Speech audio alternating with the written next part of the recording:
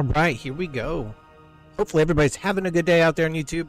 There are more videos coming out soon for Cyberpunk 2077. There's some really good mods that have come out for that recently. Some of the other ones are updated or almost updated, and I'm finally going to get into Phantom Liberty. I'm trying to finish up Tears of the Kingdom, and then I kind of got caught up on playing Turtle WoW, and it's been a lot of fun. So I've kind of been all over the place, and then trying to get that in around work and everything. It's getting a little crazy. Plus, I'm playing Fallout 76. If you haven't played Fallout 76 for a while and you kind of have a Fallout type of craving, if you play as a single player game, don't worry about doing the events and all that stuff that goes on. Just get out there, do it. It's a less intense version of Fallout. The quests are okay, but the landscape and the exploration and whatnot is good, and that's what I always found to be what I liked in Skyrim, Fallout 3, Fallout 4, Fallout New Vegas. So the exploration is definitely there. So yeah, try Fallout 76 if you haven't played it. There's still bugs in it. I mean, just imagine Fallout 4 if it tried to be multiplayer. Like, that's pretty much what you can expect from Fallout 76. But it is good, and there's lots of good hats that you can collect. And if there's one thing that I enjoy doing in Fallout, it's collecting hats and the terrible, terrible outfits that you can get. I love them. I love all of them. So we are going to get started.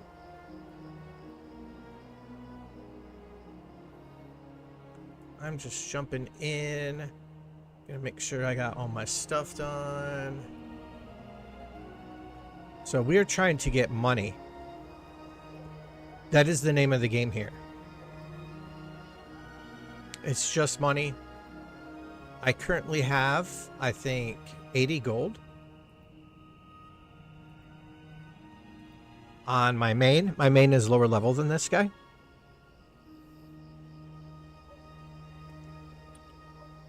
And yeah, so let's get started. Probably work on the mage a little bit too. Still haven't decided on a hardcore character. I don't know if I really want to do the hardcore challenge. Sounds fun and all, but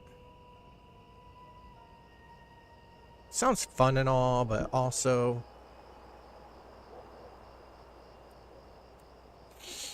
wow, this other guy did a setup guide as well. Turtle WoW? Hi, my name's Rick.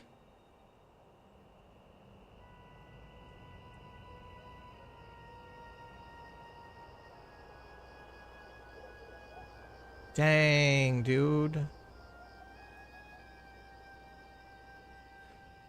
Didn't know any other people really did any setup guide videos.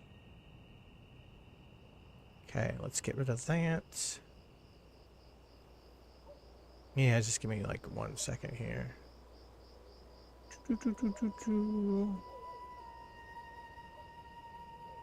Got so many things open. I was looking up things for the Dark Moon Fair.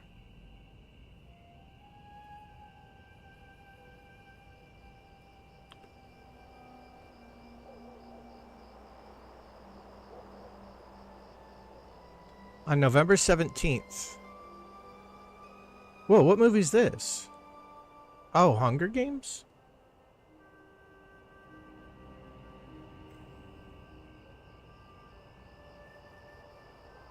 Oh, is it going to be a prequel? I hope not. I hate prequels. Does anybody else hate prequels? As much as I do? I legit feel like I don't want to go to the past. Like, I want to focus on going forward. I always want to focus on going forward. Like, I really, really, really don't like prequels at all.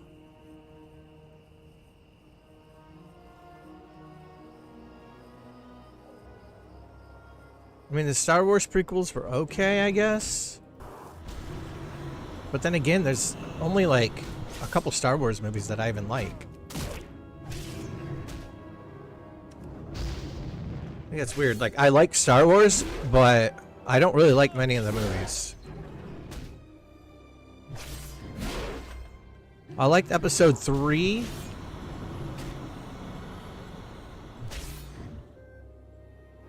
4 and 5. I wasn't a big fan of Return of the Jedi.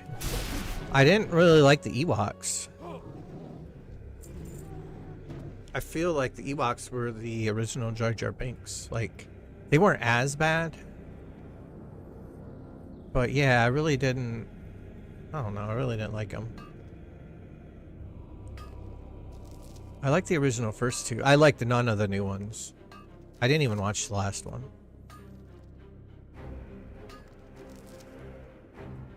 Alright, let's go. I'll get the cam and stuff turned on here in a little bit, maybe. Maybe.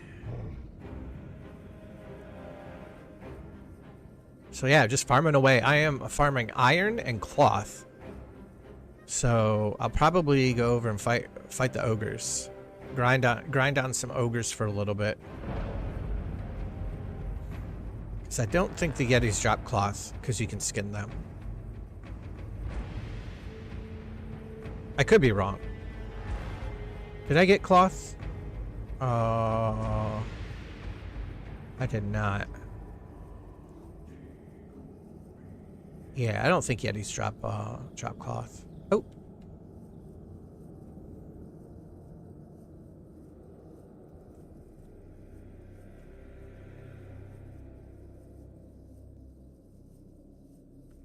But the ogres do, and the ogres drop silk. And my level 12 mage is almost up to silk cloth. I think at 125 you can start making silk cloth bolts. And I think he's at like 113 tailoring. So yeah, both the characters I'm playing, I'm getting their professions up really high, really early. My warrior is at 215 blacksmithing, and he's level 23. He can already almost make the steel plate stuff.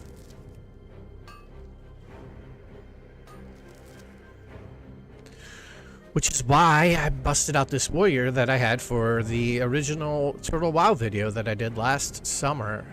Or was it last spring? Somewhere early summer, late spring. And I had just left him sitting. I was going to delete him, but I was like, yeah, I'm not going to delete a high level character. I might need him for something for a little bit. And then my warrior pretty much got into iron already, but he's level 23, so there's nowhere that he can go. Wow, these are all elites. Yep, not going down there. There's nowhere he can go to farm iron at level 23. Not anywhere consistent or would be worth my time.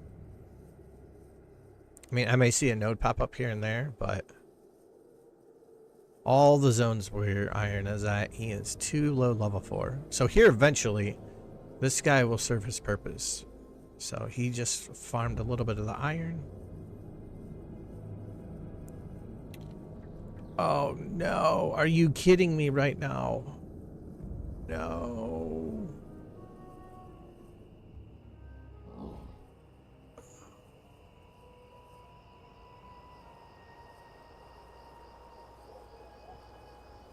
Okay. The way the map was going, it looked like I was gonna fall and bypass the ore, which I didn't want.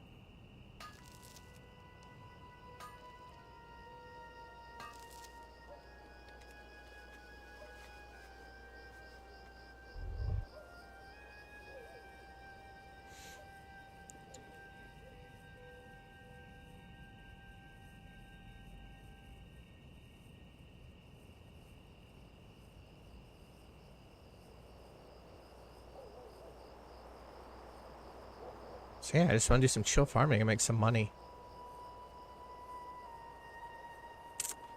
Thing out here is like a lot of times there's nobody out here or there's like everybody out here.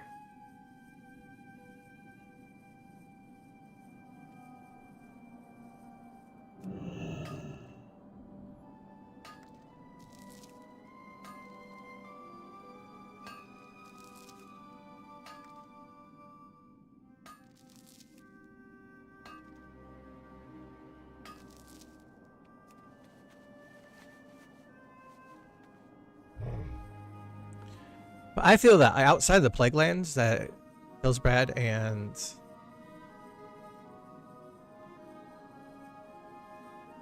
Alterac are the best places to really mine and profit.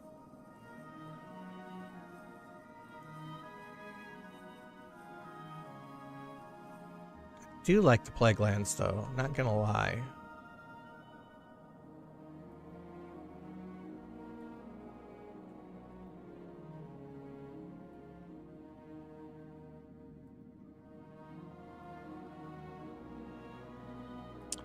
So hopefully though today we get some good turtle hours in here.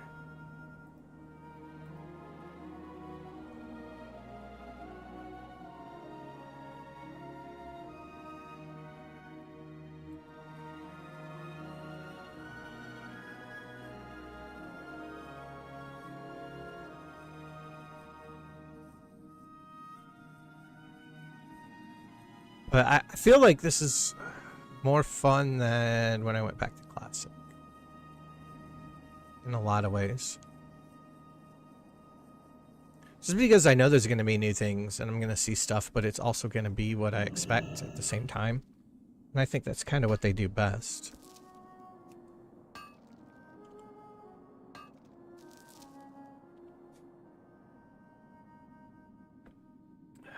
Now, they do not deviate from what Classic is.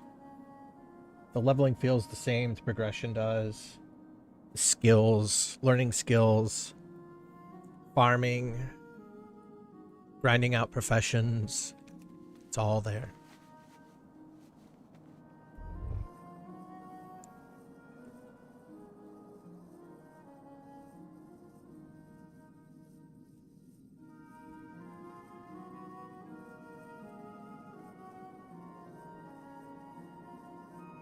Wow, I did not even see this one. Literally right in front of me.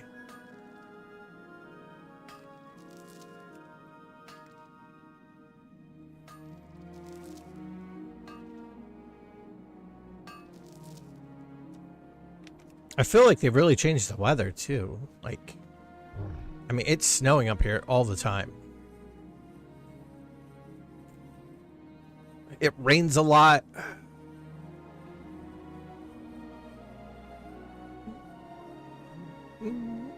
All right, where did we go?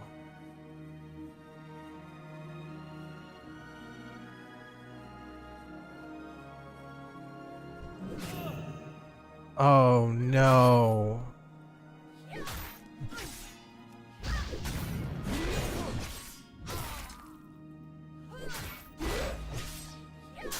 Did not mean to get in combat.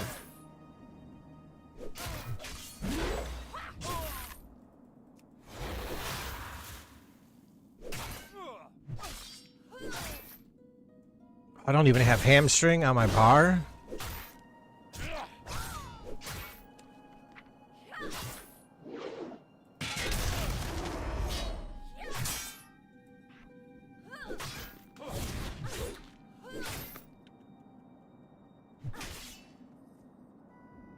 Damn it.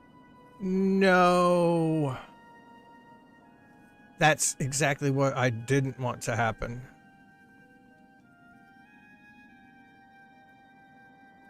Yep, brand new guy came out. Don't die out here, please. This is way too far away. Dude, go back, go back, go back. Oh, no. You gotta be kidding me.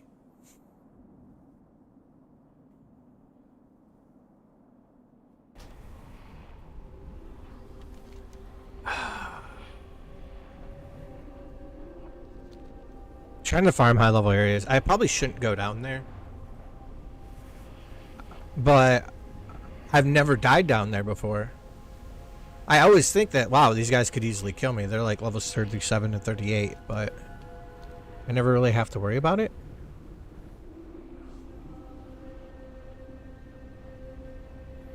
I never really have to worry about it. All right, let's go ahead and pop this on. Let's do this and this.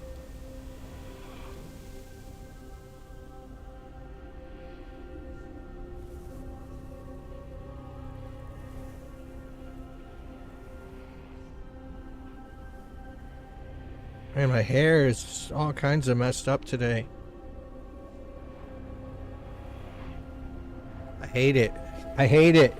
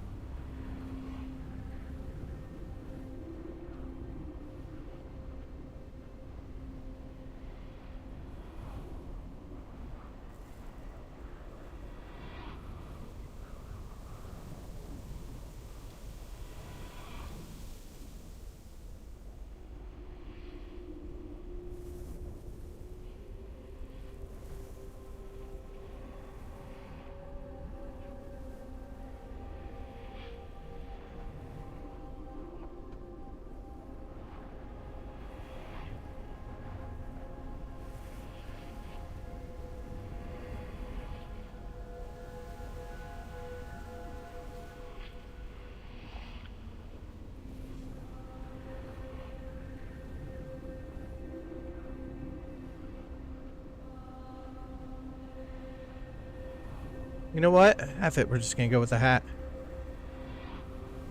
Alright, let's get up there. Let's get up there and not die again.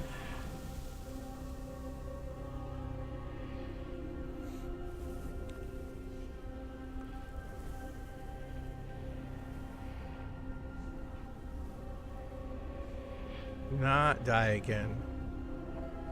Exactly, never.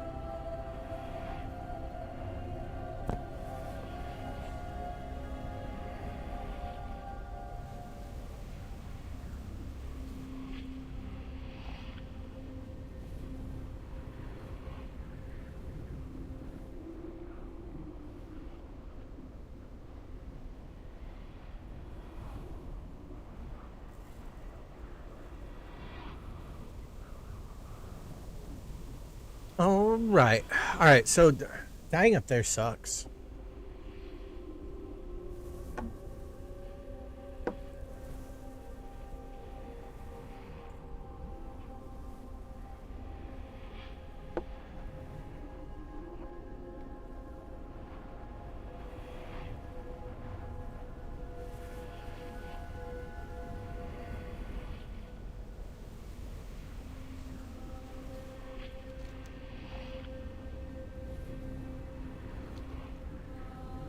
Like, it's such a long run.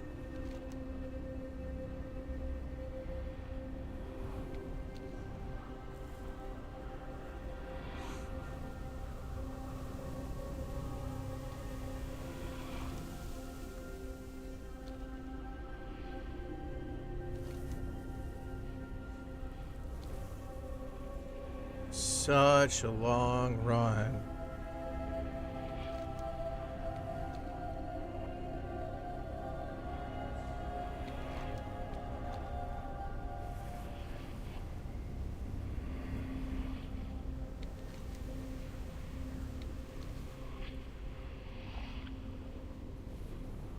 All right, there we go.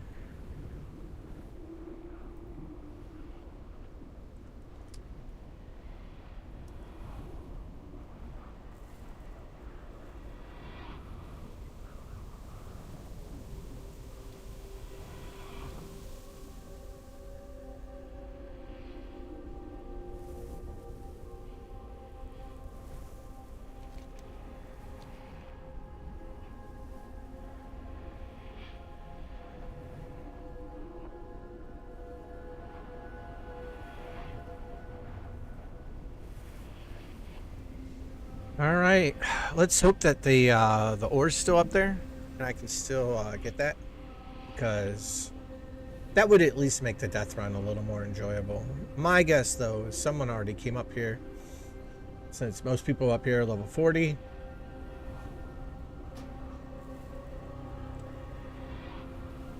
Because they're not retarded, or they're not silly like me. Nope, see, somebody got it. Wow, I died.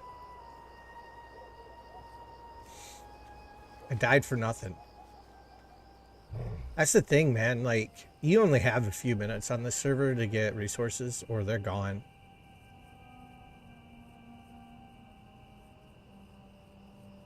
Like, if there's any hesitation at all, it's gone.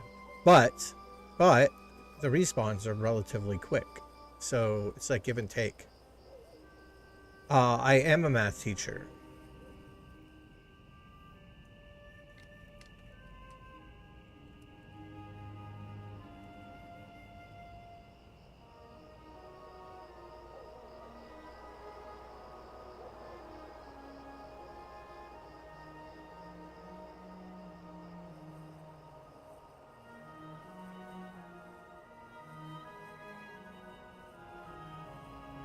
Biome, look at that. Look at that. That's what I'm talking about. What we got? We got some mithril up here and iron. I should say that I want to go for the iron, but I am going to go for the mithril because it looks like there's somebody over there already on the iron. They are. They're going to come over here and try to take this.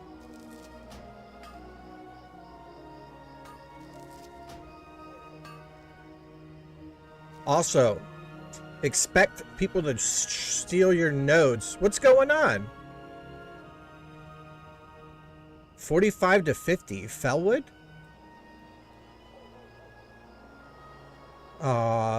Eastern Plaguelands?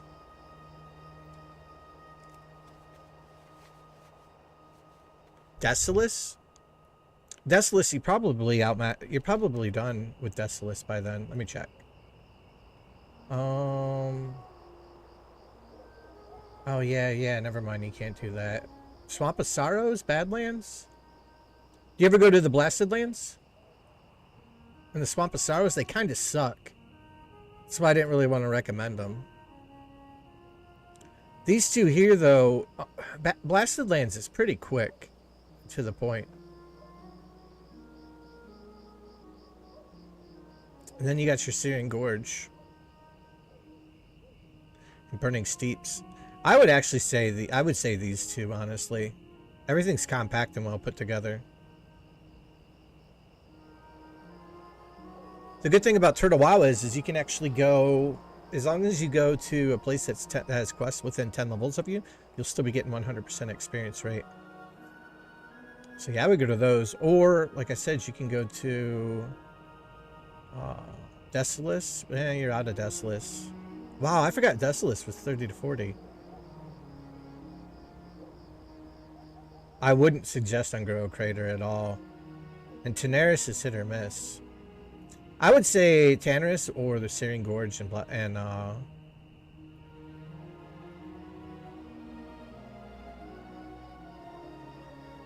this little area right here. The Burning Steeps. The Badlands. Probably would be good choices.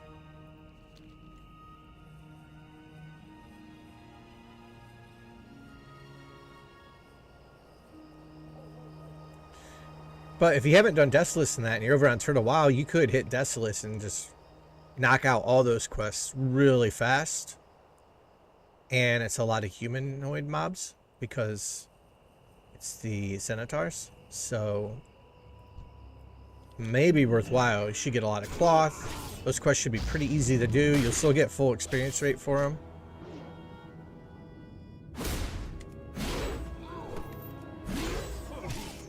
Plus there's a few quest chains over there.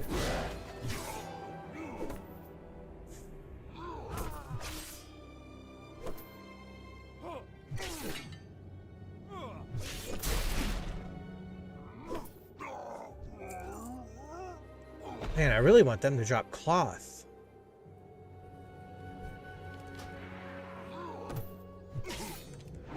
Cloth or greens?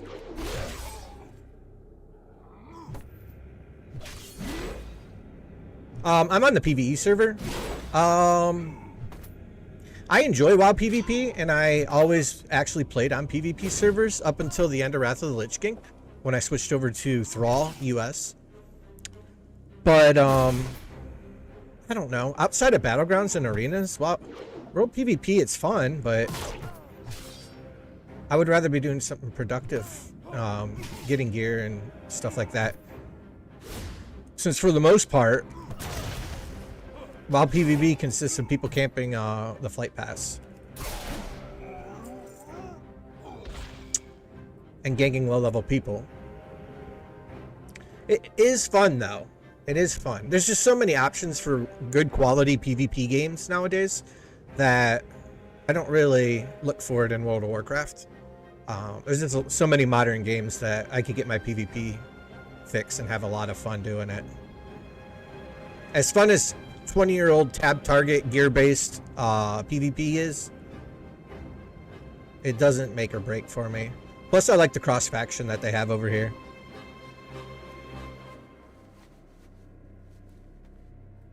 Because I'm not sure if the PvP server, if the auction houses are cross-faction or not. Because over here, the guilds and instances and raids and all that you can run. Oh, someone got it.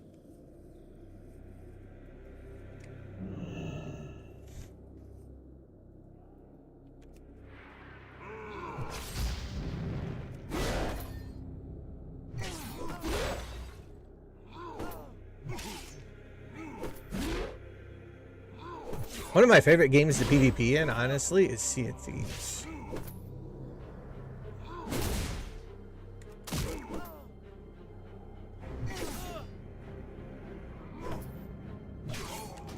Man, why are these guys destroying me? I mean, I could put on my battle shout, but that would be another button that I have to push.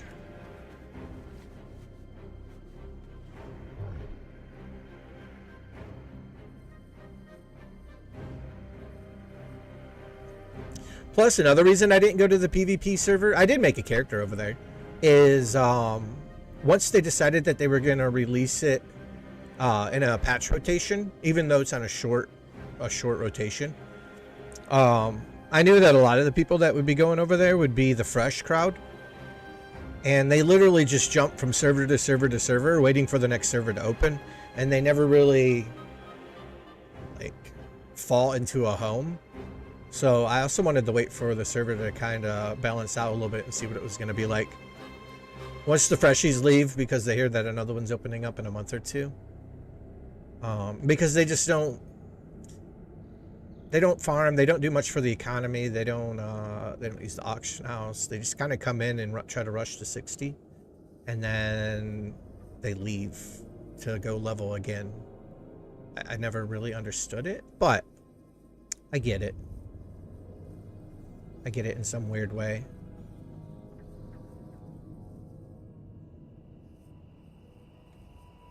Yeah, I was looking through Reddit and stuff, all the like, classic servers that opened up and all the people that were like, oh, it's fresh, we're so happy. Like, all those servers are dead. Like, 100% dead. There's like 30 or 40 people over there, if they haven't closed down already. So I was kind of waiting for the fresh crowd to leave too, if I decided to play over there.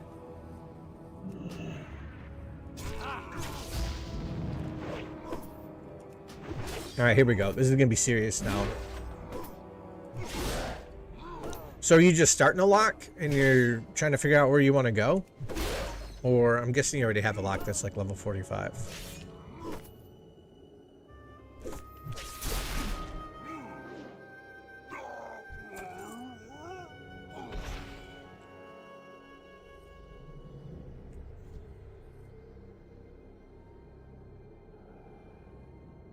I saw the ore being so slow. Alright, how much do I have so far? Oh, I got a lot of junk.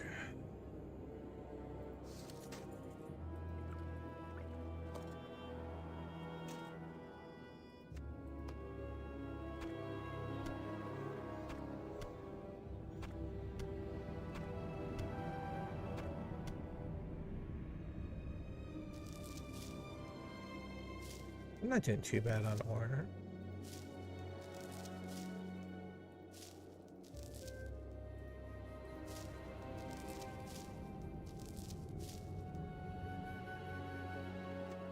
That.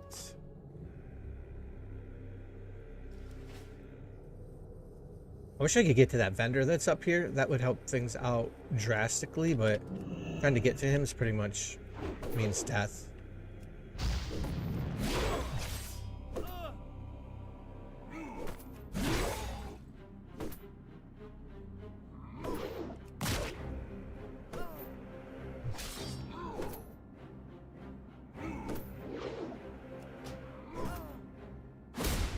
So I was actually thinking about doing a warlock for the hardcore challenge.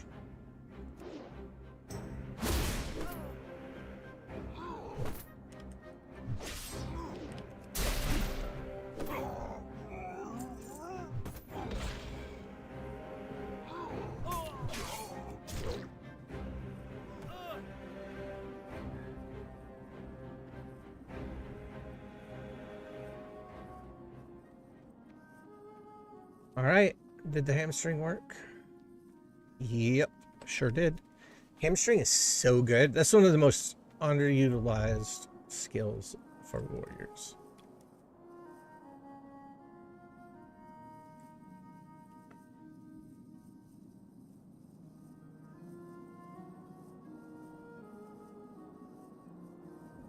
All right, what do we got?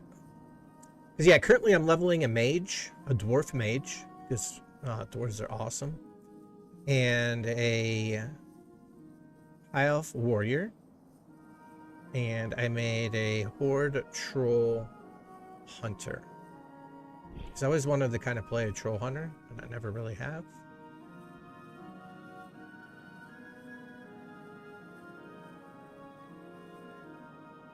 And yeah, I think those are the three that I'm going to focus on. And it's nice to be able to mail stuff back and forth to my Horde and Alliance characters.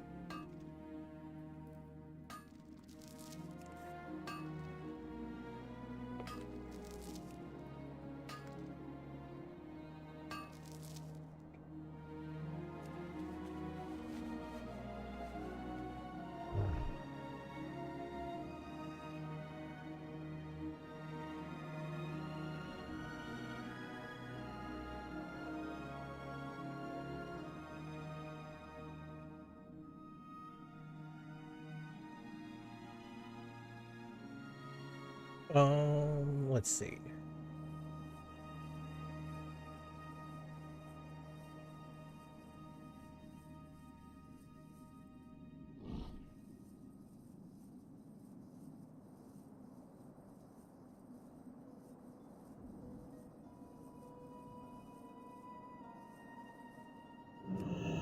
Let's see.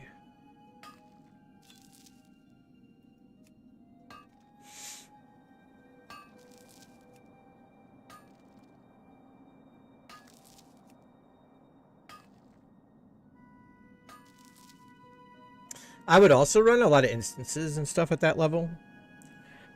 But if you're playing on Turtle, like, everything should be pretty easy. You can go back to old zones. Like, you have a lot of options that you can do.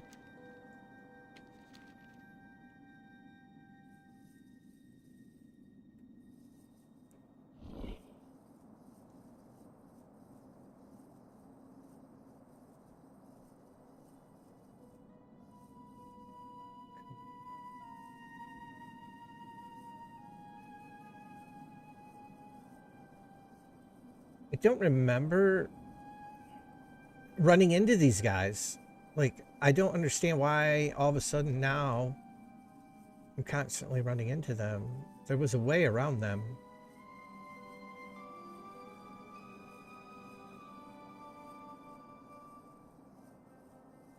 That's the annoying part.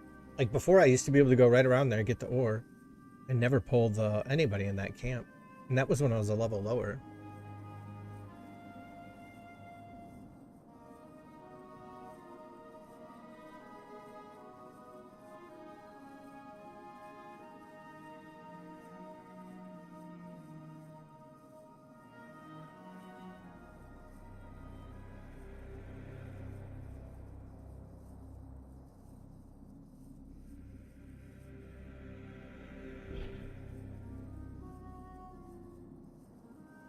They come down here, and those cats are gonna be down here.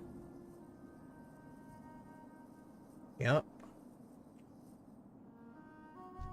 I'm just gonna get off and fight them. There's no point trying to ride through them. They dismount you every time.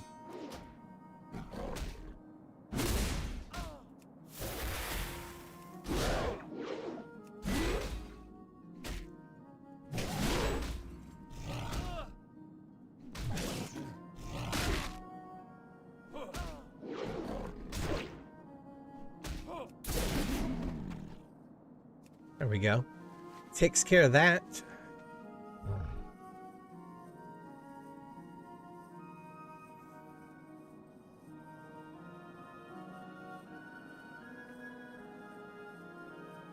Alright, let's see.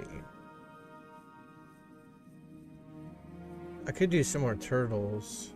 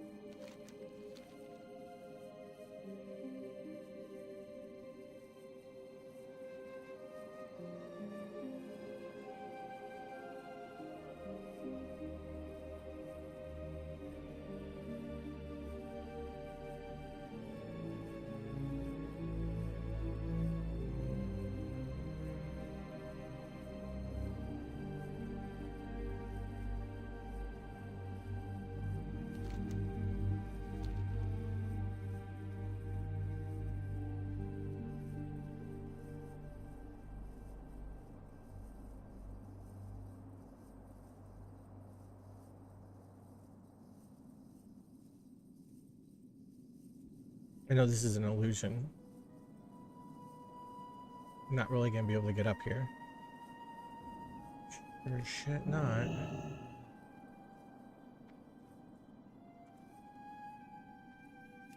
Oh. Dude, the mountain texturing and mesh and or whatever it is sucks in this game. Not even gonna try to lie. Like, come on. Just let me up.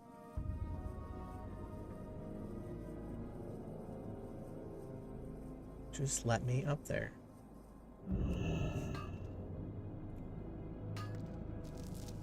I really want to get back on the mage. The mage leveling has been good.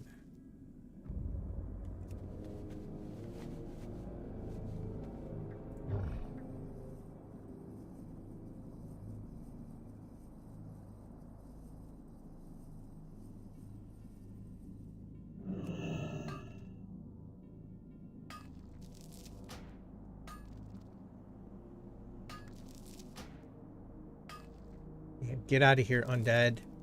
This is my node. They were thinking about it. They're like, should I try it or not?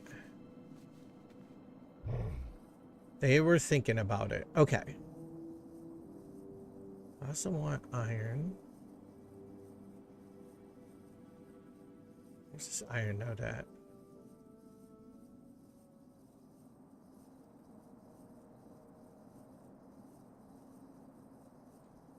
There's one outside.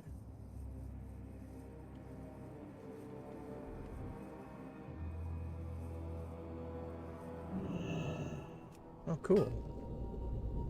Thanks, dude.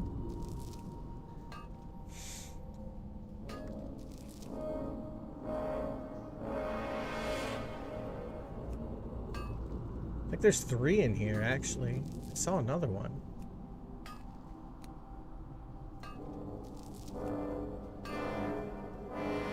It's like a gold mine. Well, an iron mine, I guess. Where's the other one at? Definitely showed 3.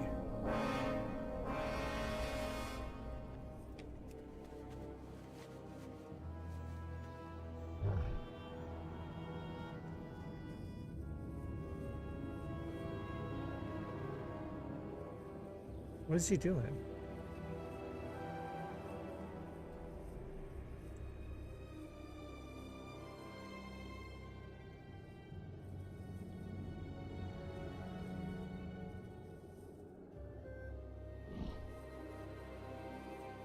Alright, let's go back down to the low roads.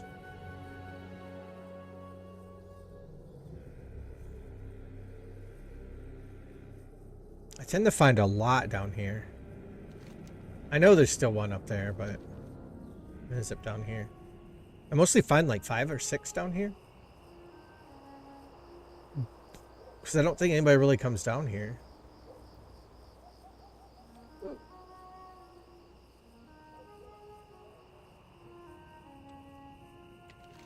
Because these cats are effing annoying.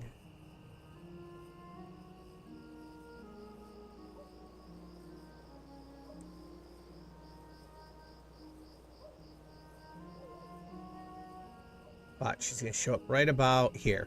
And he's gonna come out and kill me. Well, I mean, he's gonna try to kill me. Oh, damn, no.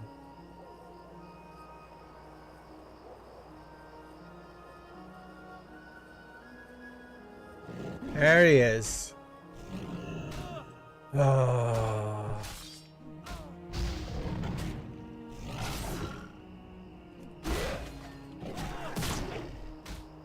They dodge and parry everything. There we go.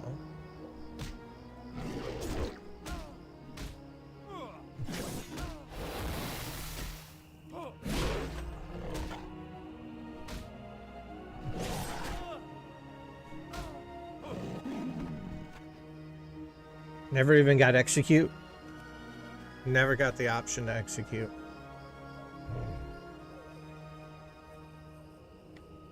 Oh my god.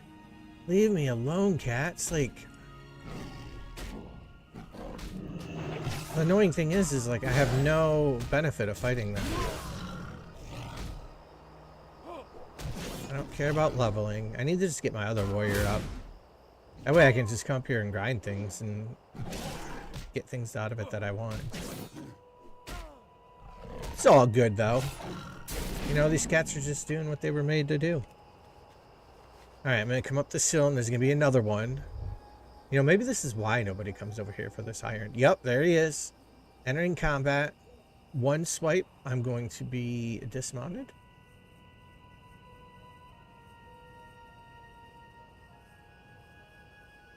Oh, wow.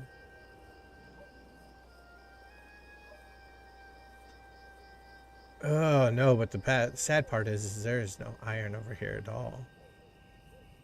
In the Yeti cave, it looks like there's quite a bit. But that Yeti cave is farmed non-stop 24/7. So I am not even going to try to go in there. Alright, I'm done going down by the cats. I'm tired of seeing them show up.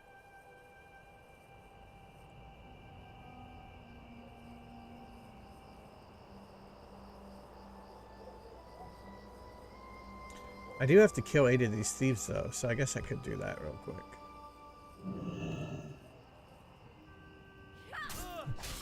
Alright.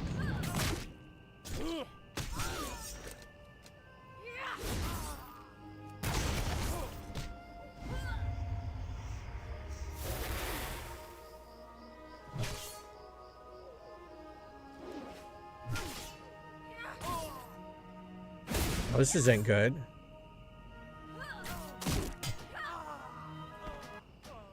Oof.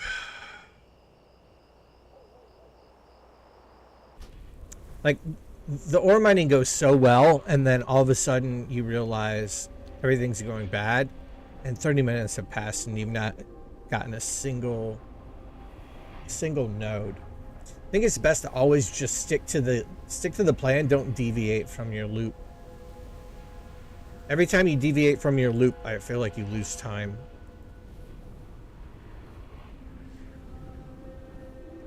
There's a reason it's not part of your loop to begin with. And going over and checking it out, it's not going to change that. It's not going to change that at all.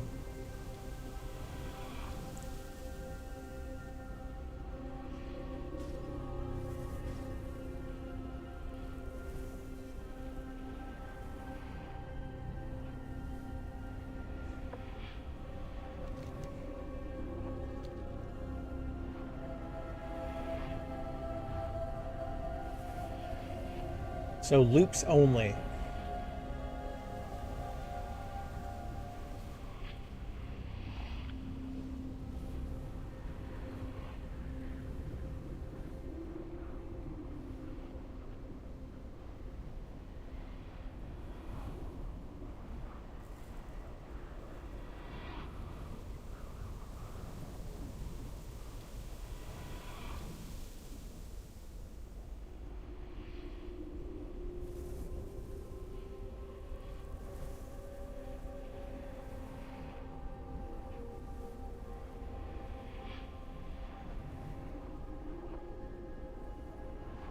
Foreign warrior, he's running into the same problem probably. He's like, dude, these cats, they're everywhere.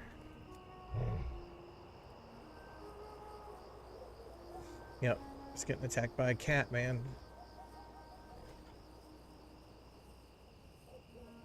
Alright, I know there's one down here by the tree. Unless, oh, he's already dead, cool. Cool.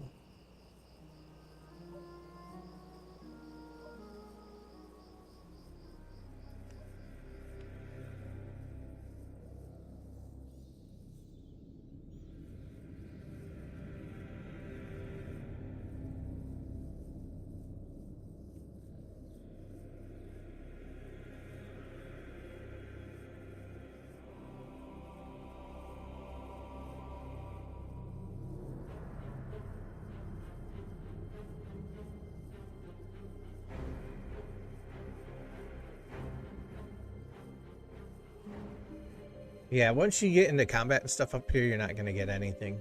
There's too many level 40-ish people up here who can just run past everything.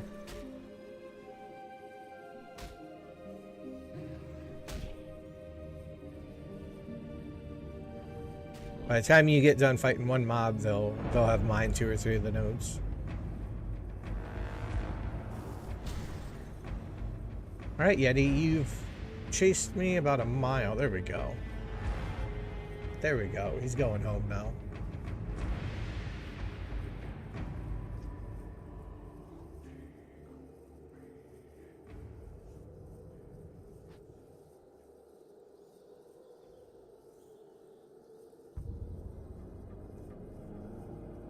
Oh, but the sad part, yeah, I haven't gotten any cloth. I really want to get some cloth. I need wool. That's what I desperately need, is wool cloth.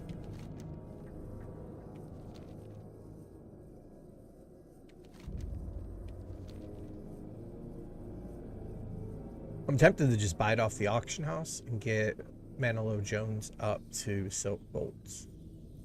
He's so close. He's so close to Silk.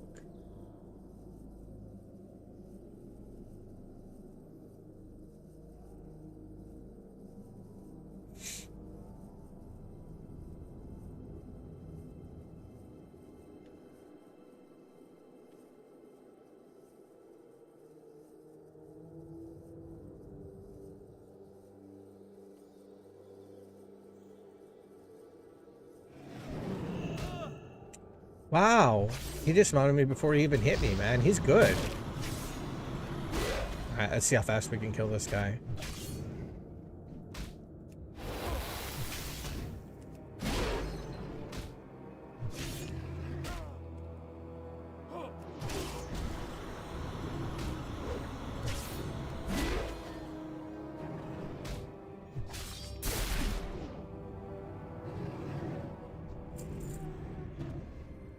Not too bad.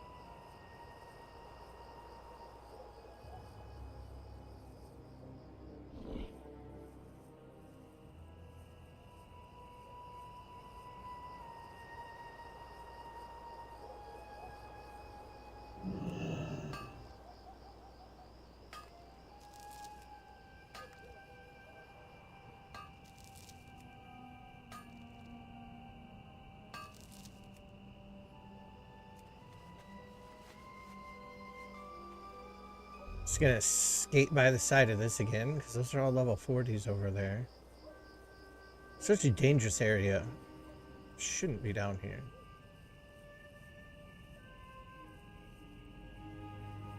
Trying to go up there is completely useless.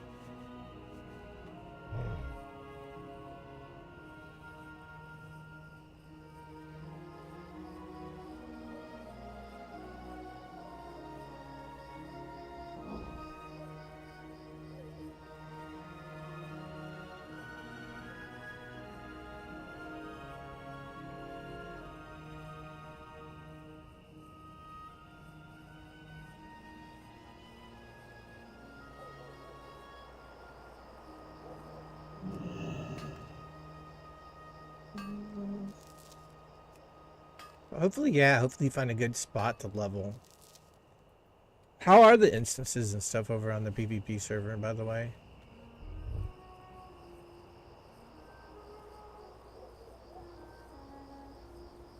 Oh no, a tragedy has occurred. Vault Warder died at level 47.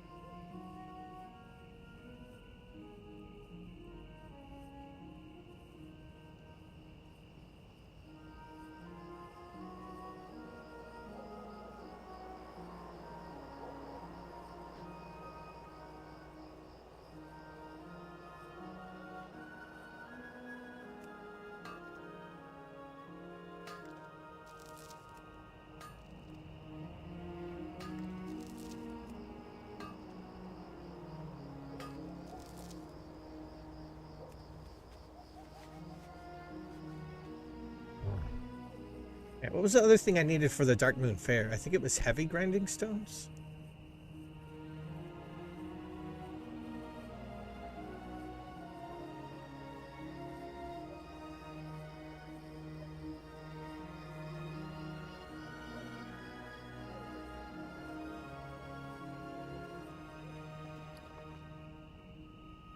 Which is good because I have a ass load of heavy grinding stone now.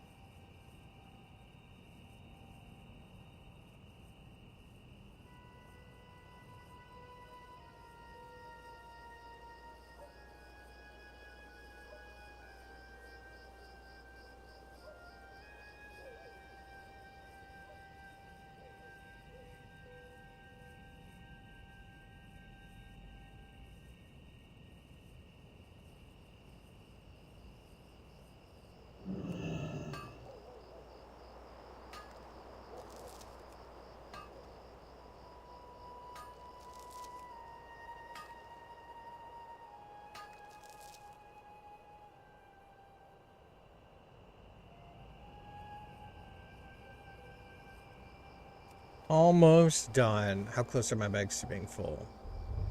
Pretty darn close.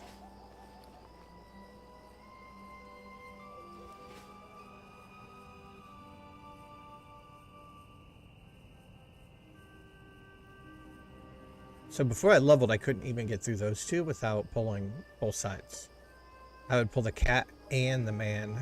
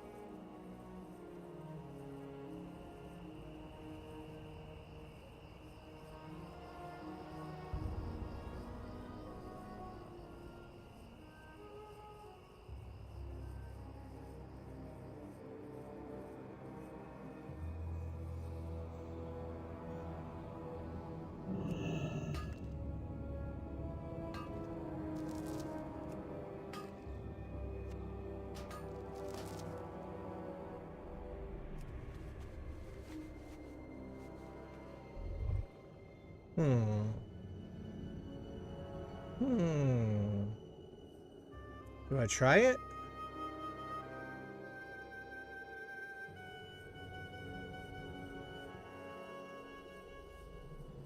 I mean, this one's a no-brainer. It's right here.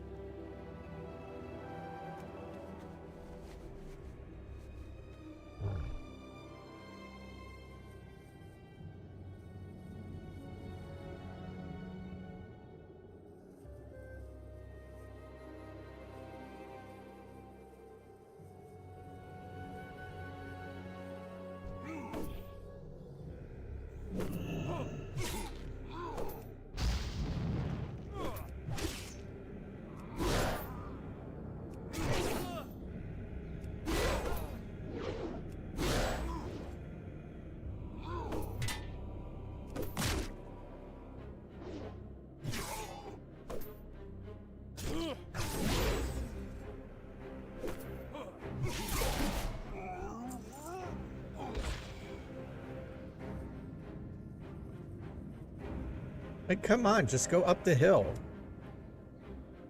Like, dude, it's not that hard. Just step to it. And I'm not even gonna try to go in the cave because I've died in that cave so many times. I always think, oh man, I can do it.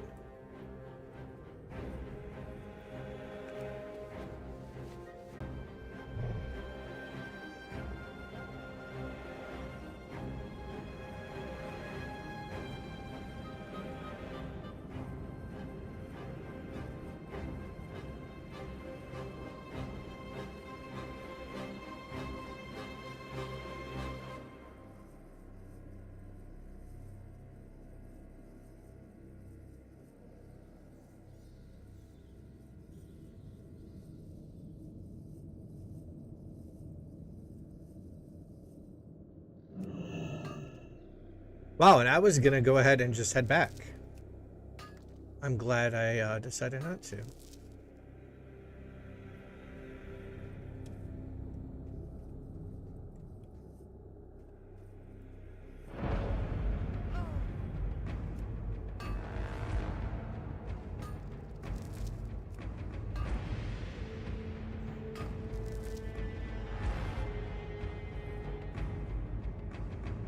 Oh, this is a trick.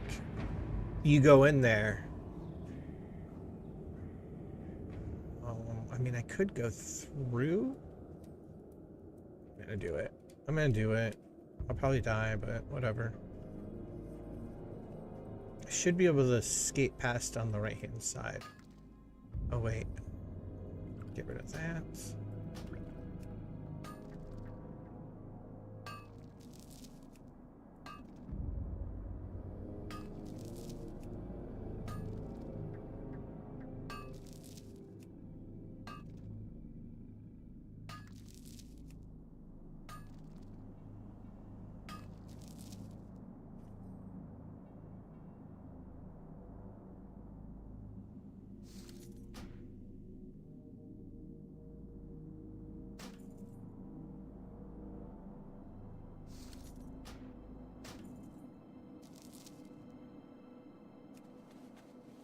Wow.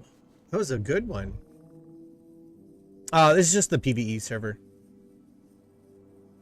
I did roll on the PvP server, but I was kind of waiting for the fresh crowd to die and see how many people were left over there. But it seems to be going pretty good. It's actually, like, I know I hit 5K its first day coming out, and then it dropped down to about like 1,500, and then I noticed it up a little bit over 2,000. So seems like those ones that fell out the first week or so, it's stabilizing pretty well. I think anything over 1K is a really good start for the server. So I am glad to see that. But now I have some Alliance and Horde over here. So because of the cross-faction stuff, I'm still playing over here. But how are you doing today?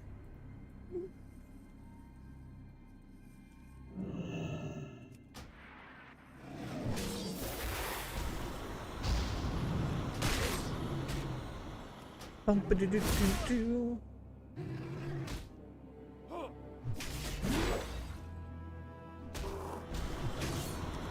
I'm actually farming.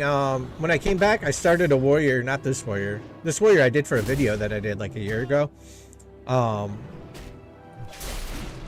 a warrior, a mage, and then a troll hunter. And I was leveling the warrior. And when he got up to level 20, I had capped my blacksmithing out to the point where I'm too low level to go farm iron. So I decided, I was like, you know what? That guy's just sitting there. I might as well jump over on him, farm some iron for a little bit. And now the warrior is like, he's like 215 blacksmithing, I think. Which is nice. He can almost start making plate stuff. And he's only level 23.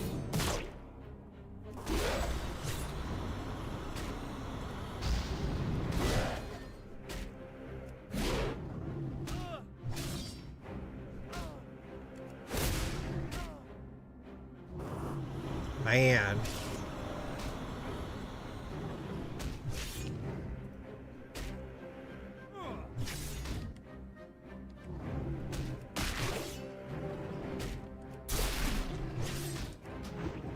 God, I'm so glad that the warrior I'm leveling is not arms.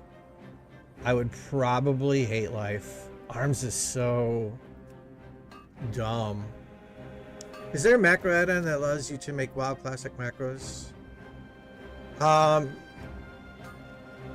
You just, I don't think you need an add-on for it. You just go into some of them you have to do the tooltip thing. If you go to Icy Veins has a whole bunch of things there. But all you do is hit escape and go to macros, and you can make macros. If you go to Icy Veins Classic WoW, they'll have the more common macros that were used for the classes, like having your pet attack as a hunter when you put up hunter's mark, just random things like that. There are some add-on macros that are already added into the game, like Shagu Tweaks is a UI. This is the UI that I picked. It's very basic, it's very classic-like, but it lets you change some things. But it has like a macro for druids and warriors auto stance, which as long as you have, if I have something that's a defensive skill only on my bar and I go to use it, it'll automatically shift me into defensive stance. So there are little macros like that. The best thing to do is on the Discord or on the website, there's an add-ons forum, which has just a bunch of different add-ons that people recommend, or some of them are even new. There's a new Atlas loot that has all the stuff that Turtle WoW has available and all the new stuff that Turtle WoW's added. So there are, but a lot of them you can just make yourself. You just started with Turtle WoW, haven't played WoW since Miss at Pandaria. Yeah, dude, they have so much stuff on that website. Here, let me send you over there. Copy.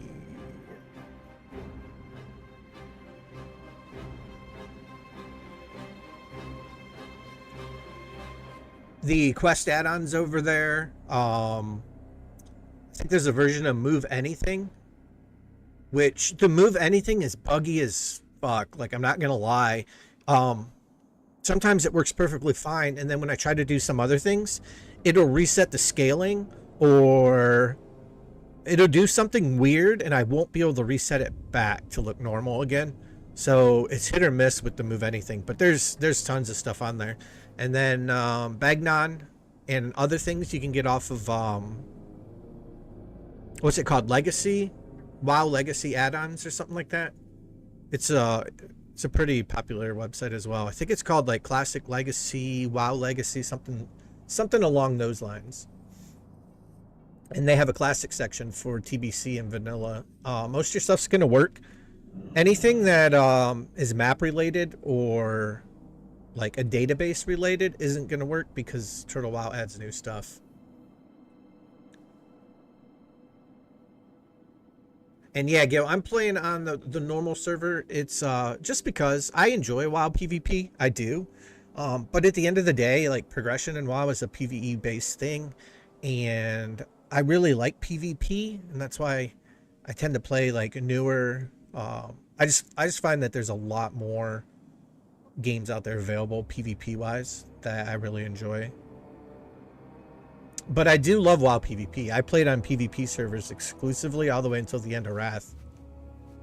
And then my guild wanted to switch to Thrall, North America, and I went over there, and it was the best choice I ever made.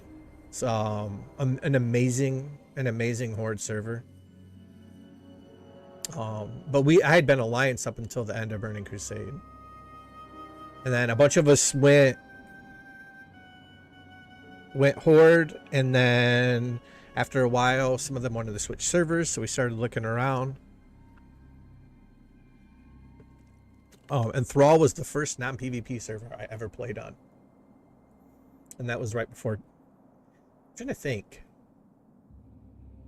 it was definitely after Icecrown Citadel came out, but I don't know if it was before or after the last patch. It was somewhere in between Icecrown and the Sanctuary coming out.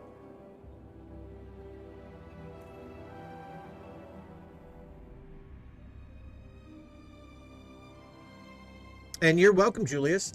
Oh, let me find that other site for you, man. There's that one there. There is the developer of Turtle WoW has her own wiki page that she made to help people find add-ons. Turtle WoW add-ons. Oh, it's a fandom page. Here we go. Yeah, it's a wiki fandom page. Here we go. You got this one. I also put out a video that has, so if you want to check out the channel, I put out a video here recently that has what I feel is kind of a good way to get started. It's your basics. It has your quest helper. It has the two different UIs that you can use. You're going to want to choose between PF UI, which is good, but I feel it does way too much. It's convoluted as fuck. Like, there's just way too much on there. Like, you could change font size, font type, font color, blah blah, like the menus within menus within menus on that thing. It's just too much sometimes. It is a really good UI, but I decided not to use it. And the other one you would choose would be Shagu Tweaks, which is what I'm using. And again, what that does is it gives you this extra button right here, this advanced options, which just gives you an enormous amount of things on there. You're going to want to get the vanilla tweaks, the vanilla fixes. You're probably going to want to get Cartographer. You're going to want to get Omni CC. You're going to want to get Turtle Threat and the DPS, which I forget which DPS I'm using. I think I'm using Shagu Damage. And they're simple and clean. I haven't had any problems with them at all yet. You've only ever played on PvE since it was new. That's true. You see, the thing about it is, with this server, it's so well established that I would say 60 to 70% of the people that play over here and have played over here for like more than a year or two, they're very dedicated to leveling. Like most people I talk to that have been here for a while, they have like four tunes and they're leveling another one. So there's always guilds that are relatively large and active that are still at a good level. You're not going to get over here and find everybody at level 60 raiding Nax. You're going to find guilds that are just about leveling, and then they're going to be raiding once they hit 60. They're going to start ZG and Molten Core. And it was the same way a year ago when I first started playing over here, actually a year and a half ago. But even last summer and earlier last year, I noticed the same thing a lot. And that was when the server was really starting to pick up a population. Because when I started over here, 800 was a big deal. If they had 800 people online, they were excited. And then the next thing you know, it hit 1K. Then they hit 12K or 1200. And then 1800, I remember, was a big deal. And then I left about the time they were consistently clearing like 2,000 a day. So the first couple times I ever actually played over here, it was legit a dead server. And I remember seeing like 40 or 60 people. I came over here and just for fun had made I made a Tauren Druid. I would just chill every once in a while and level. It wasn't anything I was doing serious. Like I'd level like maybe a couple hours a week at most. But it was a really small server back then. Like 40 to 60 people online max.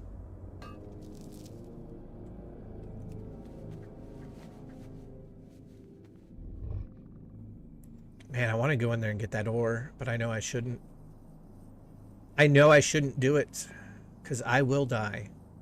And the spirit run back up here is crazy. But the fresh server is always a good thing. It is cool to be like, there's nothing more fun than World of Warcraft when a new expansion or like a fresh server does open. Yeah, the stuff that they put on it is just so good. I like the fact that they've stuck very true to what vanilla is. Like, it's like Blizzard doesn't even understand. Like, I remember when they came out and said that we're going to make no graphic changes to vanilla WoW. Yeah. And I'm like, dude, like, you're saying that because of two reasons. One, you heard the people talking about no changes, you know, we want the shitty graphics, we want the water to look terrible, and they sat there scratching their head. They're like, dude, that's less work we have to do. Let's promote the shit out of that and be like, yeah, dude, we're not changing. Like, you could put this thing in Real Engine 5 and I would be fine as long as you didn't touch the systems and the gameplay. Like, Blizzard's just, the current Blizzard team has just kind of lost. Like, they don't have what the original team had. And I think a lot of it was the Activision acquisition. But I'm hoping Microsoft... And I know people want to always hate on Microsoft. But in the world of technology and gaming, Microsoft has actually only ever done good things. Like, I mean, we can all say that Windows is a piece of shit. But you know what? Like, just let's be honest. Most computers use Windows. Like, it's just... Apple was one of their biggest rivals. They bailed them out in the late 90s. Like, bailed them out and saved their company, and then pretty much just, you know, gave it back to them and said, here, keep doing what you do. We're going to make money off of you. So I think being out of the Activision Blizzard board or whatever, those board of investors, is going to be a good thing for Blizzard. I think maybe they can get back and focus on like what the studio originally was about. That's just my opinion. But yeah, Season of Mastery was just so lazy and disappointing that that's when I kind of stopped playing. That's when I came over here actually and started playing. It was in like February of 2022. I'd started Season of Mastery and I played it for a little bit and I'm like, man, this is just a real lazy attempt to cash in at something that the guys before them made really popular.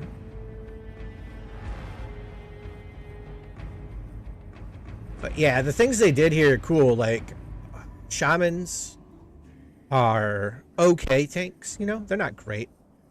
But they can tank. The fact that even as a rep paladin, you can DPS and end game raids. Now you're probably not gonna keep up with, you know, really good feral druids or rogues or warriors or hunters, but you're still gonna be able to compete and like have a, like, at the end of the day, you're gonna be able to look at the damage meter and be like, okay, you know, I deserve to be here. You rolled Pally? Nice. Pallies are really good. They're not gonna top DPS charts. But the cool thing is their ability to tank now is so much better. Prat is so much better. Again, you're gonna run down to when you go core numbers. At the end of the day, you're probably never gonna be able to be a better tank than a human warrior. Just because human warriors with the sword skill and all that stuff, like, you just can't stop them. Like, they're gonna generate more rage than any other warrior out there. But paladins are legit. Like, no one's gonna look at you and be like, nah, dude, we don't want to take a prop paladin. I would honestly say the best two tanks over here are warriors and druids, but paladins are fine. And that's another thing too about this server. Like, people over here understand how to utilize classes, so they're pretty chill bringing anything. As long as you know how to play the class, they know that that class is going to be viable. And holy paladins are always amazing. There's no other class that can replenish their mana by crit healing. Like, that's a pretty badass skill. Damn, dude, I am so full on everything. So all around, your paladins are pretty good. Now in PvP, they are OP. In a way. Just expect that when you get higher level and you get to the battlegrounds, don't expect any of the melee to even fight you. Because if you're in melee with a paladin in PvP, you're doing something wrong. So they will basically, in battlegrounds and stuff like that, they know that paladins are OP, and the casters will focus on paladins to take them out. But you do get that benefit of not being able to get attacked by the melee all the time.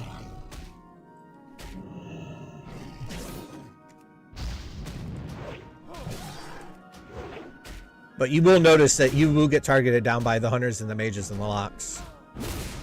Because that's what you gotta do that's really what you have to do to paladins to keep them fair in PvP.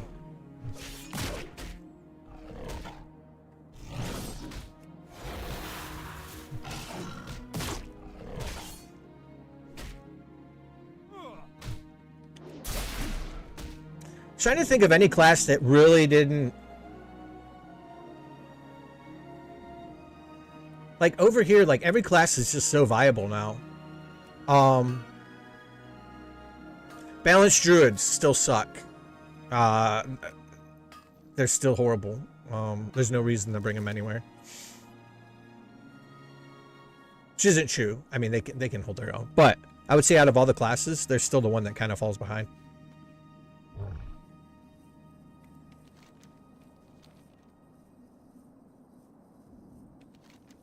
But yeah, you'll be fine with Paladin. The only problem is if you're trying to DPS as a Paladin at endgame, there's going to be a lot of Paladins out there. And the fact that they're not going to be top DPS, like, guilds aren't going to want to overstack Rep Paladins. They're going to want to take them. But if it comes down to the fact that they need more melee DPS, they're going to probably look for, like, a Rogue or a Fury Warrior instead of another Rat Pally. If they already had 2 Rat Pallies or 3 in the guild.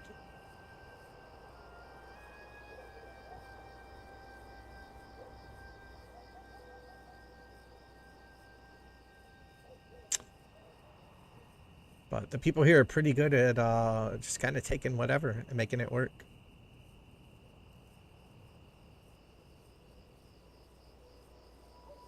Hunter's got a huge buff. I think that's one of the classes that benefited the most. Because hunters, I think, are really good in PvP. They're amazing at leveling, and they're fantastic farmers. Their only problem was their DPS was so mediocre. But based on the changes they got, they pretty much got like a flat 30% damage increase for like running raids and 5-man content, which helps them out a lot.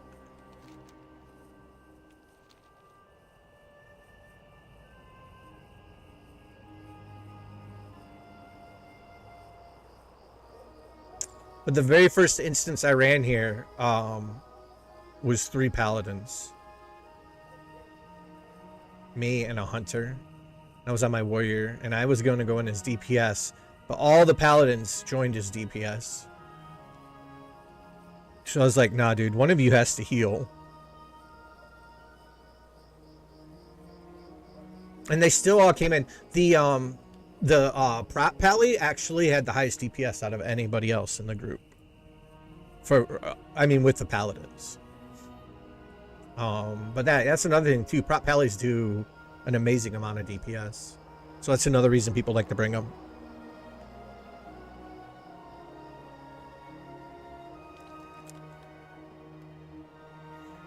And then when you're farming best in slot pre-raid, you got Skolomance, you got Undead Strat. I mean, you got all those undead places where paladins are going to excel. So, I have not made a paladin yet. I was really thinking about it, but I just have not done it yet. And the next class I make will probably be a warlock. Because I have my troll hunter, who I just got to level... He's almost level 10. My mage dwarf, who is a badass dude. He's... I don't know what they changed on mages, but it just seems... like, leveling on a mage is just real relaxing and chill and straightforward. And it's even more so over here. And I'm only like level 12 or 13 with them. But it's just because it's so chill and laid back leveling on the mage. Like, I haven't had to really worry about anything. Just go out, do my mage stuff, and off I go. I supply only the finest goods. All right, let's...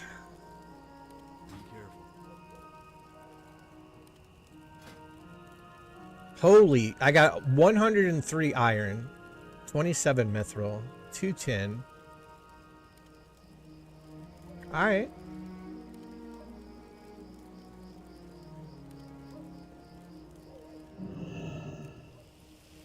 That's perfect. You get a run? Yeah, you're welcome. If you have any questions, man, just shoot a message out to me. If you guys come over to the PvE server, my character, I'm actually getting ready to switch over to him now. The one is Manolo Jones, so you can't forget that. It's M-A-N-L-O Jones. He's my dwarf paladin. And then my Fury warrior is a high elf, and I'm having a lot of fun on Fury too. But yeah, thank you for stopping in, Gil, and hopefully we'll catch you again.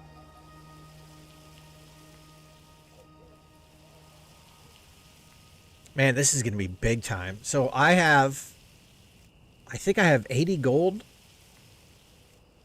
on my warrior right now. He's level 23, and I almost have enough to get my mount. That will be no farming needed at level 40. Which is going to be so nice. The only thing is I think I want a cat. So, and with the follow too. I'm guessing that was Gil. Appreciated. But I definitely want a saber cat, I think. I've always been fond of the night elf cats in classic WoW. For the longest time, I only ever rode my black war tiger and the Cenarian Hippogriff that you got from the Burning Crusade in Zanger Marsh. Those were like my go-to mounts all the time. The Cenarian Hippogriff was my flying mount. Even when we got the Drakes or whatever. What were they? I forget what they were called in the Burning Crusade. But yeah, I remember everybody farming their eggs and stuff, and I'm already flying around on my Hippogriff. I'm like, Keep going, guys. You'll get it.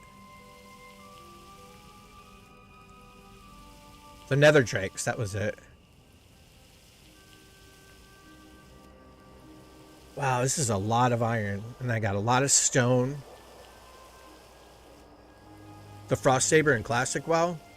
Wow, I ended up doing that too. Like, I always have just liked the cats. Like, I really have. Maybe it's because as a real little kid, my dad got me to become a He-Man fan. I don't know what it was, but I always liked them. My first epic mount on Alliance side ever. Well, first one was the Alterac Valley Ram, because you just do that by PvPing. And then I got the Black War Tiger after that.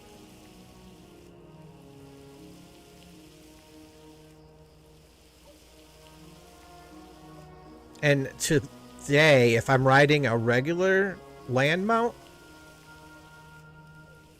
I mostly ride it's the Black Tiger that you got from the war zones in Battle for Azeroth. It was one of the rare mount drops.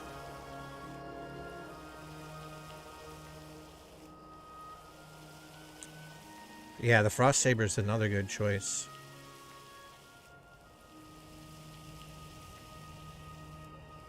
So yeah, my elf, I'm probably going to go back and do all the starting area quests on the for the night elves, and then maybe do Dark Shore, maybe, and see how much rep that gets me. I forget what, do you have to be honored with them? Dude, yeah, the cats just look, everyone looks good on a cat. Everyone does. But the horses, night elves look stupid on horses, I'm sorry, but they look ridiculous. Gnomes look okay, but they still look dumb on them. Dwarves, not so much. I mean, yeah, the cats, just almost every class looks good on them.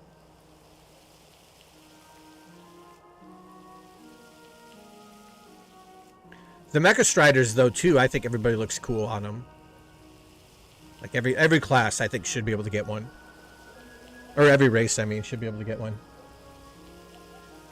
Because even if they don't look good, it looks goofy enough that it's fun. But yeah, I'm just thinking about that. So what I'm doing right now is... Oh, you may know the answer to this. You remember the Dark Moon Fair 14 slot bag? Do you remember if that was unique? I'm looking and I can't really find... I was trying to Google it, and I wasn't finding the answer last night. Let's see if I can do it now.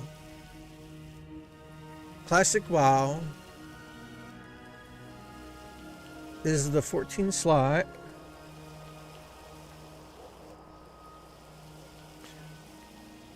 Dark Moon Fair bag unique.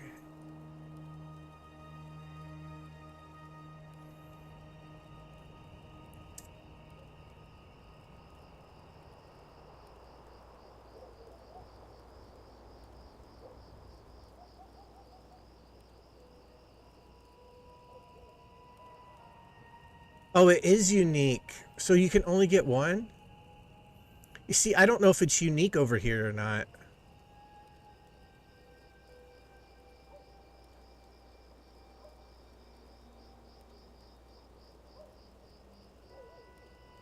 Oh, wait, they're saying that the 40 slot, or the 40 ticket greater prize has a chance of containing a 16 slot bag.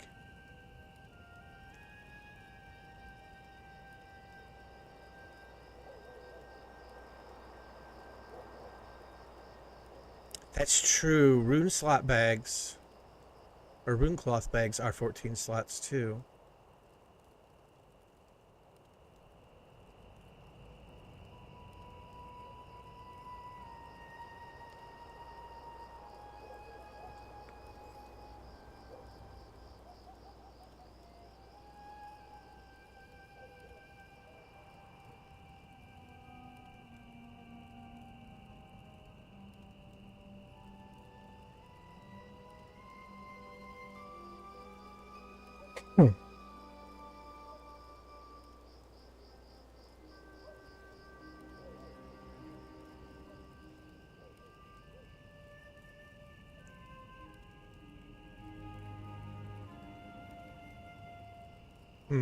See, over there they are.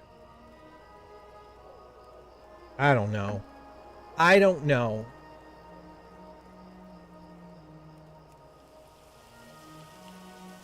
I'm gonna go see how much 14 slot bags are over here.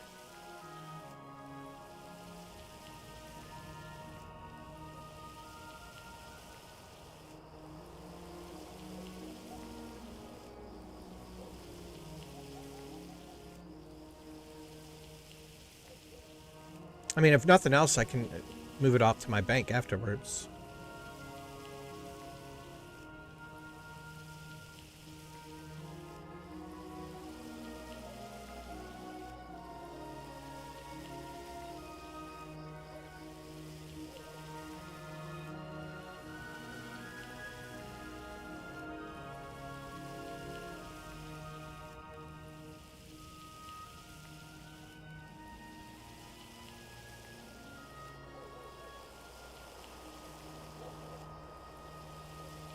But I'm using it because the green iron bracers are what you use to level up your blacksmithing for a long time.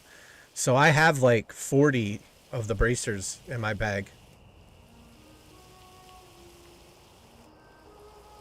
Wait till you see. All right, so this guy here, the reason I'm on this warrior, like I said, I made him for a video last year. It was a video about leveling to level 30 over on Turtle WoW, you know, the changes, whatnot. And then he just kind of sat. And then when I came back here just recently, I played a mage.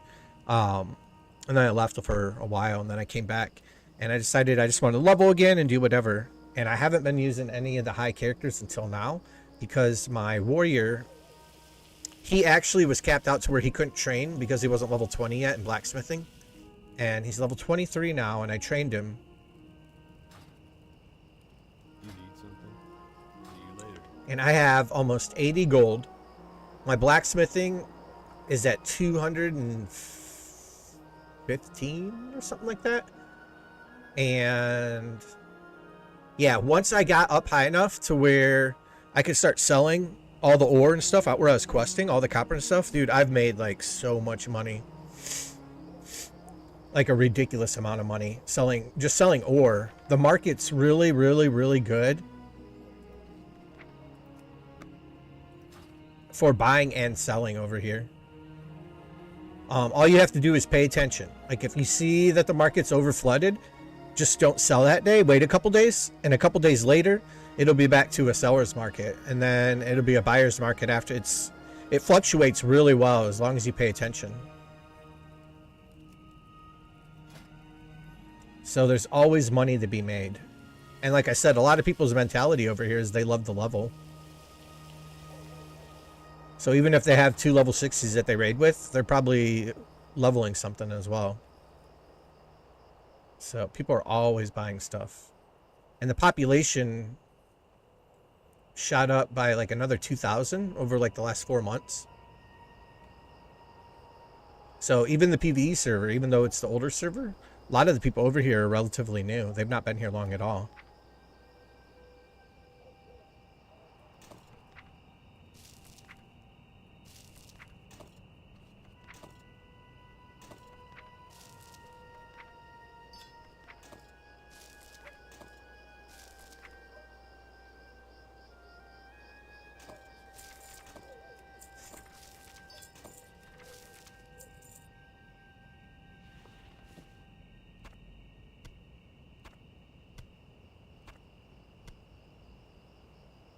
Oh, I wanted to send him that lion meat too.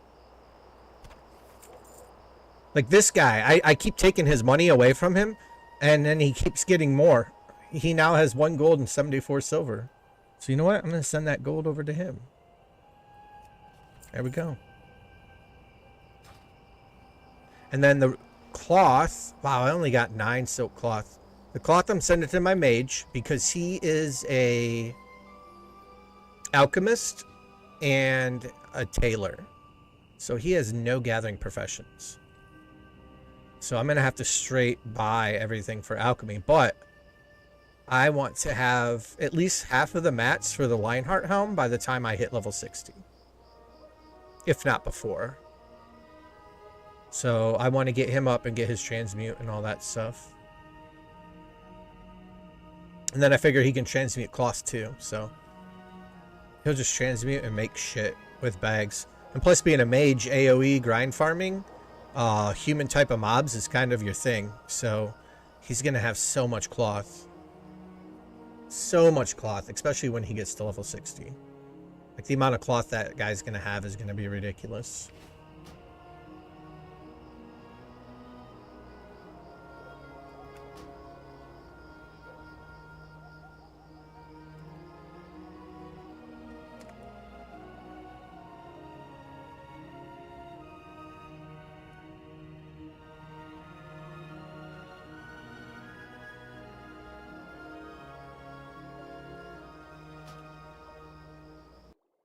And then I made a troll hunter, but 3 characters leveling sounds kind of hard, but he's going to be herbalism and I think he's herbalism and skinning,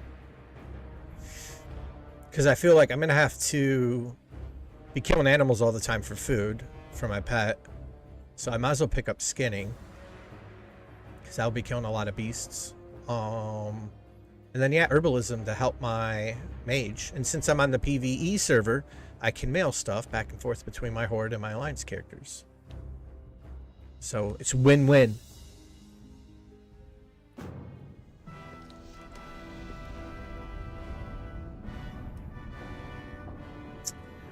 right, and I know something else too. Whenever I mail something to myself and log in, it's never there. Oh, wow, it's there.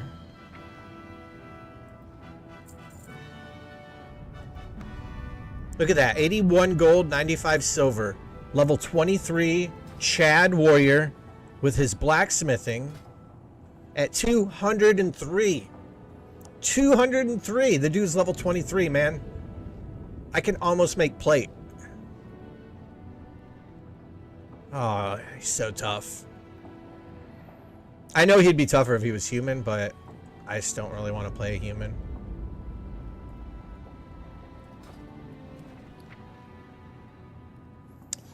Alright, he's got a whole tanking set down here that he uses sometimes. I got Cookie's Tenderizer, and I don't know if I should use that. Have you played Fury at all? Are you really knowledgeable on Fury? Like, oh, you grinding as a mage? Start to stack with improved blizzard. Oh, maybe it doesn't. That's something that I will be finding out if COC, if it stacks or not. Maybe that's why some mages die. They're doing so good, and then all of a sudden, they're dead.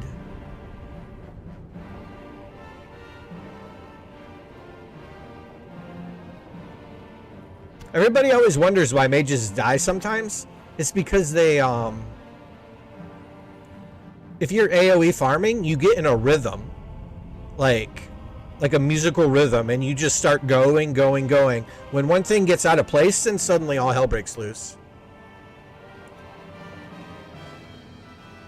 Oh, is that because of the changes they made over here?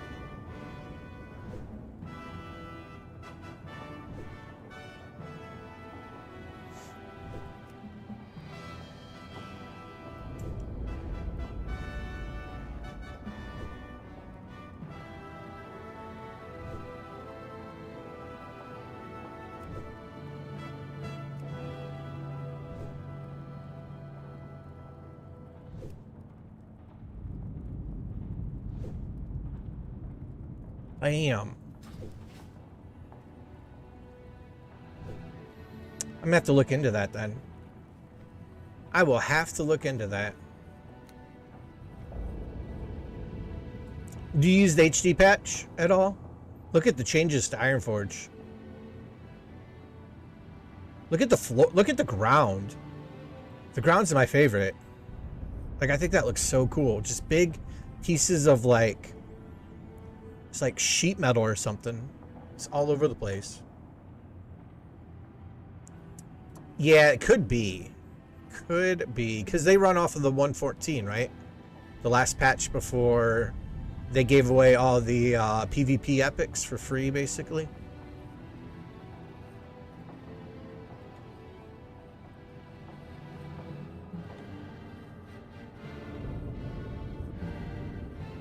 I remember that patch.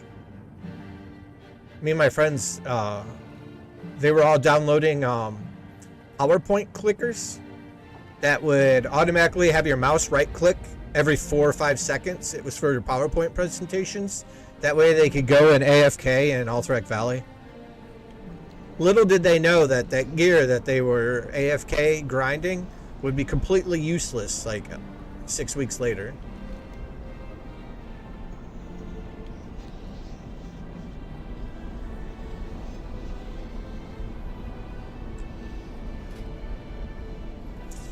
All right, let me see something. Iron Buckles, vendor for a silver.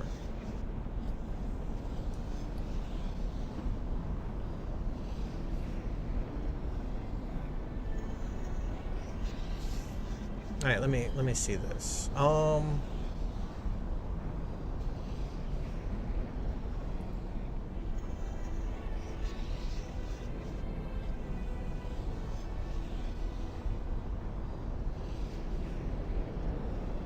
Alright, so heavy stone vendors for 60 silver. Sharpening stones sell for 40, so that's a completely pointless thing to do.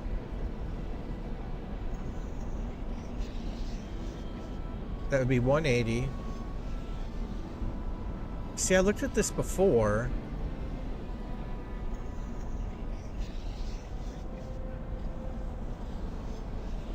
See, that tooltip's wrong. 60 silver.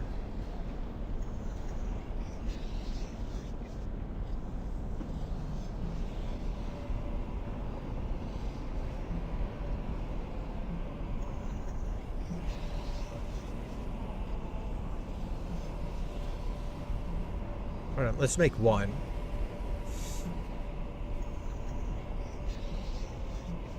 All right, so this costs 3.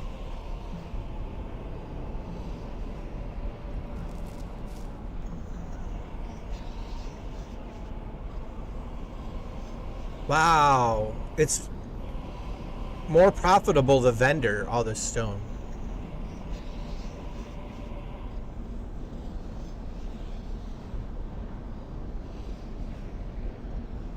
I thought originally it was more profitable to make it into a heavy stone and then vendor it. But 3 of them is 1 silver, 80 copper. That's a lot more. Yeah, stone is hit or miss, man. Like, some weeks you could sell stone like non-stop, and then other weeks, like, it doesn't move at all. And the reason it happens is everyone starts bumping the price up more and more and more until the stone price is just way overpriced, and then nobody buys it anymore.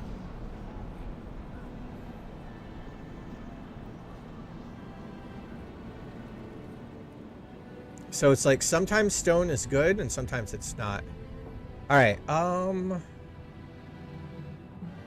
I gonna need this helmet?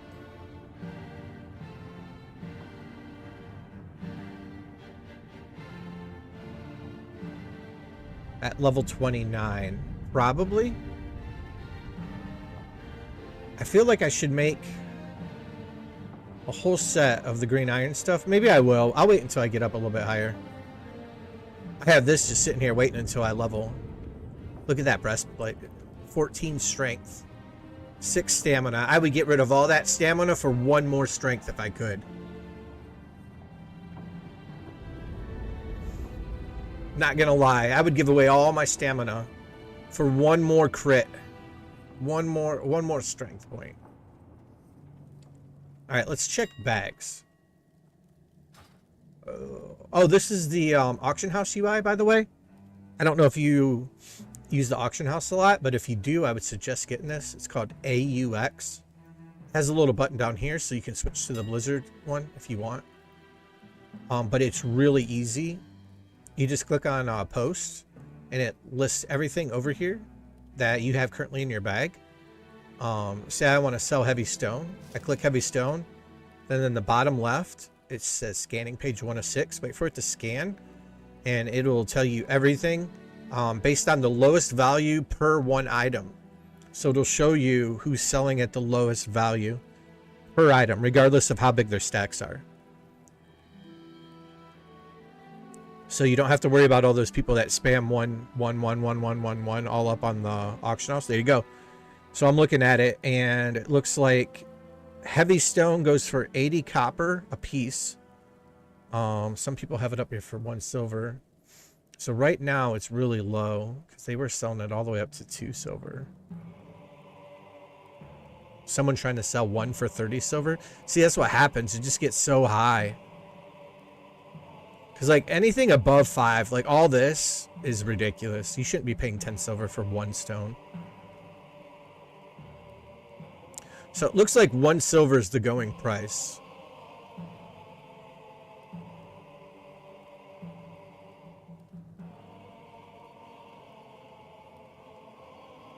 So 1, 2, 3. It takes 3 to make a grinding stone. And then you see you only have 1 grinding stone up on the auction house.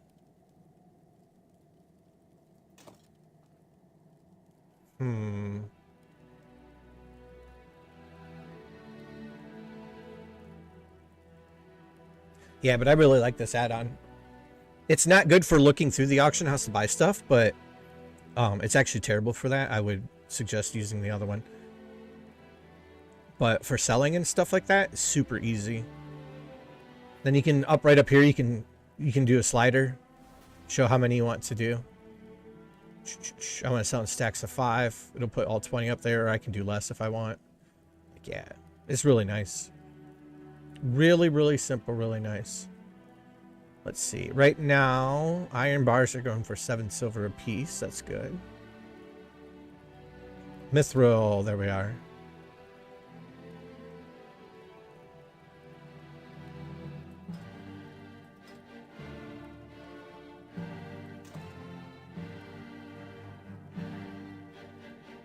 Yeah, that's what I would do too, because there's not many. Did you see how small the stacks were for 1 silver? They were mostly small stacks, like anywhere from 3 to 6. So those should sell pretty quickly. And then that will leave me as the lowest price on the auction house. All right, here we go. Mithril bars. 12. Ooh, they're dropped. They were selling for 15 to 20 a piece. So 1448. I'm going to put my buyout, my starting at 14. Then I'm going to do, let's see, 1428, 1428, 1429, 14. I'm going to do 1445.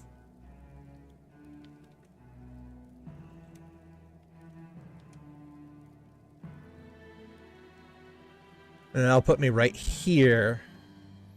Because they're all selling big stacks of 20, 20, 20, 20.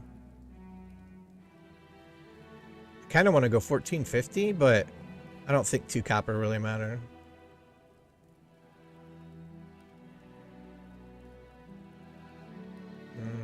Let's see. 8 hours. You can change right here your duration. I'm going to sell in stacks of, like, here, what's this thing? 16 silver. Ouch. Nope, nope.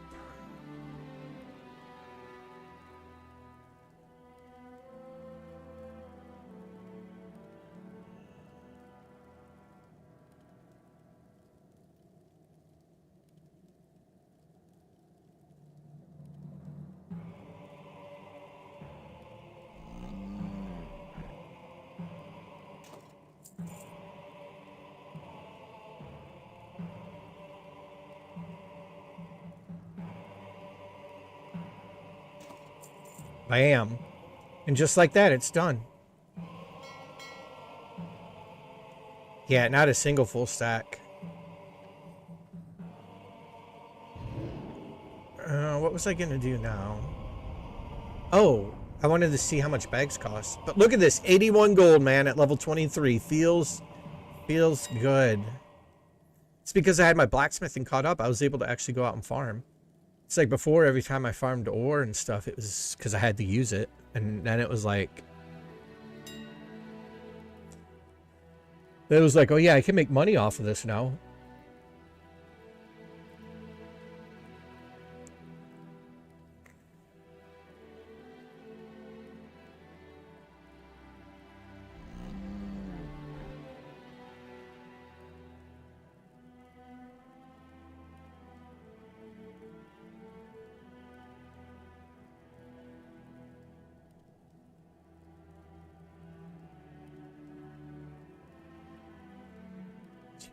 Two gold for a 14 slot bag. No buyout price at all.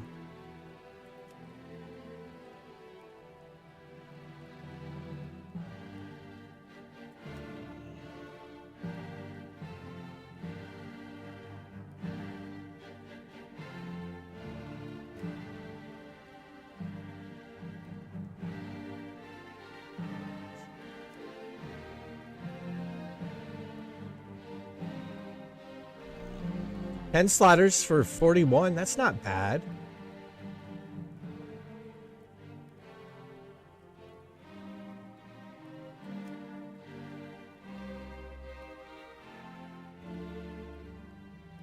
I really want 14s though.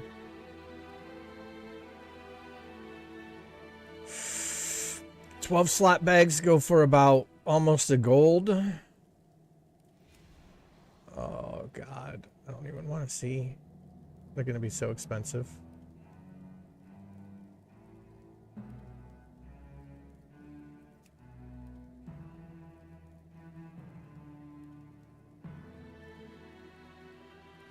Where are they? Oh, here we go. 2 gold for the 14 slot bags.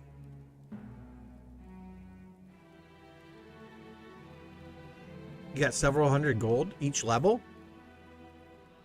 Oh, because the bots have to buy bags, don't they? That's probably like the biggest market because they get banned. Like, they get banned so often. They just have to keep remaking characters and then buying new bags. Is that what you mean? I never thought about that. Yeah, every time WoW bans a bot, that's another bot that needs to come back and buy a new bag. All new bags. Oh, yeah. Yeah. The farming bots are really bad. I had a lot of problems with that, trying to mine thorium. It was ridiculous. Like, the amount of bots that were in the Syrian Gorge was, and the Plague Lands was just stupid. I would try to do that loop along the east side of the Eastern Plague Lands, and then you go to the east side, then you go down the middle where that little town is. There was so many of them out there. Like, it was just stupid.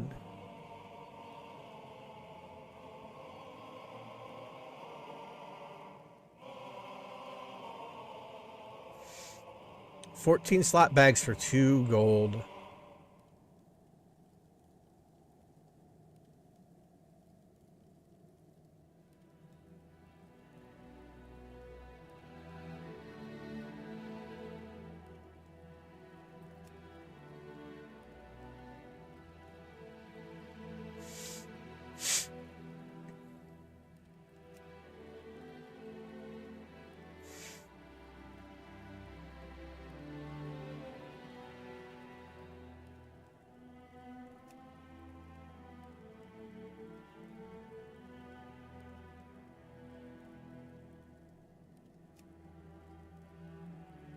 This is what I really want. I want all travelers' backpacks.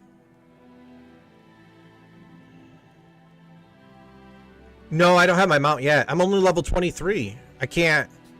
Yeah, I'm only level 23, man. I got a long ways to go before I get my mount. I have my turtle mount, but yeah, I'm only level 23. That's what I said. By the time I hit 40, I'm going to have so much gold. You know what else I've really honestly thought about?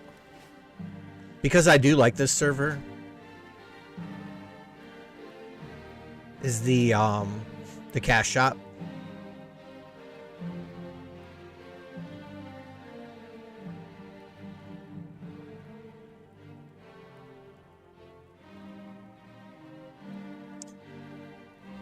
$36 slot backpack. Well, you get your turtle mount at level 18, but it's slow as fuck. You go like a little bit faster. It does scale with your level. But at 18 you get the turtle mount. But I'm playing with a hunter, so we're actually going to be zipping along now that she just hit level 20. We now have aspect of the cheetah. But yeah, level 40 still, and then level 60 for your epic. But look at this. 36 slot bag. The portable pocket dimension. I'm thinking about getting that. Because like that's not that much USD for 300 coins. I'd figured it out one time. It was only like it's like a couple dollars.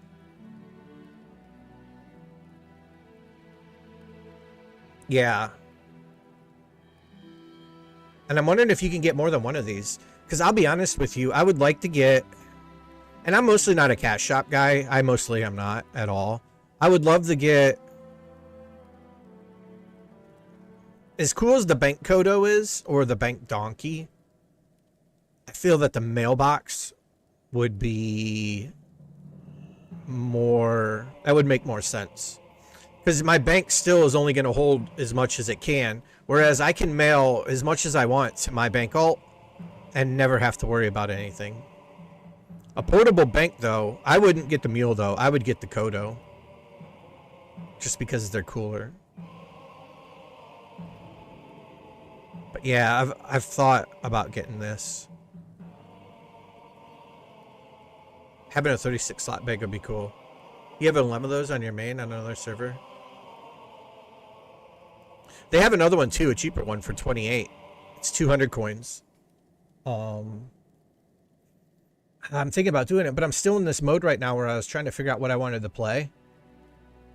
Like what my main's gonna be, because I know you only get these on one character. But I really think the mailbox and the 36 slot bag would be super beneficial. Wait a minute. So that means that my original bag's gonna be 16 slot, right? The Journeyman's backpack, but then this is gonna be my first bag slot, right? Yeah, 28's not worth it for the difference of 100 turtle tokens. And like I said, like their store's not really expensive at all. Especially based on USD. I know USD is always cheaper for anywhere you go. So for us, it's not all that expensive at all. Even in pounds though, I don't think it's all that bad. But yeah, that mailbox and that 36 slot bag. So wait, when you get it, it's not you still have your traveler's backpack, right? And then on top of that, you have the 36 slot bag.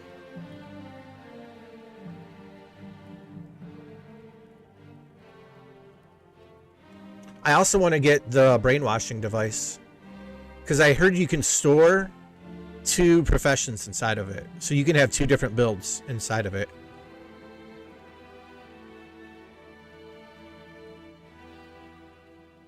Or you can save one inside or something like that. There was actually a forum post about it by Torda, or whatever her name is, not too long ago. Because I think they just changed how it works. 16 slot bags, unless they changed it on the private server. But otherwise, you can have the normal 16 slot. And then, alright, so this would be my first bag after that. Oh, dude, that's so tempting.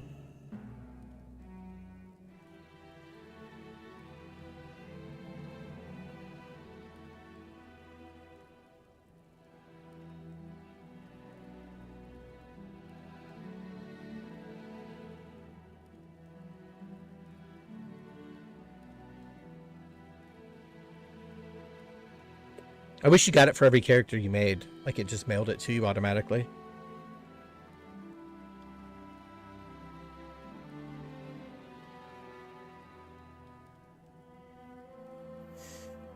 Because my hunter is going to need something like this, because hunters lose out on one bag spot.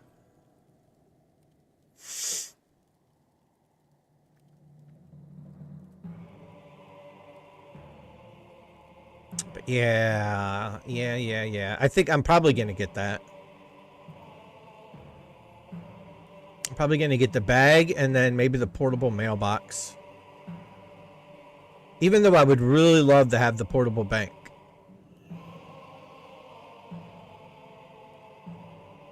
I'll probably just get them all. Don't tell anybody, though. And 7 more bags in the bank? Oh, dude, that would be... Yeah, my bank alt would be perfect. We're going to have to see how much I farm.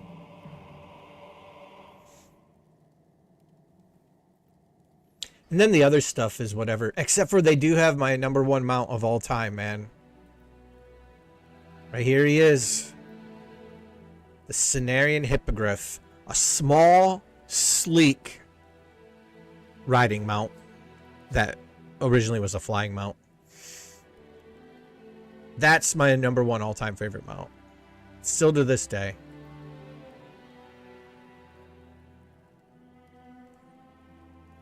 Let's see, you got the Armored Brewfest Kodo.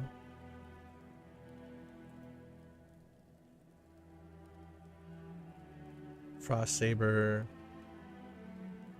Yeah, if I bought a mount, it would be the Cenarian Hippogriff.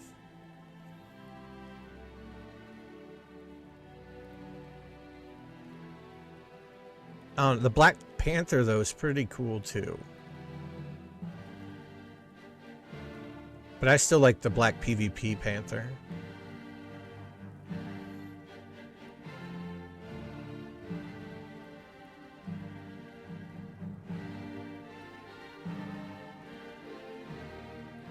Oh, wow, that one's really cool, too. The Viridian Hippogriff.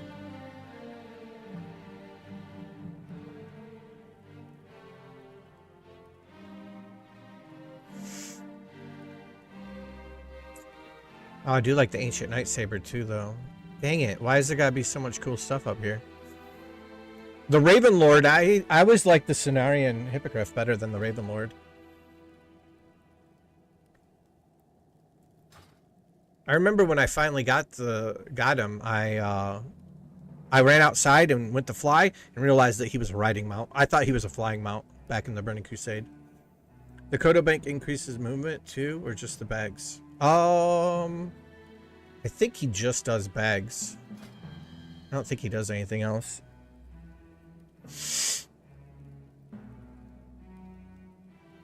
If he did, that would be... Wait, where was he at? Gameplay.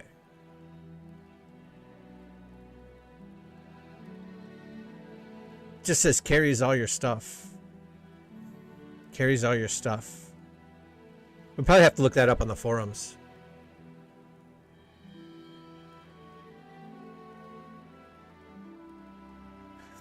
No, they won't put anything extra on anything in their shop. So I know for a fact. Yeah, this won't increase your riding speed. Like, I know it won't. They are very strict about, like, their shop is cosmetic 100%. There's no benefit that anybody could try to exploit out of anything they give on their shop. So all the mounts are going to be straight, just the same as anything else. But yeah, they're very, very particular about that, which is good because that's the vanilla vibe.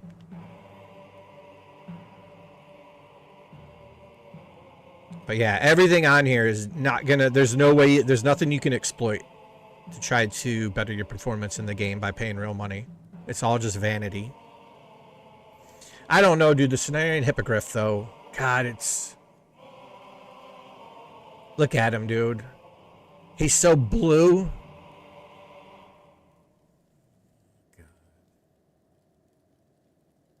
When they updated that model finally, I was so happy. After all those years, they finally updated it. I was like, oh, thank you. All right, so if I got a 36 slot bag,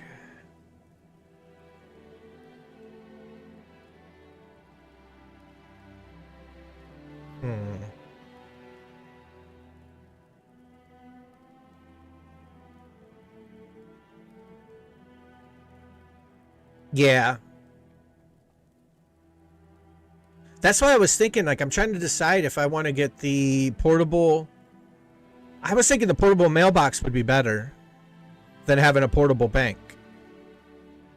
Because as nice as it is to have my bank, a mailbox is almost infinite. Like, I can just mail stuff to an alt and then just return it back to me. Like, I don't even have to really be sending it to anybody. It's just out there in mail space, and it's not in a bag. Because, yeah, right now my my bag space was pretty bad for a little bit.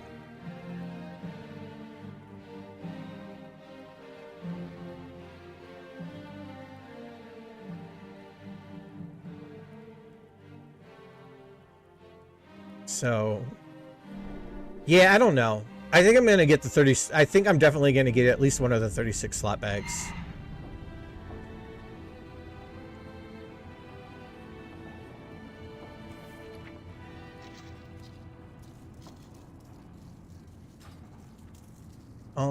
And then what else do I want to do? Do I want to work on blacksmithing, or am I done with iron?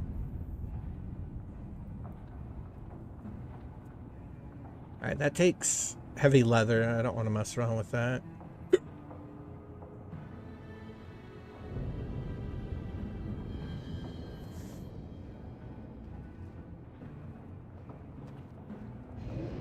I need to make those for myself.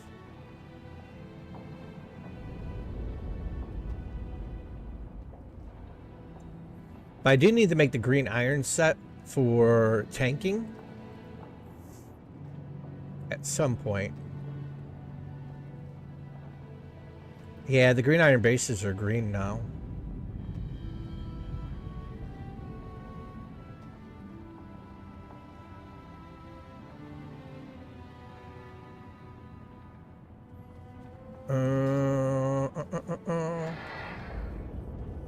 I should have a stack of grinding stones already in here.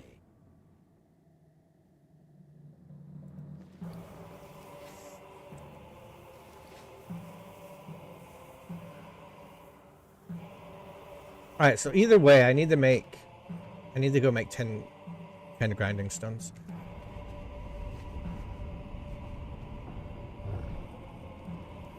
Because the worst thing to run out of when you're a blacksmith is rock. Because you know for a fact you threw away a lot of rock throughout your journeys. Or you vendored some, or you sold more than you should have. So whenever you run out of grinding stones, it really, really, really sucks. Because you know you had them, and more.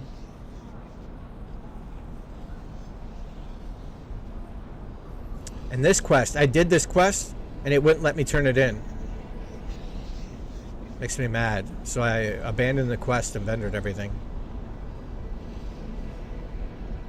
Alright, so let's make 9 of those.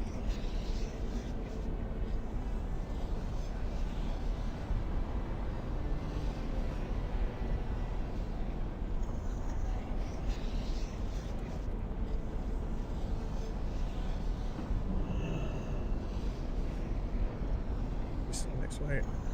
How big can the mining bag be? You know what? Oh wait, what just happened? Heavy grinding stone.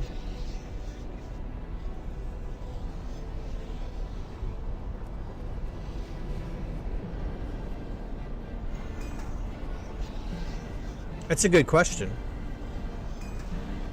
I think they had an herb bag and stuff on there.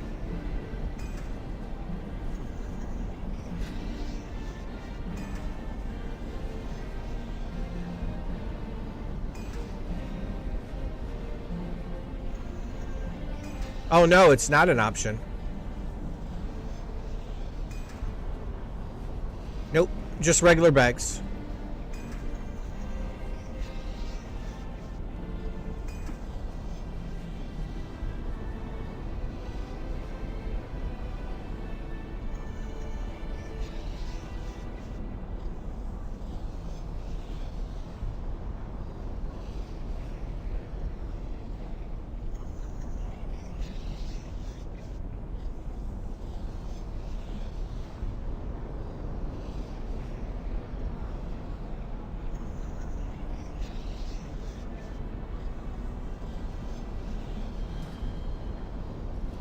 Yeah, just straight bags.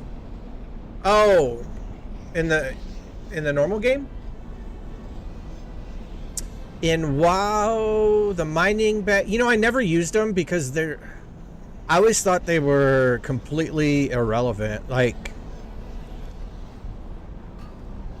just because, like, I don't know. I mean, they did help if you were really out of space in your bank, but you can just buy bigger bags and put them in your bank. 32?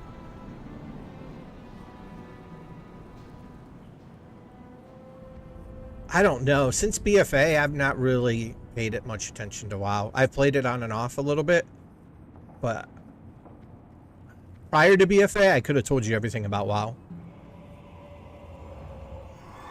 Battle for Azeroth pretty much killed off my big passion for WoW. But I want to say that they were 32 slot bags. They were soul shard bag or soul bags for enchanting and leather and all that stuff.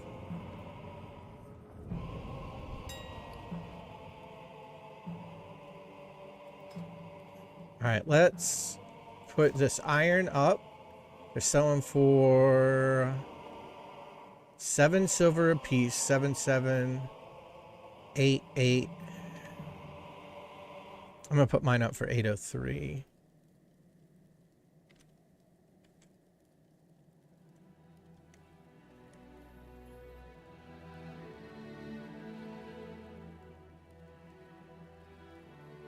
Eight hours. Deposit is 40 silver.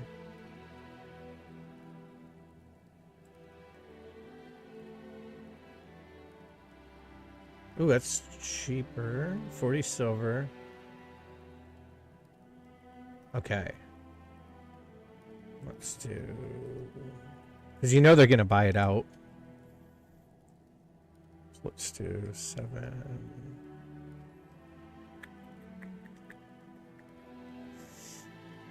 766.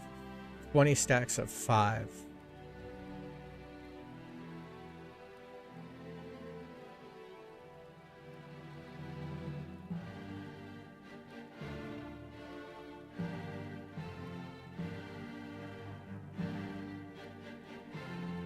Yep, let's do it.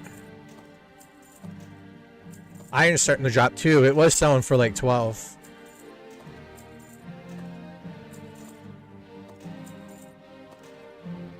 Yeah, I don't really have one over here. It's only... yeah, I don't even know if it was the Burning... was it the Burning Crusade? I thought it was Wrath or Cataclysm that it came out. But yeah, you might be right. It might have been... it might have been in the Burning Crusade.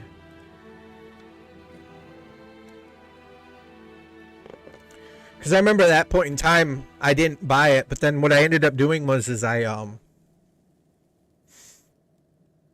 think I ended up buying it for my banking alt. Because, like, even though it was cool having that big bag, having a big bag that I could sometimes carry ore in and sometimes carry other stuff in, it was just more feasible at the time. So I was like, nah, I don't want that. Alright, so we sold all that. Then I'm going to sell... you know what? I'm going to sell this round of solid stone. Let's see how much this is going for. I want to get up. Once I get to 100 gold, I'll be good. I can start spending money.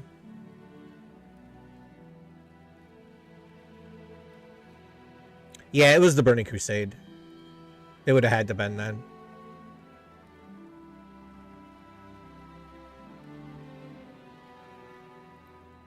Wow. 8 silver, really?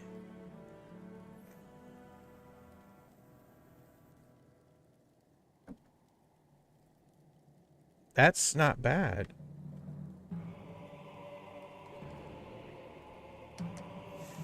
And I'm going to put this up for... actually, I'm going to match it. Just because, like I said, stone's not the easiest thing to sell.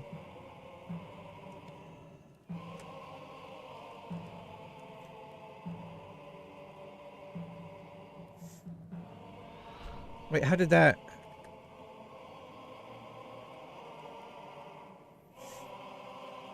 there we go, there we go. 8 silver, 25 copper. Yeah, because stone's way too hard to sell. Like I said, it's hit or miss. You either sell a lot or you sell none. I'm going to put it up for 8 hours. And I'm going to sell it in stacks of 5 again.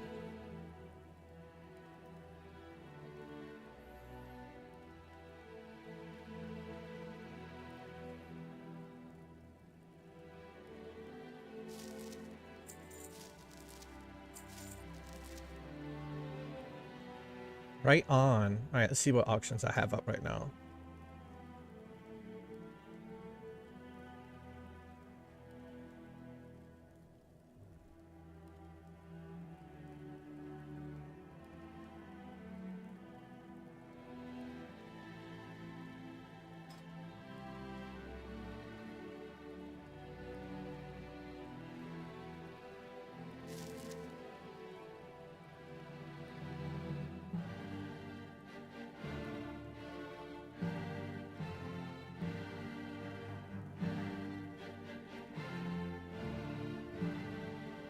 See, then you get to this point, it's well, I guess the 14 silvers. Oh, okay, that's better. Never mind.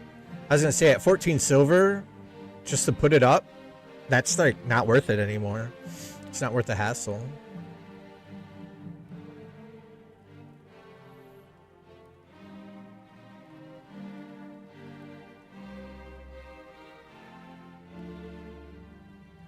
I'm gonna put it up for 120.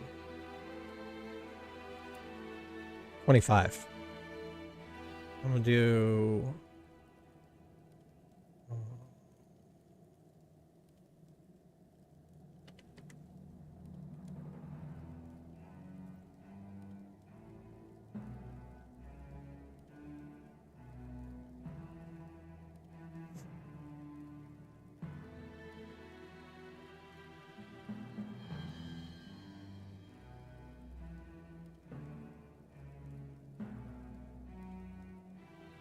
It's taking a gamble, but I'm gonna try it.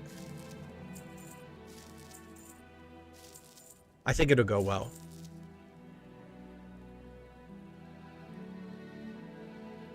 Alright, what else do I have that I could sell? I think everything else I should just hang on to for now. Wait till I get more.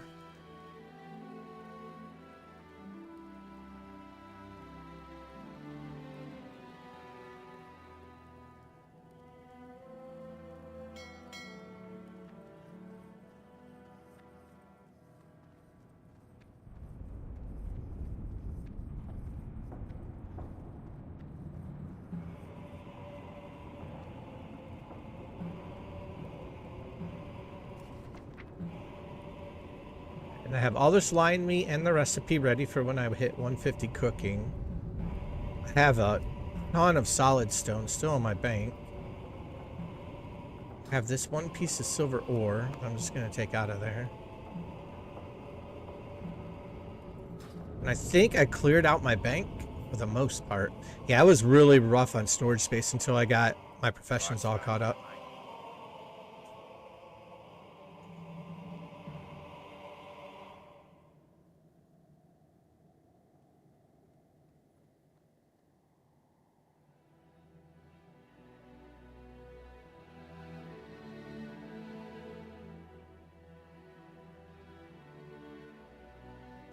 See, I'm still at the point right now where I don't even want to buy my third bank slot.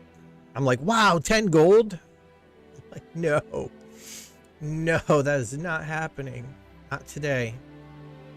Not today.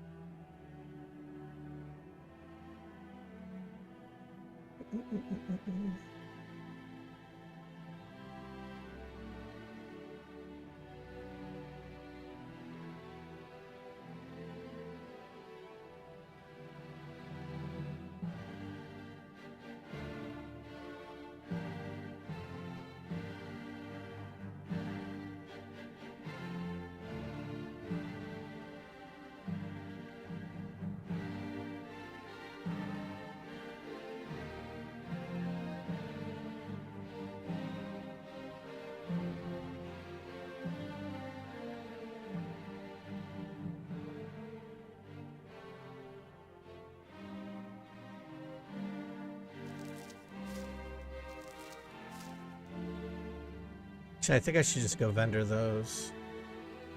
Get them on my bag.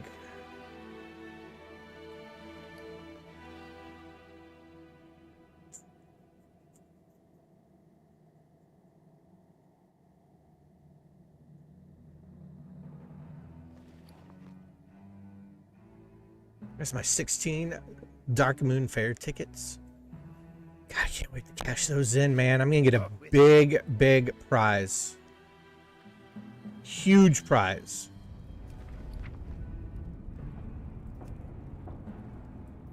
Okay, so my bank is somewhat there. I like the fact that my mailbox I have to manage as a bank as well. Like I kind of sort it and make sure it looks good.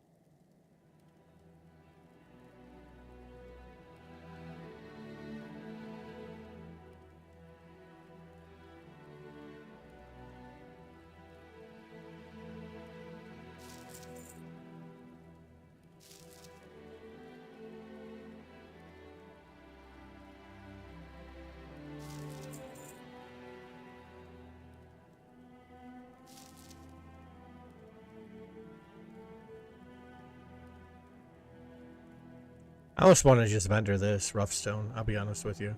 Just checked all bags in classic. The only one over 20 is an herb bag. Yeah, I was gonna say I thought herbs were first. That was like the first one that they did.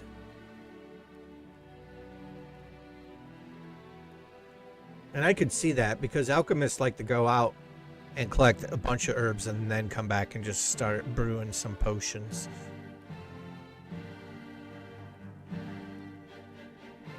It's also nice to just sit there and put all your stuff on the auction house the same day.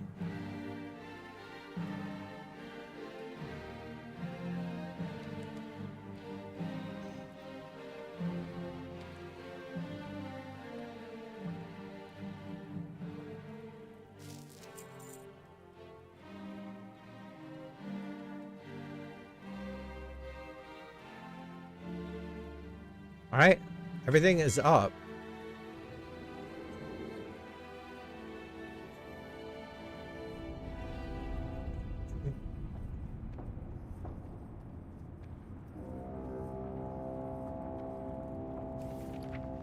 Oh wow, I already sold some.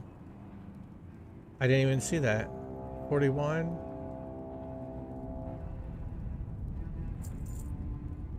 Oh yeah, my iron bar is already sold.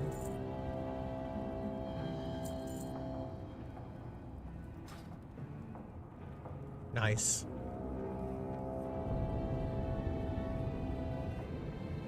Very nice. See, look how quick that was. And I do that consistently every day. Very rarely do one of my ore auctions not sell. And I mostly never undercut. I always go like I always go a bit above the lowest. And it still makes it to me before too many people undercut any longer. Wow. Very good. All right.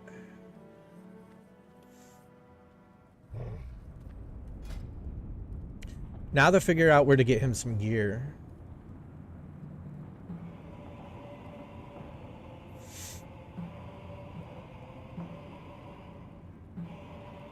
He needs a hat. Right now he wears a pirate hat with stamina and spirit. And these weird ass Defias shoulder pads that Turtle WoW added to the game. I don't remember these being in the game. It's like something from Super Mario Brothers.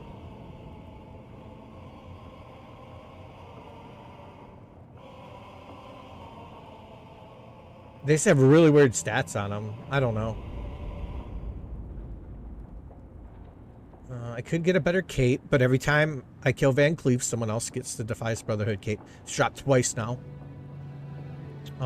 Chest piece, I have a chest piece waiting for me when as soon as I level. And my bracers are amazing. Trying to decide if I should use the mace as an offhand or if I should use this sword right here.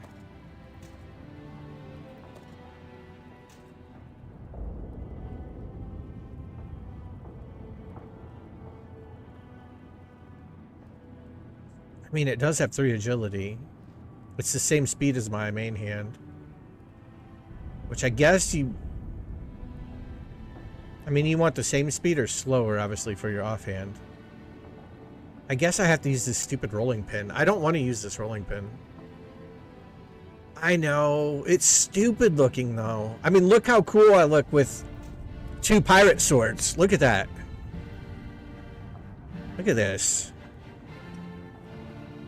I look so tough. And then, you know, then you switch it up. It's like, hey, I have a rolling pin.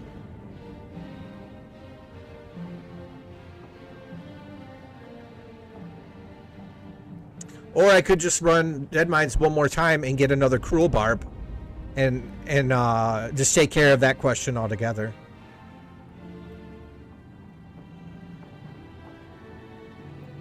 Yeah. Yeah. Where is there a lot of...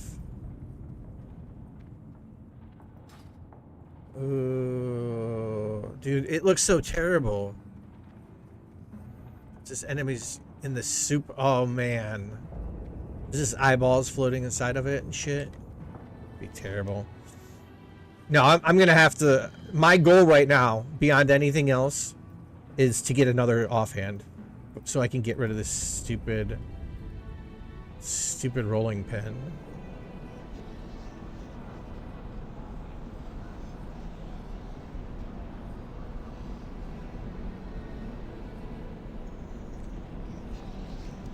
It's so terrible. So do you play over on because I'm Fury?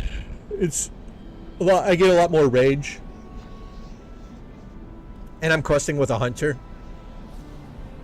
I do have a shield though. It's pretty good.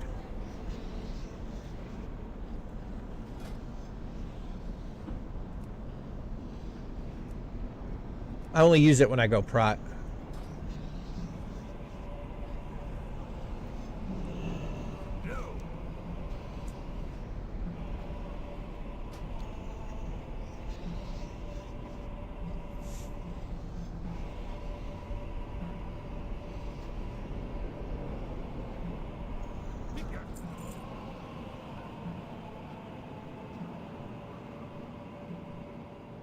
Is that one from the Warrior Quest?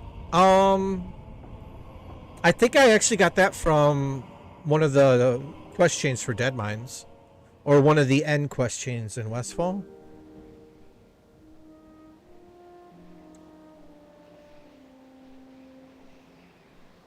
Here's my other dilemma right now. So I got the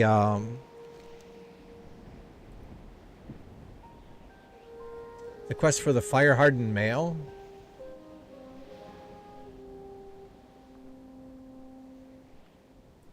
But I have this. Wonder what the stats are on the Fire Hardened Male. I wonder if they switched it on here.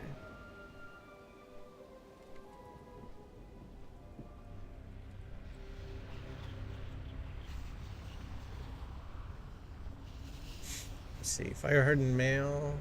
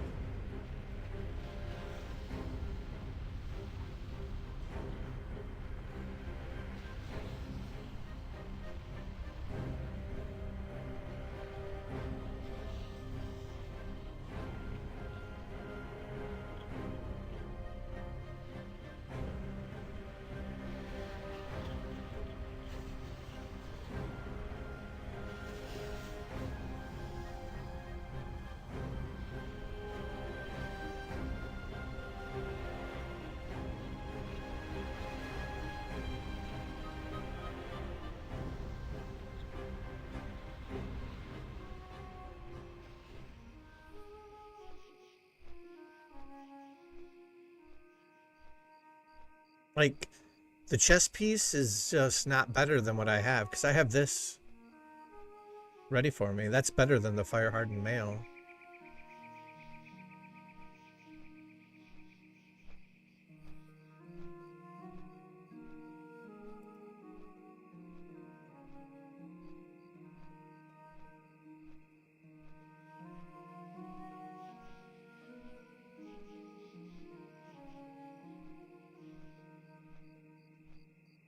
I want to see the stats on it. Why can't I see the stats on it? This quest is not worth it, and that's why you should do it anyways. The Shining Silver Breastplate is better. Strength primarily over stamina, but the next real chest upgrade is RFT. Yeah. I remember running RFD over and over again trying to get my chest piece.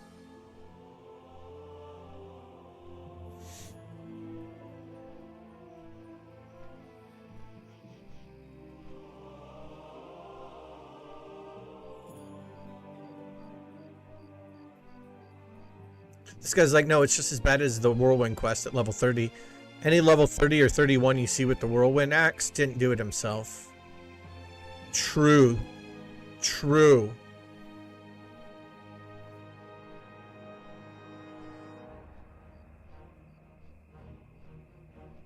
Yeah, the silver's way better. And plus I can make here, let me see.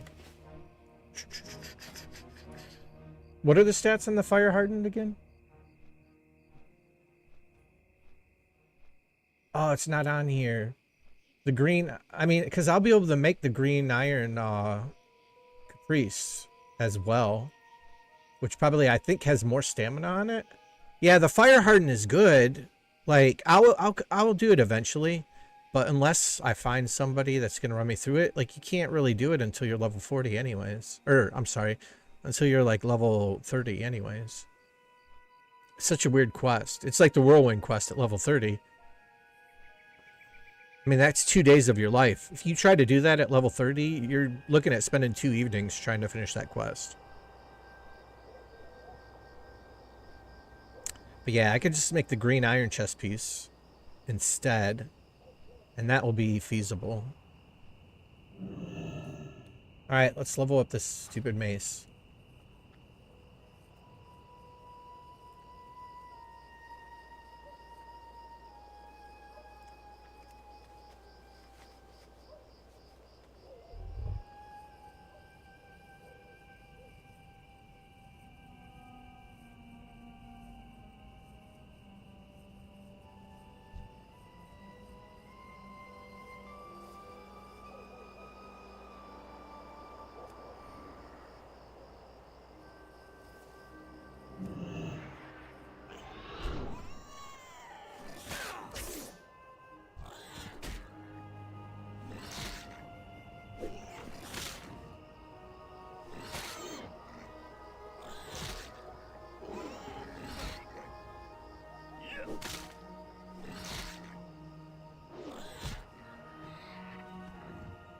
Good job.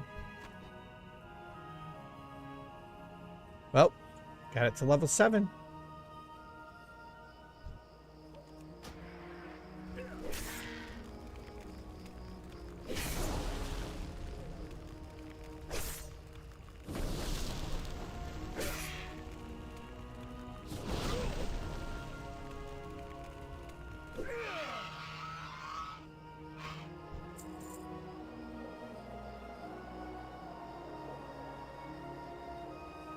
Alright, I need to find something that stays alive a little bit longer. That's not a Murloc, because that will turn out to be dangerous.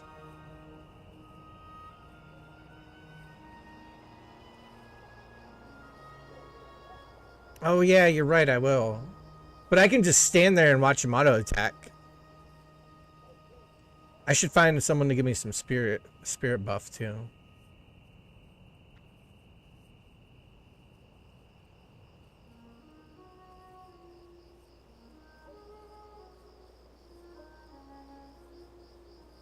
You know what? I can actually put it as my main hand. I don't even need to really worry about, there, I'll just do that.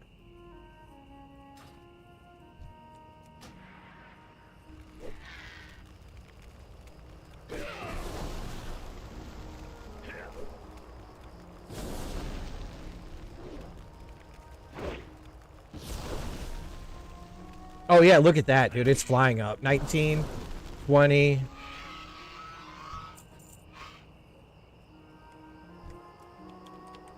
Yeah, just putting it as a main hand's good.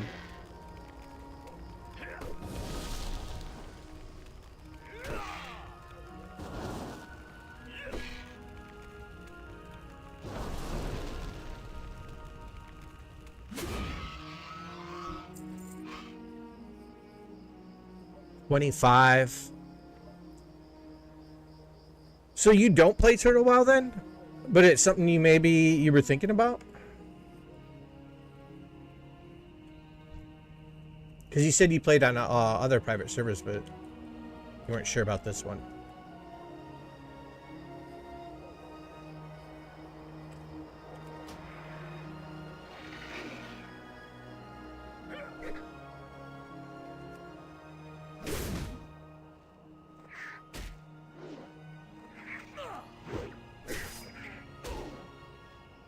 Man, I'm so sad that I get this stupid rolling pin. You know, I was hoping it wouldn't drop every time I ran it, so I wouldn't have to use it.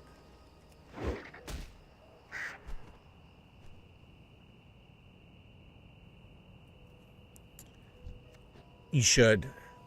I went over... Alright, so when Season of Mastery came out, I was so excited. And then I realized that it was just a lazy reskin of Classic, which was just a copy of what the real devs from before at Blizzard did. And that Blizzard has no desire to actually do anything with Classic unless it's easy. And I thought Season of Mastery was just the laziest thing I'd ever seen in my life. I was just really disappointed with it.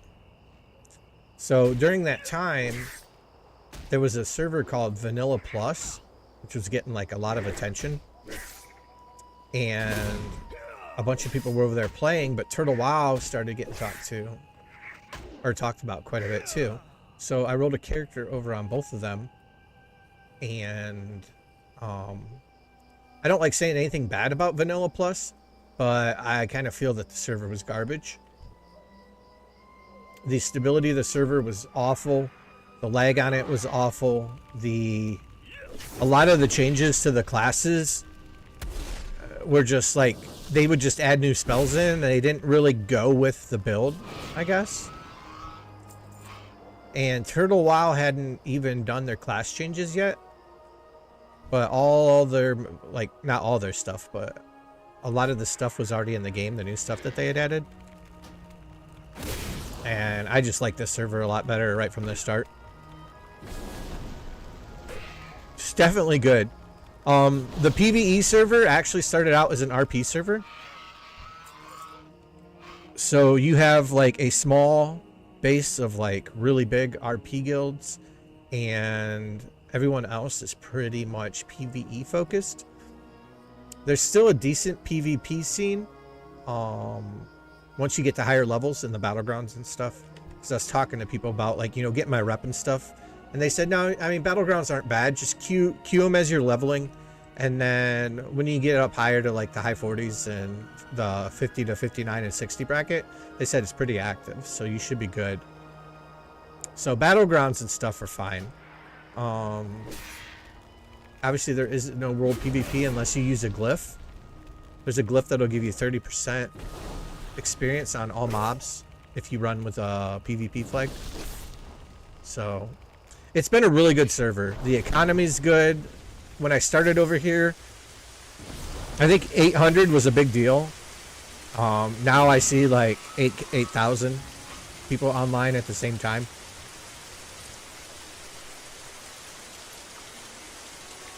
But the server's grown a lot in the last year and a half.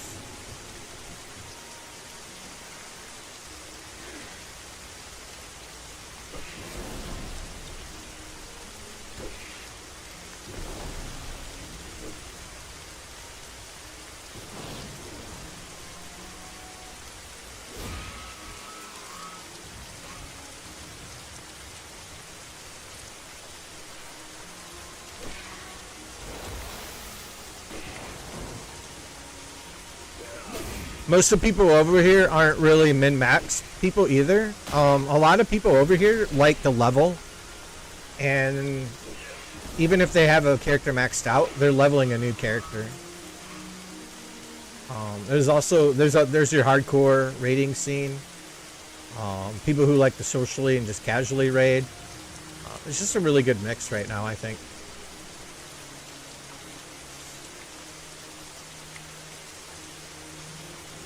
You kind of have all aspects on one server. The PvP server I've only played on. I was just there to run around for a little bit when the launch happened a couple weeks ago.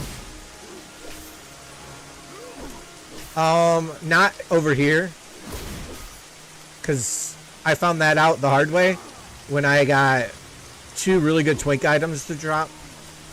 The gloves that I'm wearing right now.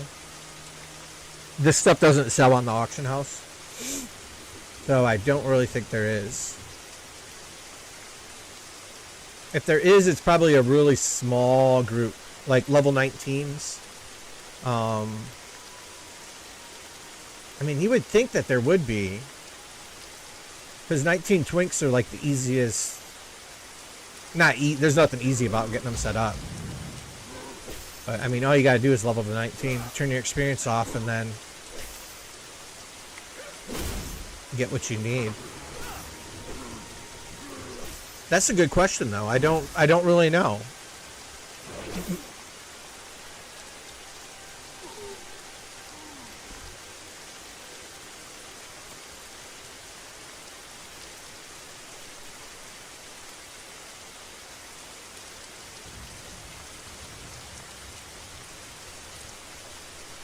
Oh no, you just right click and you go right to here. There you go, it's off. I want to turn it back on. Back on. Just as easy as that.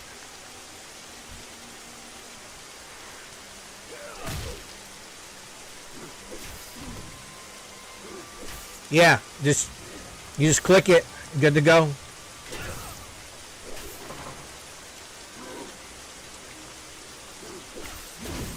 Everything on this server is cross-faction. Only thing you can't do, you can't go around NPCs of the other faction because they are going to attack you. They're hostile. But you can run instances, raids, be in guild with. You can quest with if you happen to have the same quests as people from the Hoarder Alliance. But yeah, like I can't go into Ogremar as an Alliance member. I can't pick up their quests or go to their towns. But groups, you can talk to people on the Horde.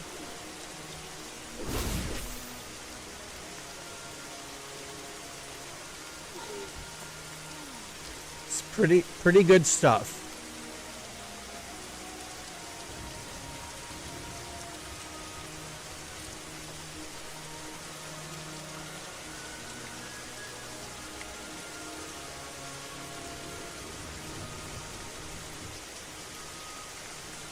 Oh, I just need to get it to 115. I'm almost there. That was quick. So even if you have friends that want to play the other faction, like you guys can still be in a guild together and stuff. You're just going to be handicapped on some things. Yeah, there's high elves for the Alliance and goblins for the Horde. I don't know if they're going to introduce any more races, but I mean, honestly, these 2 races should have been in the game at the beginning. The High Elves were always aligned with the Alliance, and Goblins, for the most part, were always aligned with the Horde. So they just put them in at the very beginning.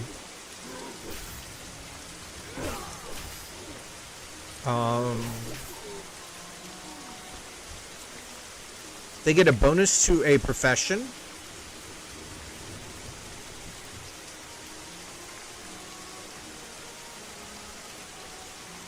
Hold on, let's check. They get a bonus to a profession and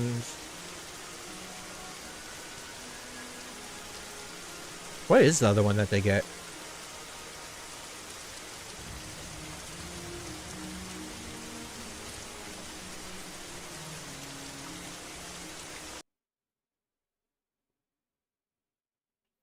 I was almost at 100 with him anyways. That was a lot quicker than I thought. They must have bumped up the skill to level weapons because that was really quick.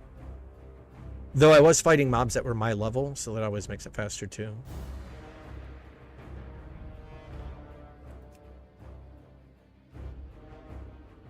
Wow, man, he's ugly. There we go. That's a nice looking goblin.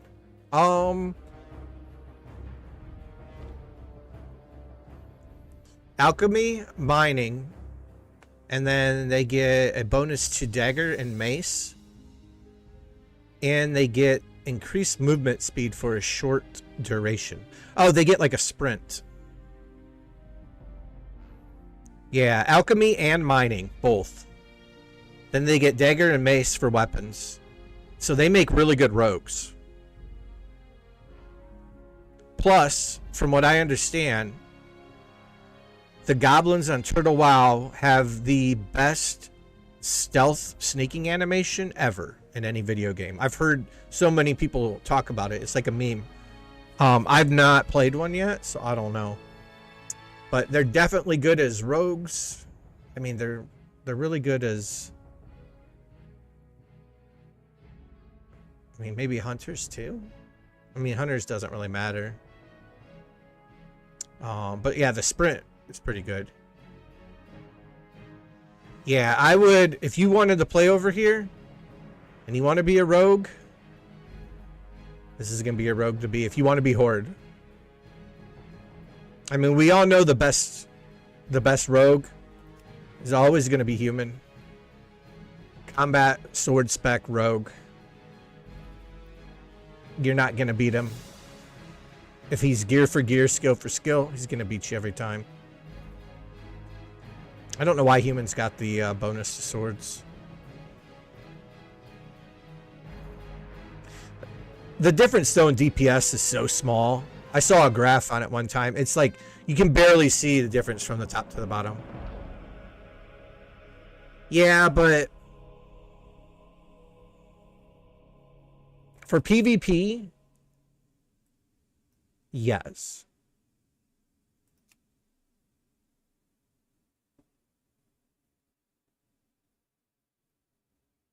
Shadow Meld is good.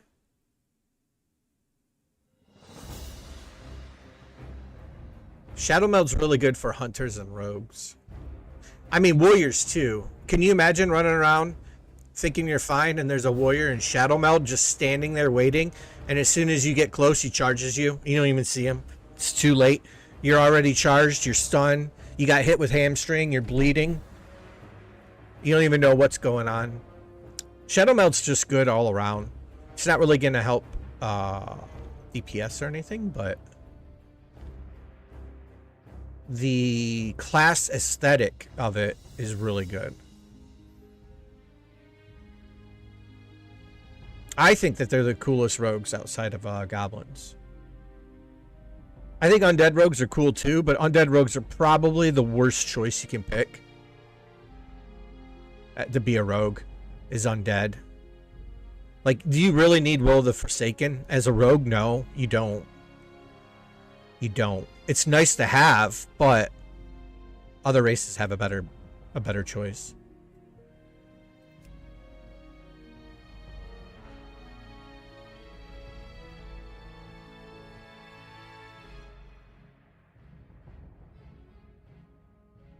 Yeah.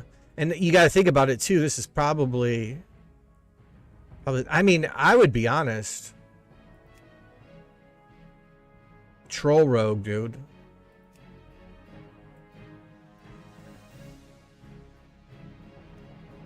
Troll rogues would be good. Orc's gonna be good.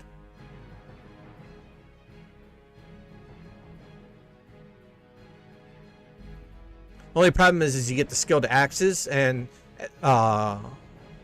rogues can't use axes in Turtle WoW.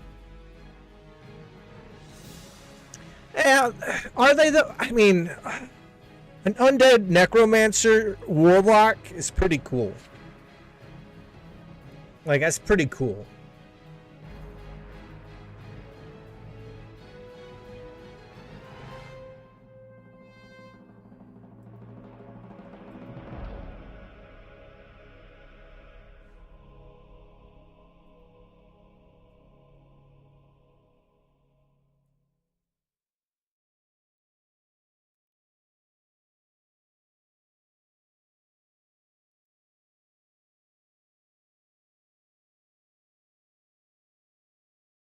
That's true.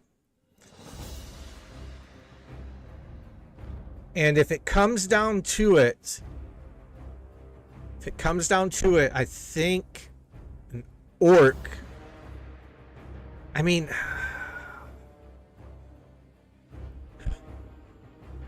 see, the thing about all the orcs passives or all the orc specials are really not good for rogues, except for the enrage is going to be better than berserker for the troll, because the troll does more damage the lower his health. So it does help in certain situations, which is why you've played a lot of older WoW. Troll rogues consistently farm the what are the stones that drop in Fellwood that take away 30% of your health? We used to use those to stop taking durability damage. Yeah, and like, let's be honest, you shouldn't be fighting a paladin as a rogue. And that's who you're going to really watch out for. I mean, a warrior can stun you too, but paladin's the one that's going to stun you. That's the one you're going to have the most problem with. And as a rogue, you should just be ignoring the paladins and letting the casters kill the paladin, especially on Turtle WoW, because they're OP in duels and one-on-one situations against other melee. Like a paladin, unless they don't know what they're doing, is going to win against any melee anytime. You're just not going to beat them because they needed to unnerf them so that they were viable in PvE, and doing so makes them overpowered in certain ways. But everyone knows, like, if you're melee, just leave the paladins alone and let the casters, the range, take them out. At least get them down. Once you get them down far enough, you can come in and try to finish them off. But if you have an option and one of them's a paladin, don't pick that option. Go somewhere else. Go somewhere else, take someone else out. So the stun resist is going to help. And it's like a 30%, I think. I want to say it's like a 30% chance to resist stun. The pet thing's completely useless. The axes are completely useless. But enrage is going to be, you know, that's the one that's going to, it's going to be pretty good. Plus, as a rogue, you shouldn't have to worry about being healed. Like, if you need to get healed, you're probably already dead. Like, if you're really worried about healing, you're probably about ready to lose. It's just kind of how the game goes. See, I think trolls are actually the best hunters. I think orcs fall in right behind them. And then maybe gnomes.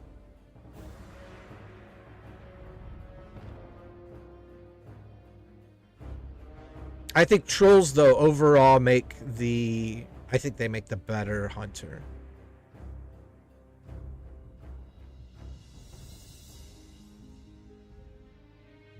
I just made one. I don't know what color they made him. I made him like a dark green skinned. Here, let me go to him. Oh, Flex Andrews. So I made this guy to see where the Mulgore, or where the Dark Moon Fair was at. Where is he? There he is. I think he looks pretty cool. So what's your favorite man, you should look into this. Did you look at the class changes and everything over on Turtle WoW? I think you should download the thing, and the PvP server, if that's what you're wanting to play on, is not cross-faction. Obviously, because it's going to be PvP. And it just opened like 2-3 weeks ago. So it's still relatively new.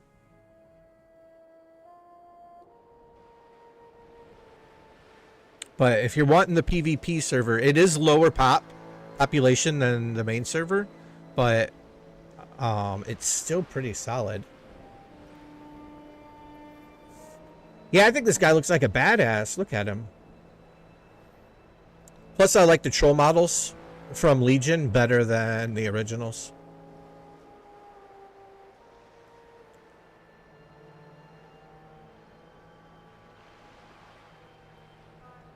Which were you thinking, the PvP server or PvE? Now, like I said, your battlegrounds are still going to be active on the PvE server. You're just, And you're still going to have world combat. There's so in all the starting areas, there's 2 people that you can talk to.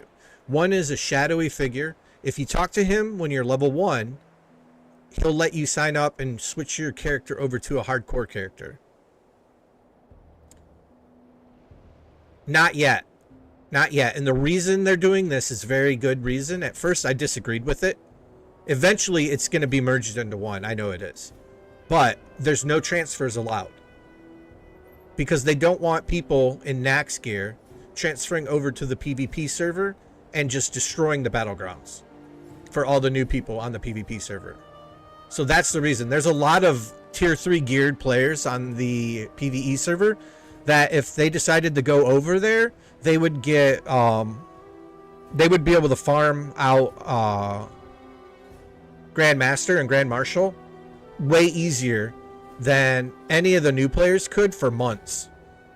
Like, not only do they all have to get to level 60, then they need to start working on their gear, then they need to try to progress. These guys are already in T3. Like, they're just going to be destroying them. So they wanted to stop that from happening. So I assume after like a year or year and a half, they'll merge the 2 together once guilds over on the PvP server are raiding and are up to, you know, at least up to BWL and stuff like that. So yeah, it would be cool because it would be, you know, higher. There'd be more population on the battlegrounds would pop quicker. But they have a legit, you know, they have a legit excuse. Like a paladin in T3, a warrior in T3, a warlock in T3. I mean, they're just gonna own battlegrounds.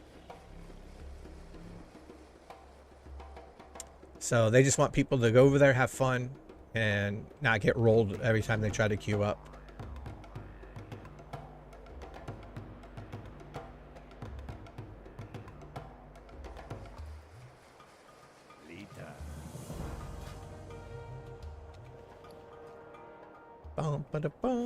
Also, there's transmog in this game. And you can learn transmog for any type of item you can equip. So a warrior can learn transmog on any piece of gear. Yeah, it's one of those things where they know that it would increase, it would help both servers out drastically if they were in the same if they were sharing battlegrounds. But they also know that since they're not allowing transfers to keep the server balanced, they also have to stop the battlegrounds. Yeah, there's transmog on here. So, but the cool thing is like on my hunter, I can learn leather and cloth pieces of gear, and then eventually I'll be able to learn mail. But yeah, so it's not just locked to the like in retail. My warrior can only learn plate. Like, that's it. He can't learn leather transmog, which is stupid. Unless they changed that, but I don't think they did. I don't know why.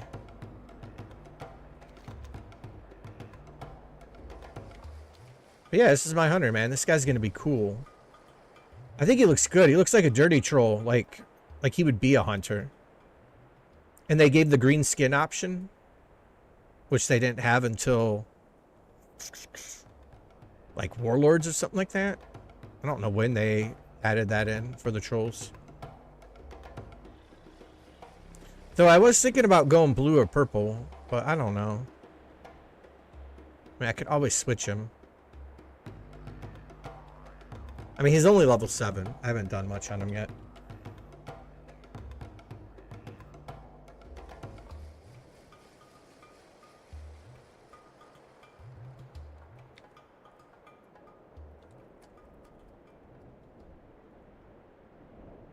And I will be right back. 2 seconds.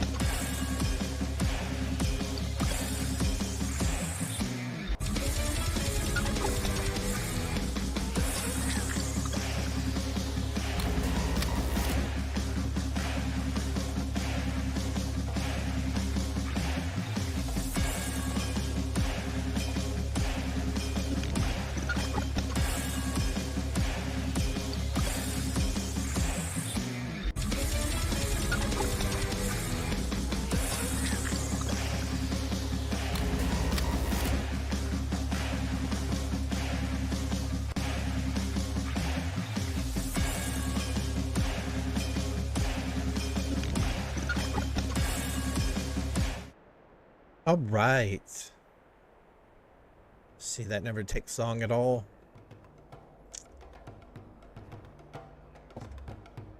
Man, should I make a blue troll? I mean, it's kind of a classic. It's kind of a throwback. Look how cool that blue troll looks. I mean,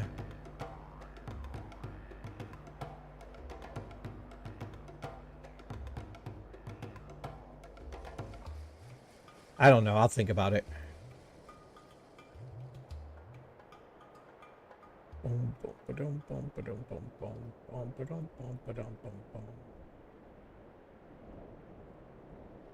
But either way, it's gonna be super cool.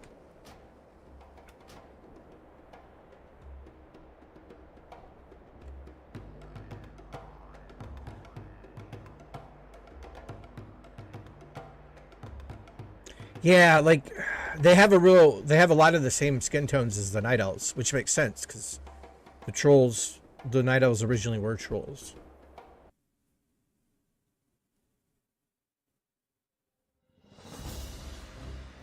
Though I think he looks really badass with the green skin. It's like a dark, like a rustic, dirty, like a brownish green.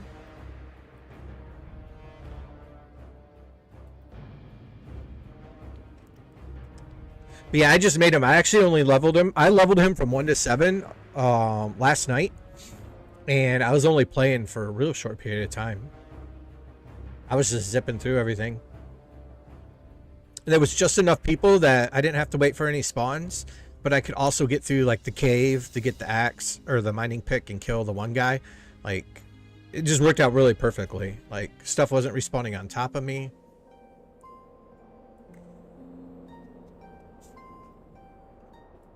It's like, it was just a really good pace.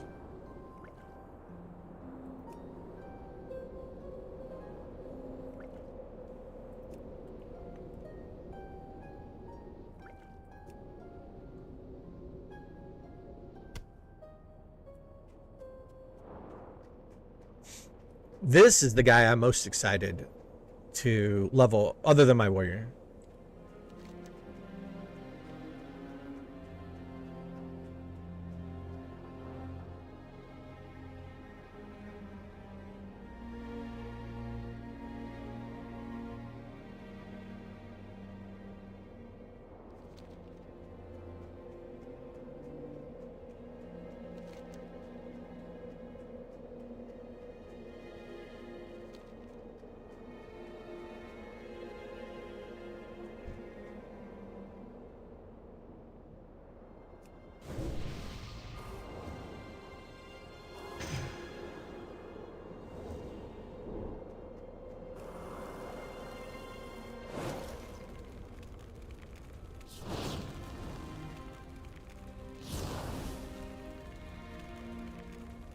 See if I can kill him with my low rank. Nope. Close, though. I was close to hitting him. Dwarf mages are the best alliance mage.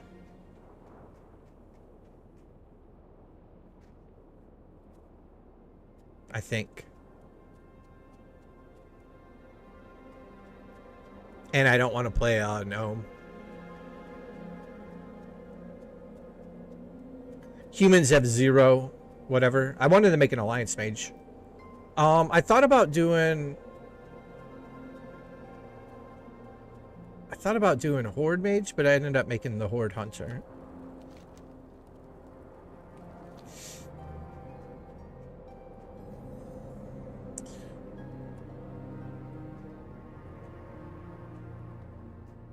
But yeah, I feel like Stoneform's good.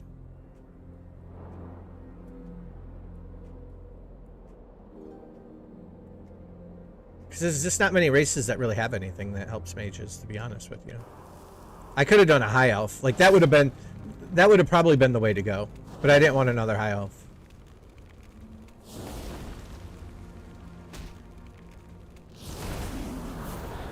Oh, he's dead. Well, this says the HD patch on it. Oh, so if you don't use the HD patch, it won't look like this. But Yep, I just got everything maxed out.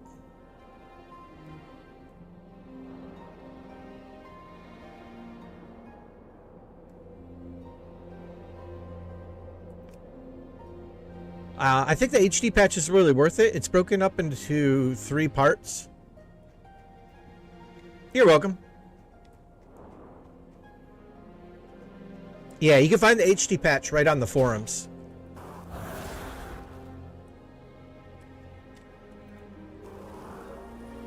And it's broken up into 3 parts. One's for the character models, and then one's for environmental detail, and then the other one is for, I think, combat animations.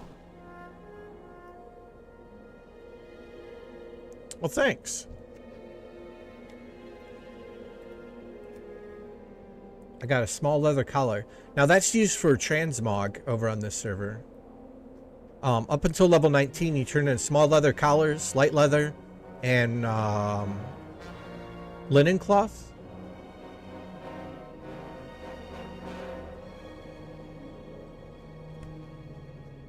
And one more thing, I forget what the other thing is. And then once you hit level 20, it bumps it up. You turn in wool cloth and furry paws and medium leather. Oh, and there's a blacksmithing gem thrown in there too. Yes, Vagrant's Endeavor, you get to level only using gray and white items. You cannot use any uncommon, any rares, or any epics. And at the end of your journey, you get the Wanderer's title. You get a pack mule, which is the bank. And you get a mount, I believe. But you'll have to check to make sure. And also, while you level, you get bonuses. Every 10 levels, you get like a vanity item. Like if you do the slow and steady, I think when you get to level 50, the slow and steady, anytime you die, you lose 10% of your experience per level. And the mobs only give you half experience. But at level 50 or 60, you get an illusion where you can be a Murloc the entire game.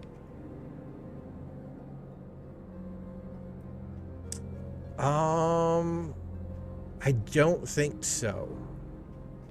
Maybe? Because I was wondering if you could do the slow and steady and the Vagrant's Endeavor at the same time.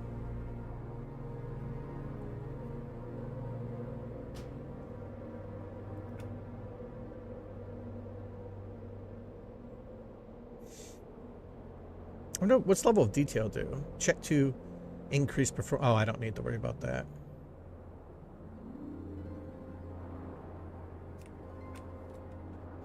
Because I wanted to do the slow and steady and the Endeavor as well at the same time.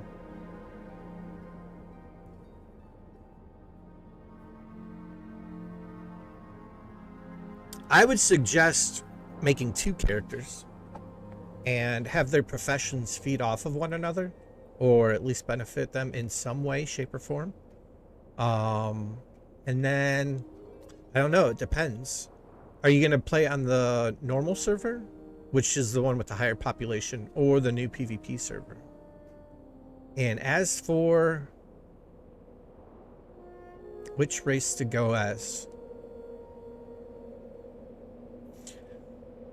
overall, I feel like Alliance has better zones in a way. I don't know. I think everybody should experience Elwyn Forest, and I think everybody should experience the Barrens. And the Barrens are, and Tristfall is so good though too. I forget how good the Undead starting area is. I think overall the Alliance has better locations, but that doesn't necessarily make them better.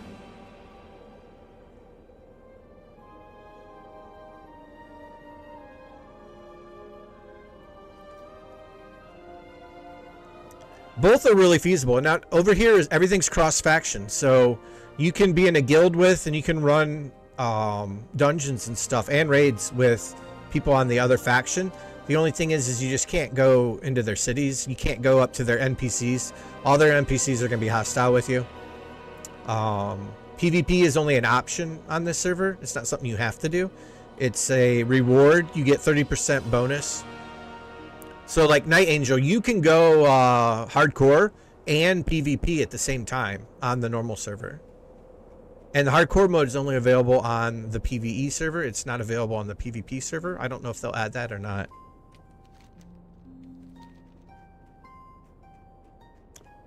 So if you're going to go your first time playing WoW,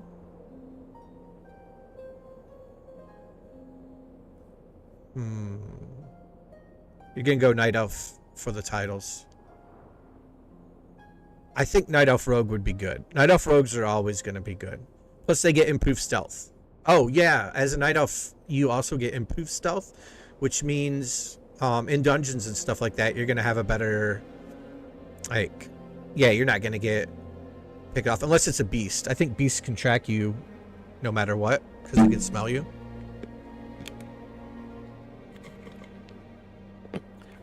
But yeah, standalone, let's see. Yeah, you can, the multiple time vanish is what's going to be best. Let's figure out what standalone's gonna play. Okay, you want, maybe you want to play Alliance. Yeah, well, that is what rogues do. They run away. You either get killed by a rogue or the rogue runs away. Like if you kill the rogue, then you really did good. Paladin. Human Paladin. Wow. Name him Chad Smith. The Human Paladin. No, let me think of the best classes. Okay, Hunter is a no. It's really complicated. And a lot of people don't understand. There's so much you can miss with Hunter and not even realize that you don't have it.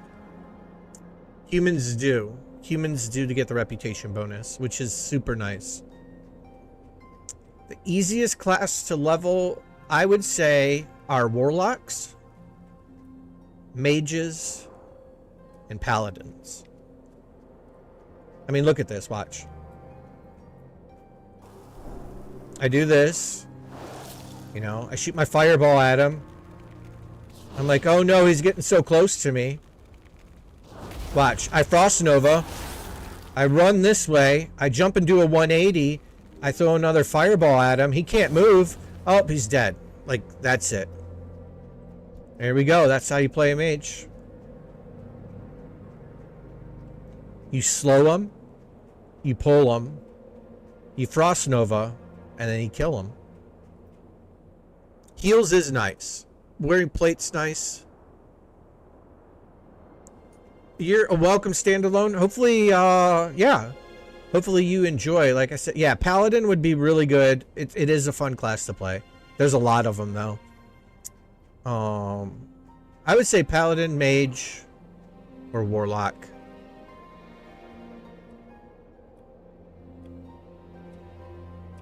Yeah, everything about a Paladin's good.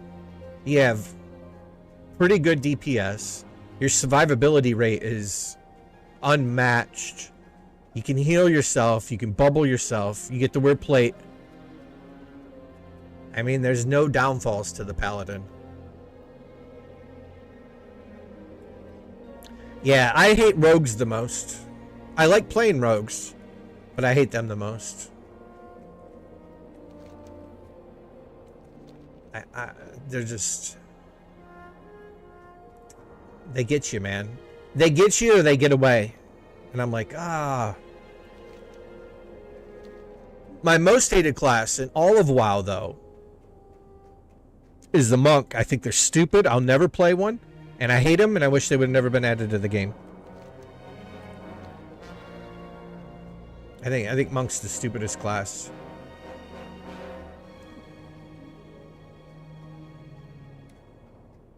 It's so terrible. Like, they're not a Fury Warrior. They're not a Rogue. They just need to go home. And not show up anywhere. The Brewmaster is pretty cool, though. The tanking one, but... Yeah, from the classic... I used to really hate Druids, just because I thought they were stupid. I'm like, dude, I don't want to be a bear. Like, why do I have to be a bear? But then I realized they're not bad.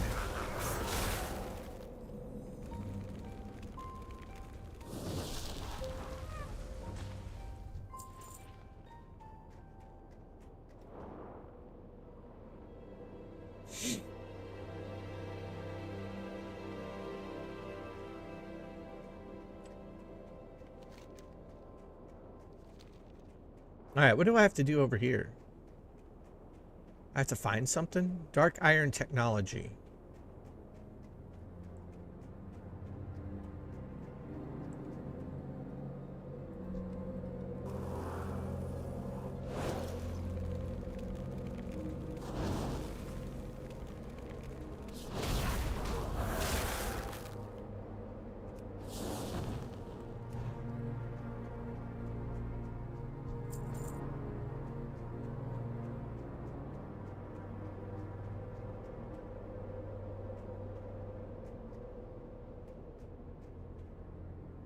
Ooh, there it is. I see it.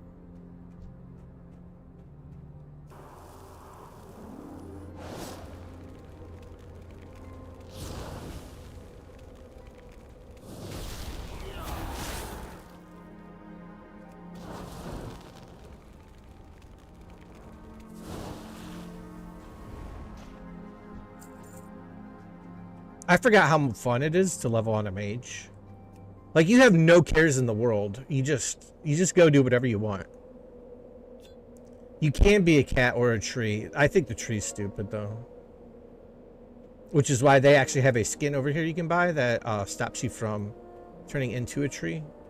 Lets you stay a night elf.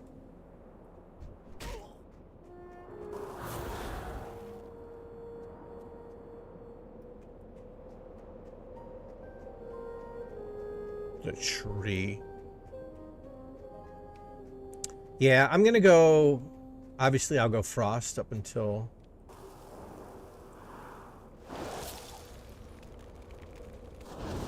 Up until like level 56. Aw. Wow, he died to Frost Nova. That doesn't happen too often. Alright,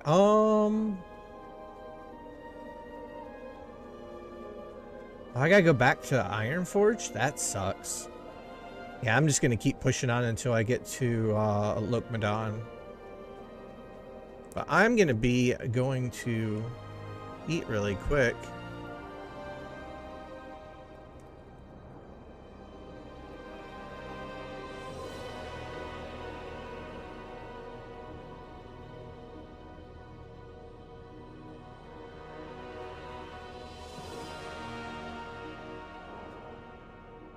Yeah, what race would you make if you were to make a mage, a high elf? I mean, the high elf do get another eviscerate, or not eviscerate. What's it called? Evocation. They get 2 evocates.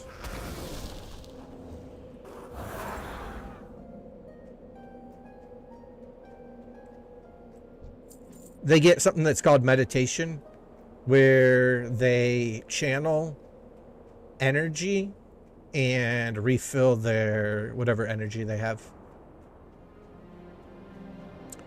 So for hunters and mages and warlocks, it's mana. For warriors and druids, it's rage, but they can't be druids. For warriors, it's rage, and then energy and whatever else it is. Oh god, no mages. No mages are good. I think it's close between mage and mage, gnome, and high elf. They all make sense. Or a dwarf. I'm sorry. I said mage, gnome, and yeah, dwarf, gnome, and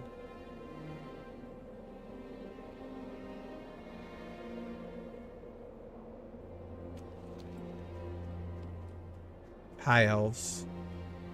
Alliance side, I would say it's just between trolls and shamans, or orcs and trolls, really. Yeah, the racial stats are so small, though. They really are. I mean, they do help. I think the one that helps the most is human. If you want to go fury or combat, I think that's the most OP racial, is the sword and mace specialization that the humans get.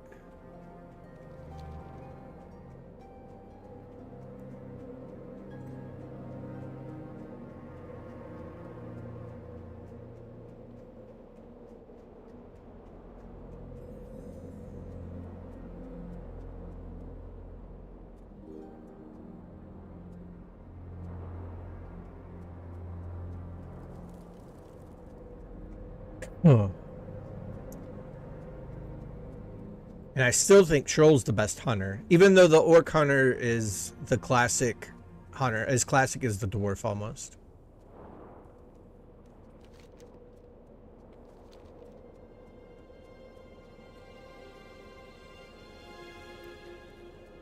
Alright, am I going to be able to go over here, or am I going to get killed? I really just want to grab this quest. I'm level 12. Also, this mage looks like he's in like some kind of like metal band from Norway. He has like eyeliner on and blue face paint. He's crazy looking. Look at him. Look. He's got like black eyeliner, blue paint on his face. He's got a big beard. He's got his hair pulled back. It's fucking crazy, man. It's crazy. Oh wow, look at this piece of mail that I don't need. Thanks, man. Watch your back. You know what? That's where I got that from. I dropped that on my warrior, and I was sad because I want to get the cosmetic appearance from that. What does that look like? Let's see.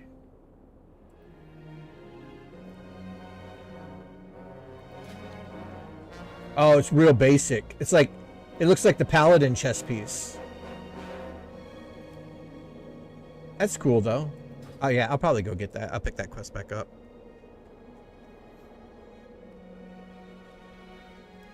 But yeah, if you want to do hardcore, you have to play on the PvE server. Now, nothing says you can't have a character on both servers. But is that efficient? Having characters on 2 different servers when you can't share with each other? Help each other's professions?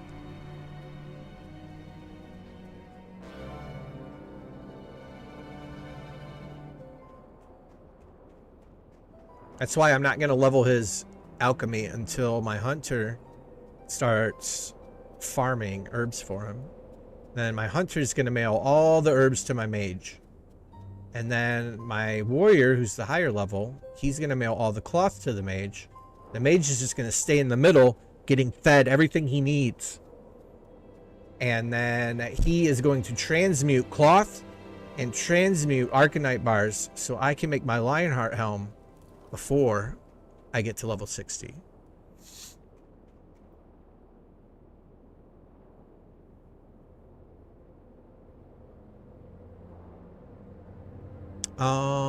Do they? Which ones? I don't know if anyone, does anyone have talents that do that? I know they did. I want to say they took those out though. Originally though, yeah.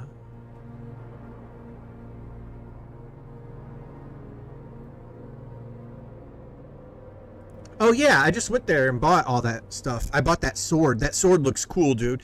So when you get to level 10, you should get a quest called for the shit, what is it called? There's a level 10 quest that you get that sends you to talk to somebody in Stormwind City. And it's called like Homecoming or something about them coming home.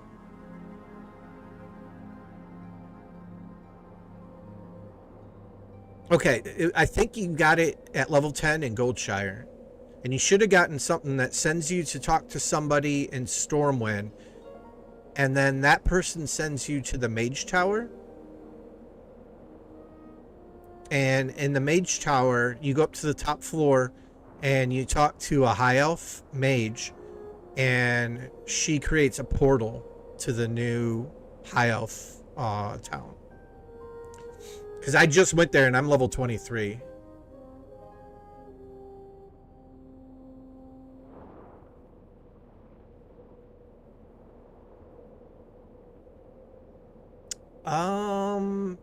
Probably like 25 or 35, yeah. Right around there.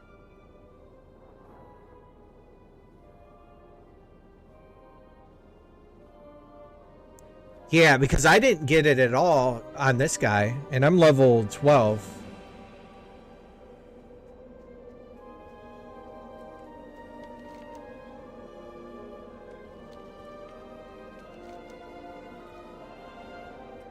You know what? That's a good question. Let me...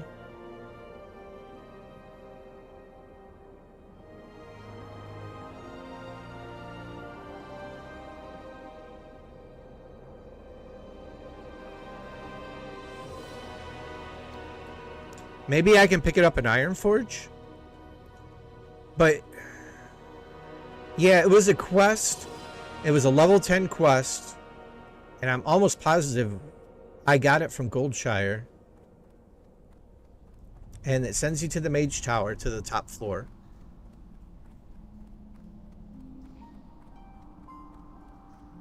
Let's see. I'm sure everybody can get there somehow, though.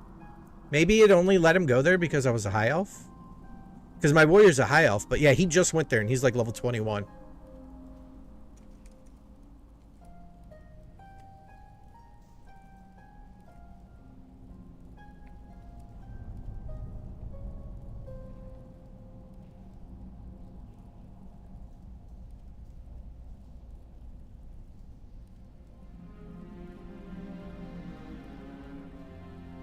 Hold on, let me check something real quick.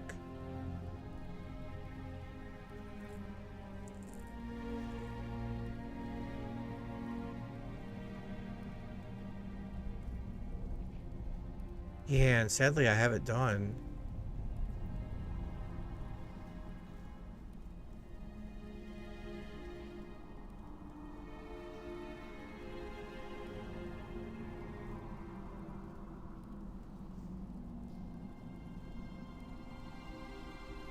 Oh, here it is. It's called Assisting the Children of the Sun. That's the quest you should have gotten. Assisting the Children of the Sun. And that will take you to Stormwind, and it will begin your quest to go to the High Elf area. And yeah, I think Hemorrhage is like 35. It could even be 40.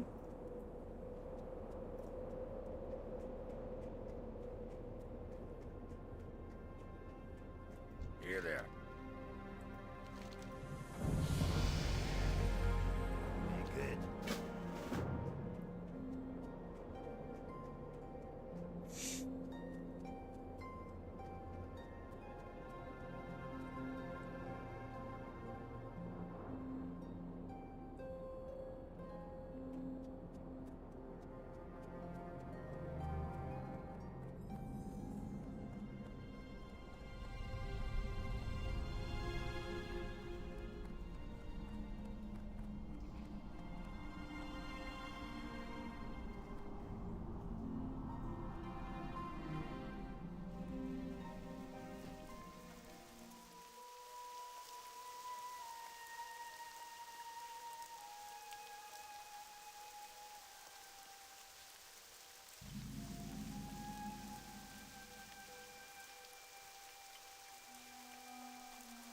Oh man, look at this. Deeper into the Dwarven lands. This zone is hands down better than Westfall, though. I hate Westfall. Well met. I like all the Defias stuff, but like Westfall overall as a zone, I hate.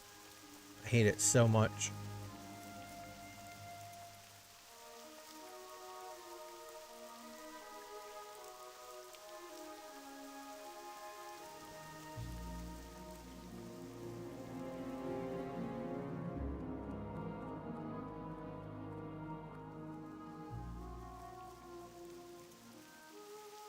What's on your mind?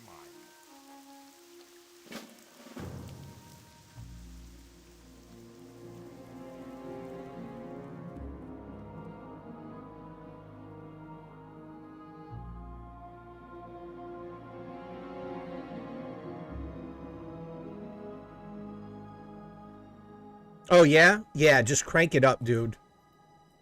Crank those graphics up. It's a 20-year-old game. It's gonna run on any PC that's at least somewhat modern. Just, yeah, crank them all the way up. Put on all the anti-aliasing. Did you... I like the HD patch a lot. I think they did a really good job. I know it's kind of dark, but I like the shading. It's kind of like a mixture between cell shading, but not. Like, I don't know. I think he did a good job. It keeps with the World of Warcraft, like, art style. It is. It's very nice. Like, I don't need the game to look like crap. Like, the graphics aren't what... Like, the graphics have zero influence on why I like classic WoW. Like, zero influence at all. It's about the combat and the pacing and the mechanics and the skills and the leveling and the progression and the farming. None of that means I have to sit here and look at like 20-year-old Play-Doh graphics.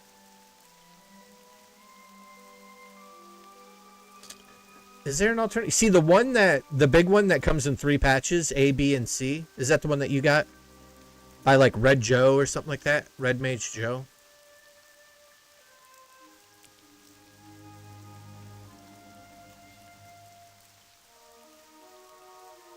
Oh yeah, it won't let you post it. Did it come in 3 though? Was it like patch A, patch B, and patch C? The guy that put that one out is one of the devs for Turtle WoW. So I feel his HD patch is always going to be the one that we should go with. Yep. Yeah, that guy that made that patch, both of them are developers for Turtle WoW. So they work on the server and they don't run it, but they're part of the group that does run the server. So that's always going to be your safe bet, because he's going to be able to add things and patches before the content even comes out, because he has access to all that. So that's definitely the one you want to get. The other one, I did see the other one. I think it's going to be more modular for like different options maybe.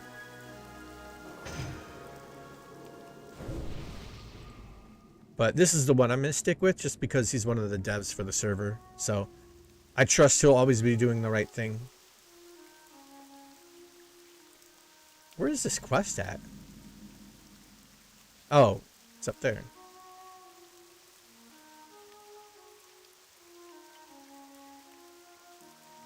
How are you? I'm good, dude. You're not even close to where you're supposed to be. See you soon.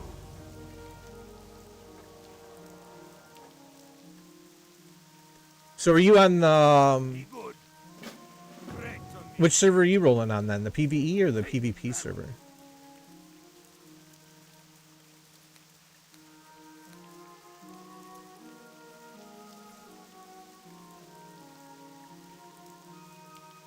Nice.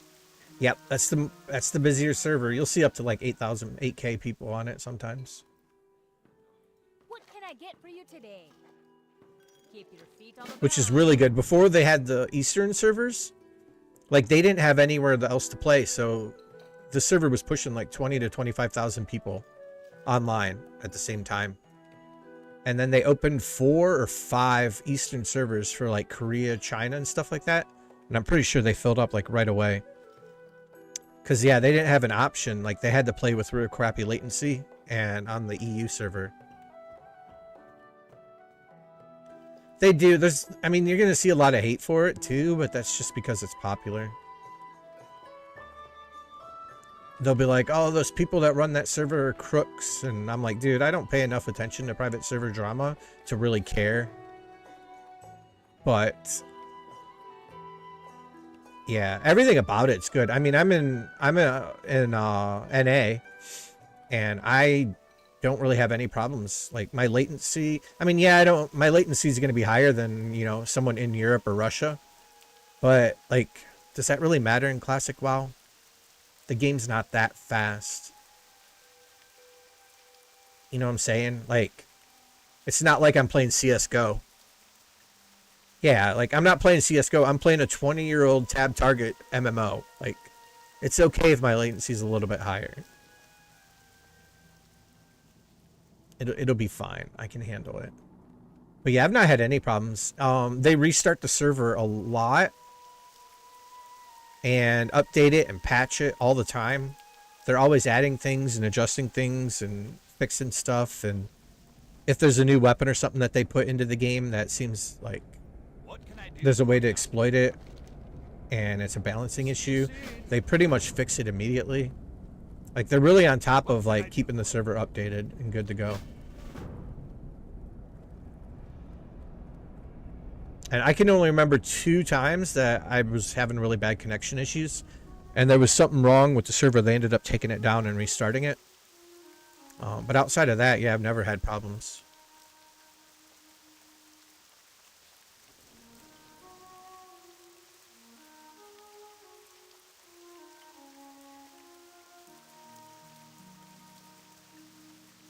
And it's been a lot of fun. Like, the groups I've run with have been really good.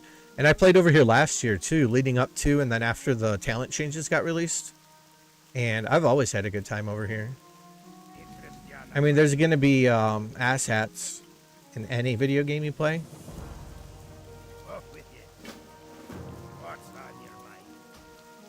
But I've not had like an exceptionally bad problem with any of that.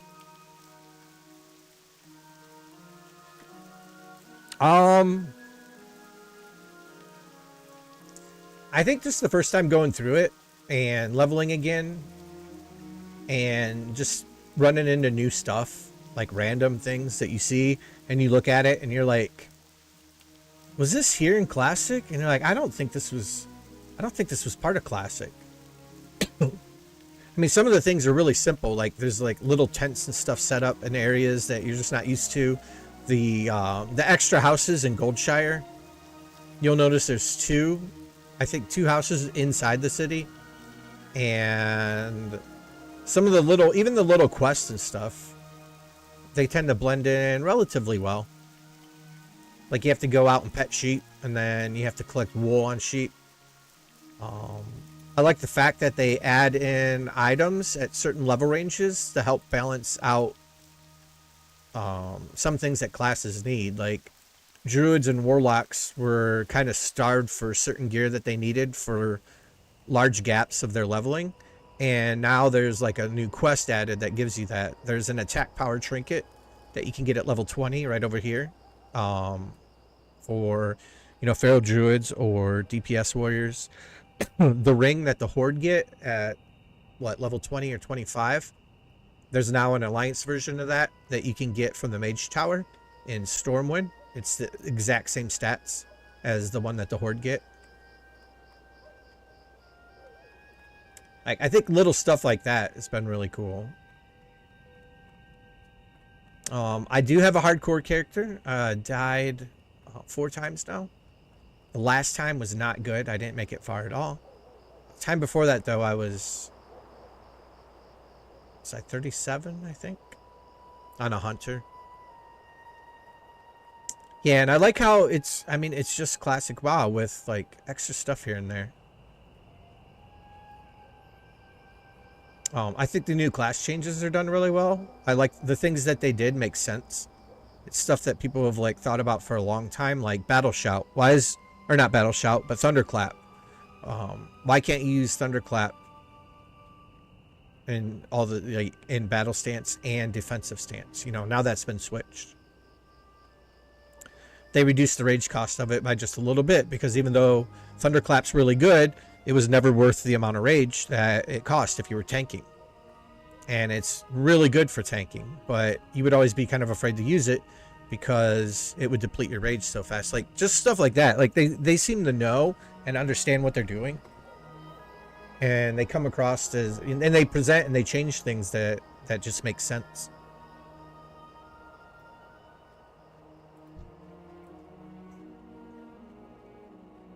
That's been the best thing that I've seen. Is that stuff just makes sense. Like, I played over on Vanilla Plus when it was an active server, and they added cool stuff, but oh geez, he's really tough. But like some of the spells were just like, they didn't go along with like everything else. Like, they were there and they were cool.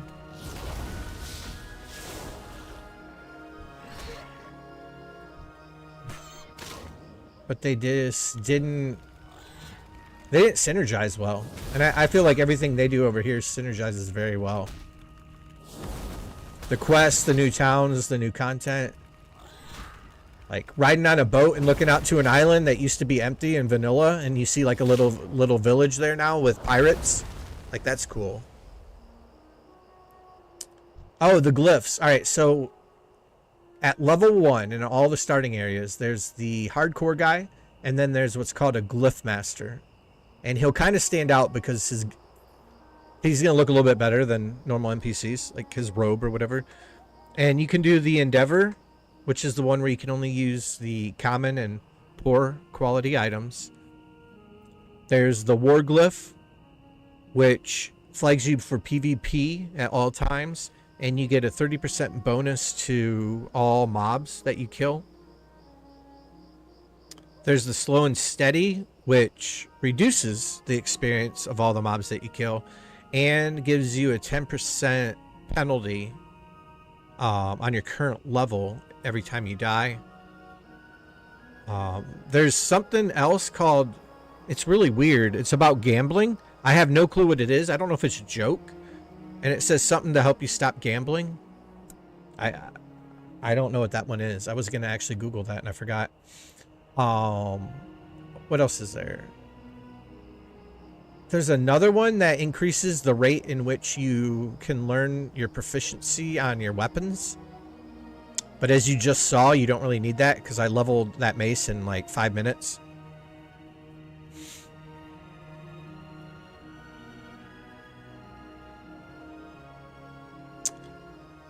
I haven't farmed many mounts, but it is, and as well as there's additional mounts that were put in. But I don't know all of what there is. But there's other mounts you can get from rep and stuff like that. If you go and, like with the Zandalarian trolls, or not Zandalarian trolls, but the Darkspear trolls.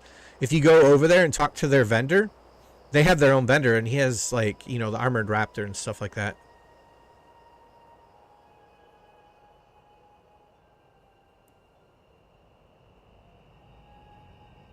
Wow, you're gonna do hardcore and yeah, I don't know if you can do the Endeavors challenge at the same time, but it would be worth finding out.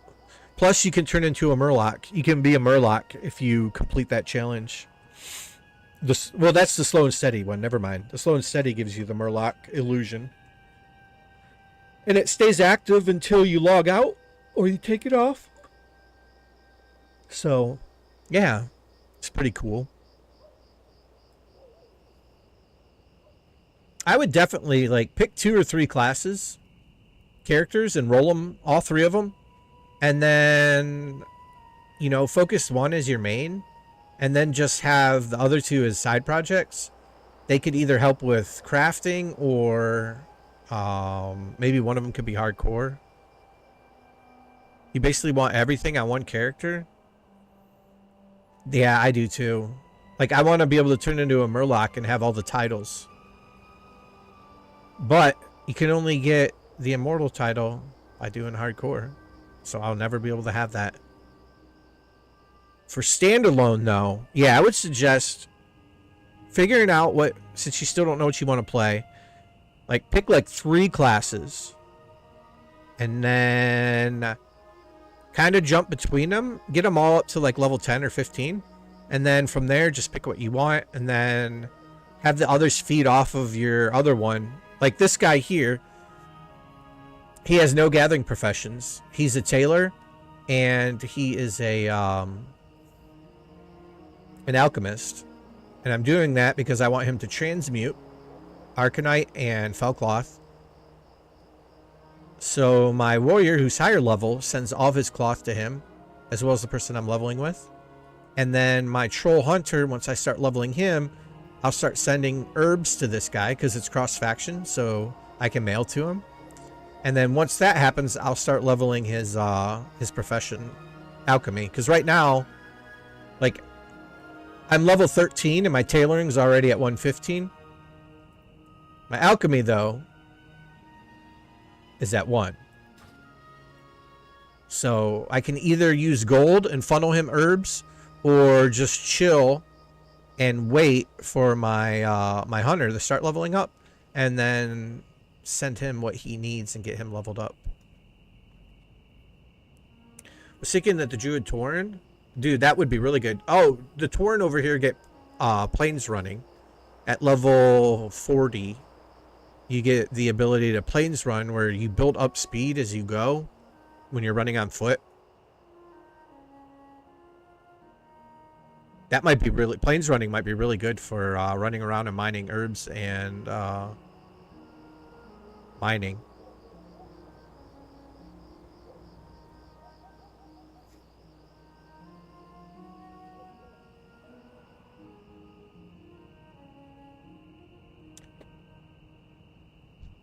Oh, I need to kill, I didn't even know I needed to kill those things.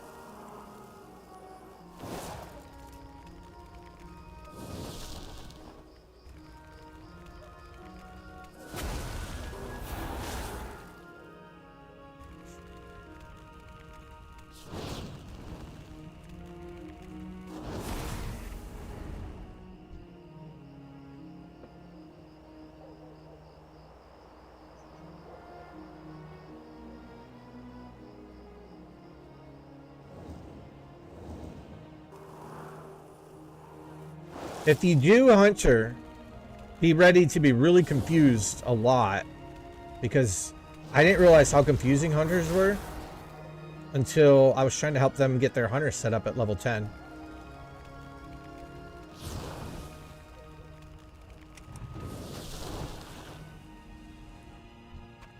But once you get them figured out and stuff, they all make sense, and then you're like, okay, yeah, that makes sense. That's the way to go.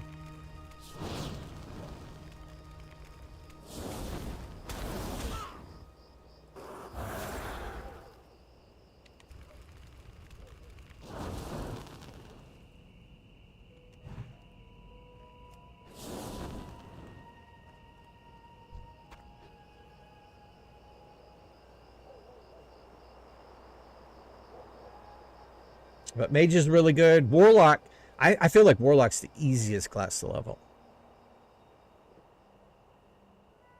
They do. It's that little icon right there up at the top of my mini map. I've already found like 6 or 7 treasure chests. Yep. Dude, Rogue is really fun. Rogue's a lot of fun to level and play.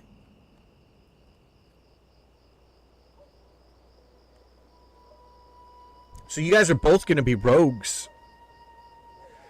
That's going to be a good time. I was kind of wanting to start a guild too over here eventually.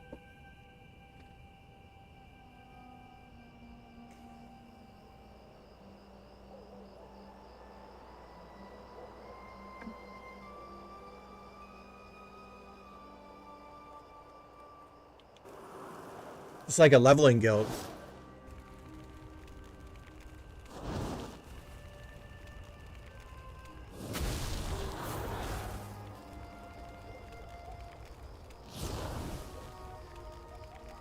And get ready for like a leveling guild with people that like, they know what they're doing. They're gonna, you know, prioritize and optimize, have some thought process to what they're gonna do at level 60. Hopefully people that have alts, you know, someone that levels like, is leveling like 1 or 2 characters.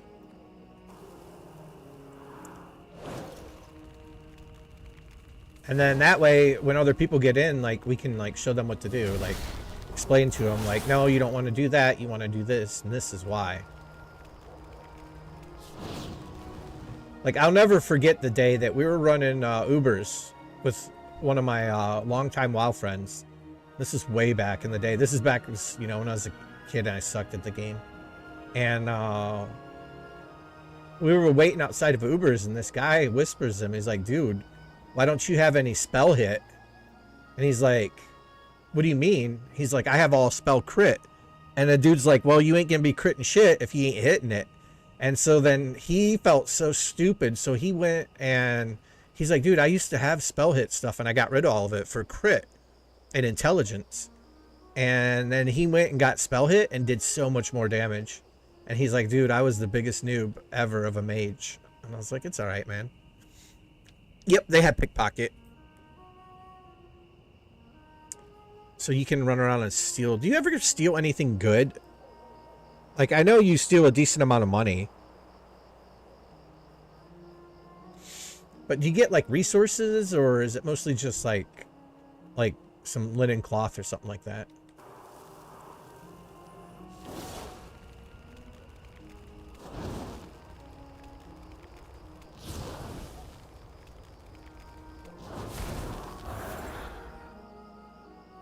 Wow, he resisted? No!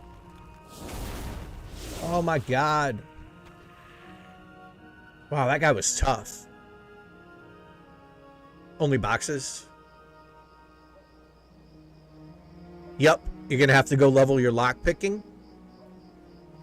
Oh yeah, all the good stuff from Classics in here. You have to level your lockpicking. Getting your mount as a paladin and a warlock, yeah, it's free, but man, that quest is not easy. The warrior quests, all of them, you can't do for like 10 levels after you get it, and by the time you actually do, it's completely useless. So unless your best bet is to find someone to help you with those quests. But yep, all that lovely stuff.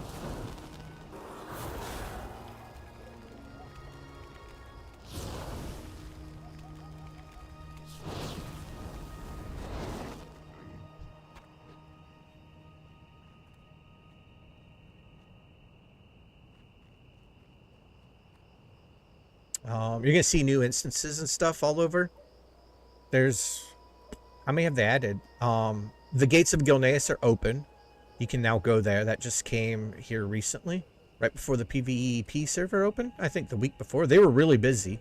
Like, they opened 5 Korean and Chinese servers. They put out the new patch to open Gilneas and Mount Hyjal, and then right after that they opened the PvP server. So it was like the last month they've just been doing like a crazy amount of stuff over here.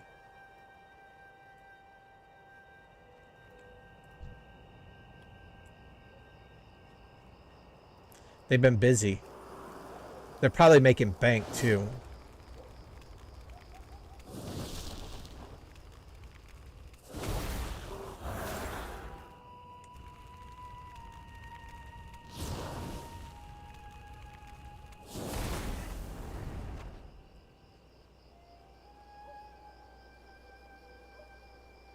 Yeah.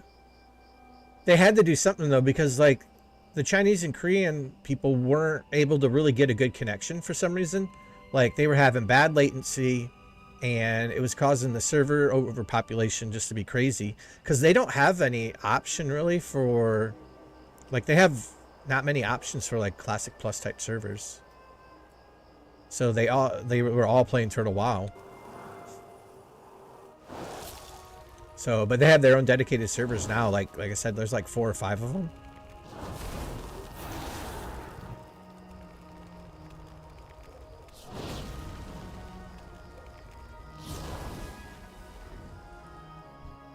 The next bet would be if they could get enough people in Australia playing that they could open up like an Australian server to help those guys out. But as it is right now, their population's so low that it might not be worth it.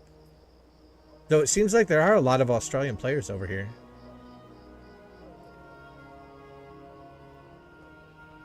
Look at that, there's another paladin. Human paladin running around.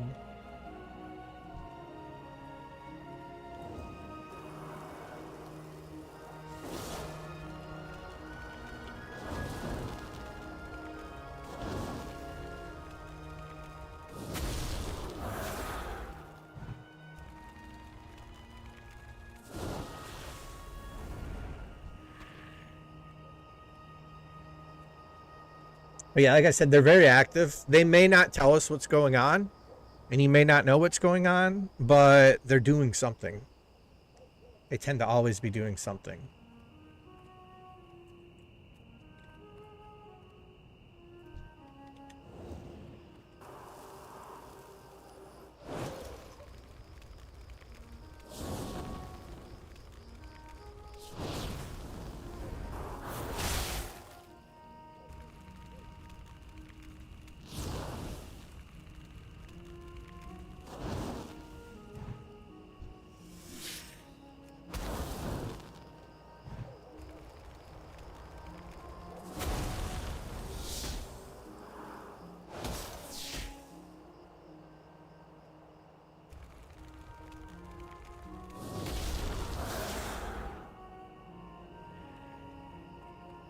He died. I'm trying to think what the only problem with the server I ever know. Oh, there are times that the mobs double. I've seen that happen a couple times. I don't know what causes it, but they mostly take care of it really quick. But you'll see, like, for every spawn, 2 will spawn. I've only seen it a couple times, but it's really bad. The first time was like my first time rolling an alliance over here, and in Northshire Abbey, all the rogues, there were 2 of every rogue that were supposed to be out there.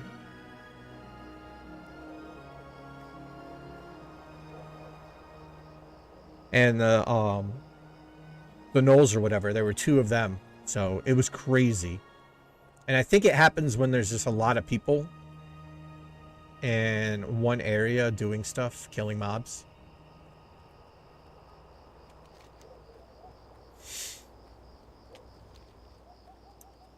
But yeah, I have seen that a couple times.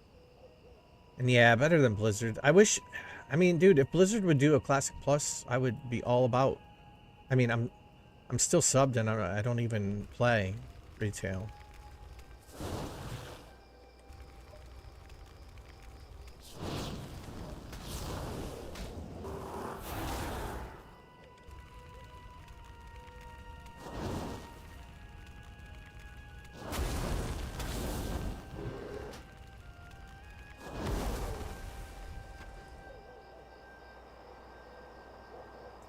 But I don't know. Season Discovery seems like it's like they know what people want and they give them a little bit of it, but they don't really give them what they really want.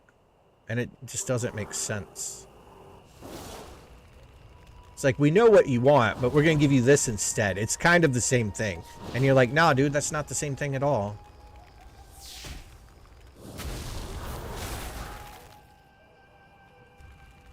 Like, no, that's not. It's like they just don't get it. It's like they just don't get it.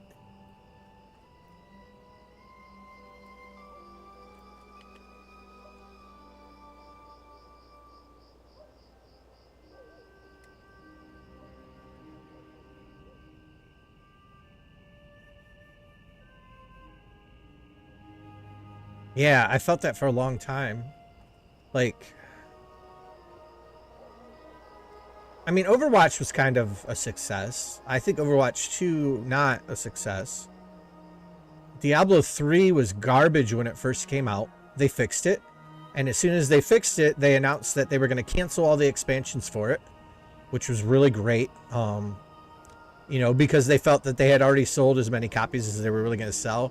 And profit-wise, it wouldn't make sense to spend the money to develop new content when they weren't going to sell the original game as much, because they felt everyone had already spent their money on it to buy it because they were excited and anticipating it.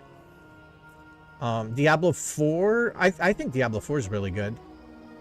It's nothing like super amazing, but I think it's really good.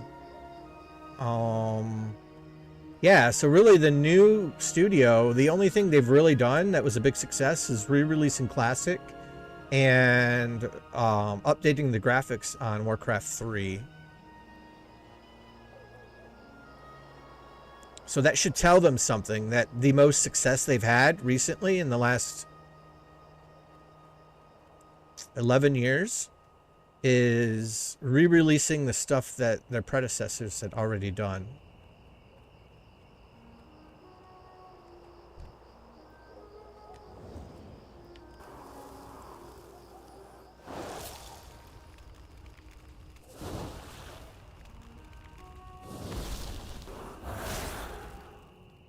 Because really, WoW hasn't been good since Cataclysm. Legion was good, but like the first raid tier and stuff on Legion, like Emerald Nightmare and all that, and the leveling in it was pretty lackluster and mediocre. Like, I don't think it really got good until they opened up the Tomb of Sargeras. Then I thought Legion was, like, really good. Like, they were on the right page. But prior to that, it was just... It was okay. It wasn't bad.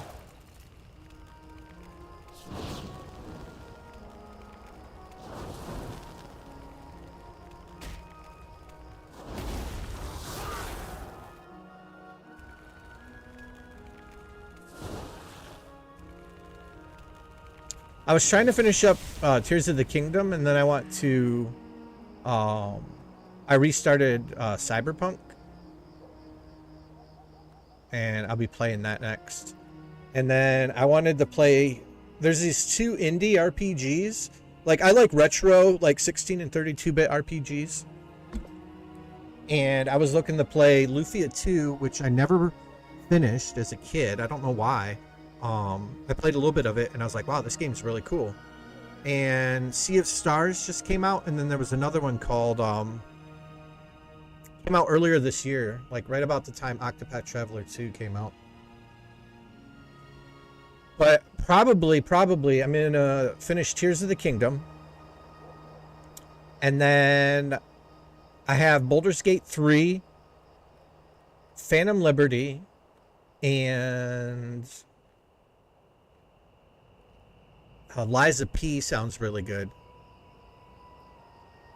I don't know if you saw that. It's like Dark Souls like. As for MMOs, honestly, Fallout 76. I'm playing kind of like as a single player game. Just going out and doing the quests and whatnot. And it's really good. I mean, there's bugs and there's glitches and weird stuff happens, but if you like Fallout, it's definitely a really good Fallout vibe. Like, it stays true to Fallout more so than like ESO does with Elder Scrolls. ESO doesn't feel like anything like Elder Scrolls at all when you try to play it.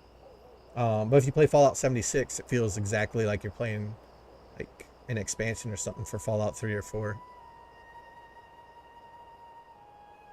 Yeah, Lies of P just looks really good. I have Lies of P, so yeah. I want a Cyberpunk, Tears of the Kingdom, Baldur's Gate 3 at some point, Lies of P. Those are the big ones that I want to get to. So I need to start cracking down on them.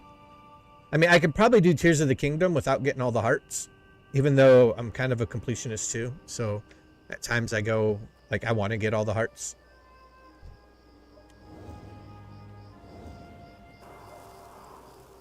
But that game's really good.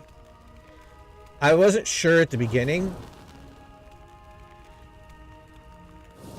because I was getting really frustrated with the game.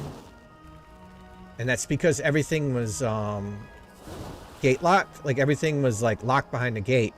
And I kept wanting to go do things. And I would waste a bunch of time to go try to do it, only to find out that I couldn't do it yet. And I would try and I wouldn't really like, and I wouldn't know that I couldn't do it yet. So I'd be trying to do something, and then it's like, oh, I guess I can't do that yet. And then, you know, I spent the time and did the first set of quests and everything and got the game started. And then it unlocked everything, and I was able to go do all the stuff I wanted to do.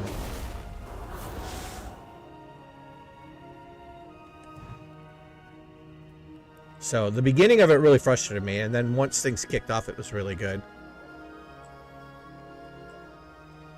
Probably do another playthrough of Elden Ring.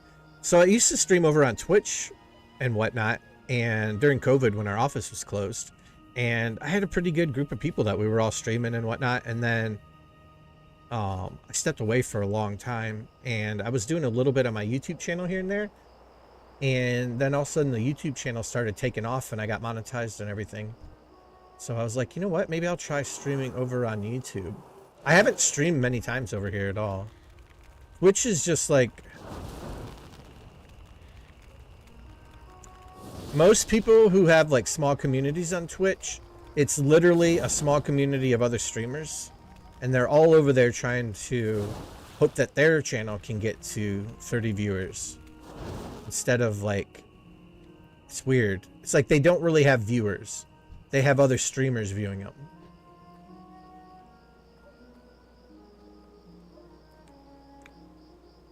So it's not as fun. You don't meet as many cool people.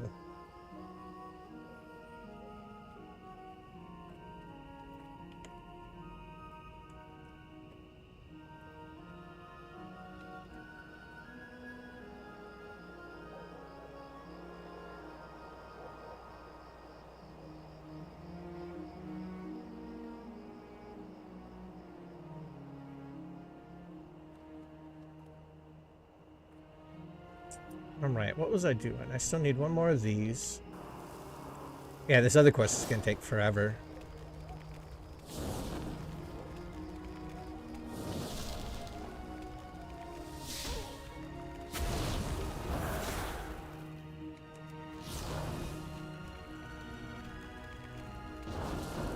Wow, he resisted? Oh, resist rank 1 then. That's what I thought, dude. You can resist rank 2 all you want. Let's hit you with rank 1. And you'll be done. Alright, what else do I have? Boars. One more boar.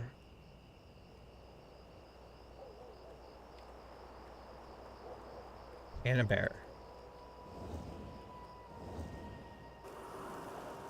What other games are you enjoying putting some time into?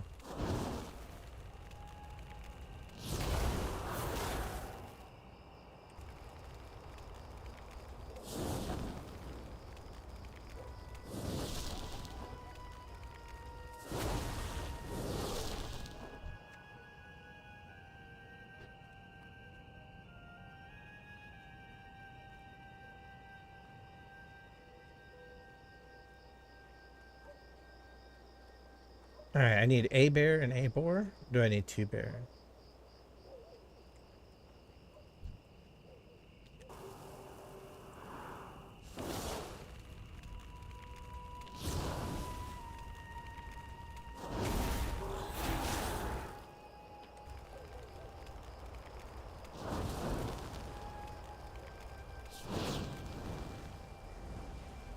You know, I've not had the drink once.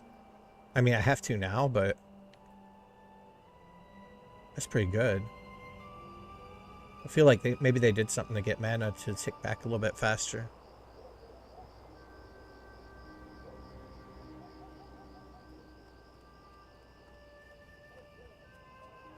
Oh, at some point I also want to play Starfield. But I'm pretty sure that's like a 100-hour game.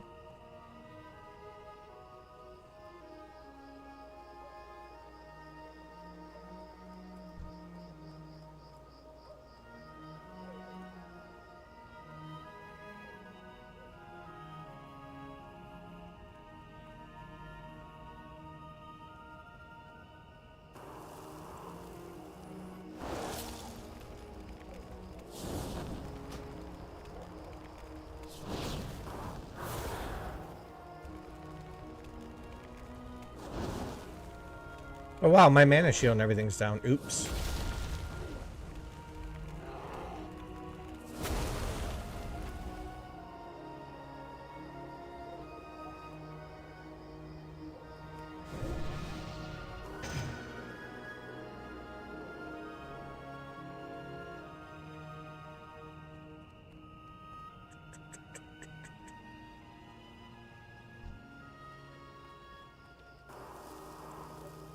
All right, let's go. Let's go. Yeah, because I'm trying to figure out what games I want to play now.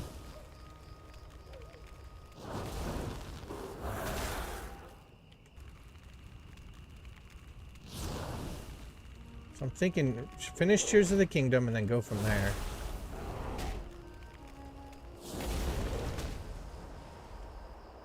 Oh no, I'm out of mana? All right, I'm going to wand you down. Or staff you down. Oh, yeah, because I rebuffed. Rebuffing will do that.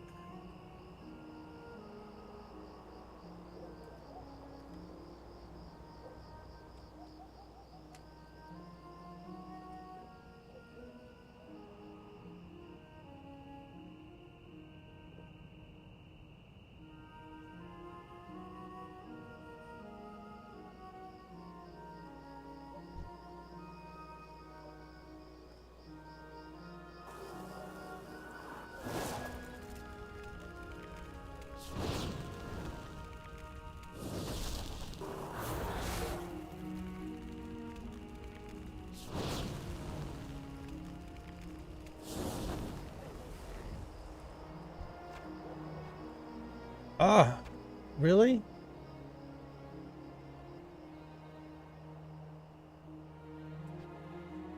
He's not giving me any love. Oh, look at that. He's taming a bear.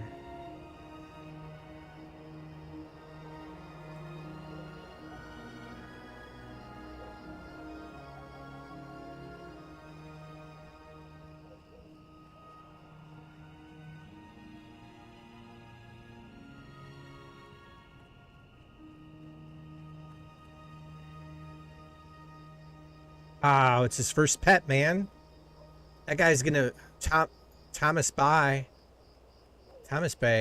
is gonna be a top level hunter over on this server, and I'm gonna remind him that I was there the day he got his bear.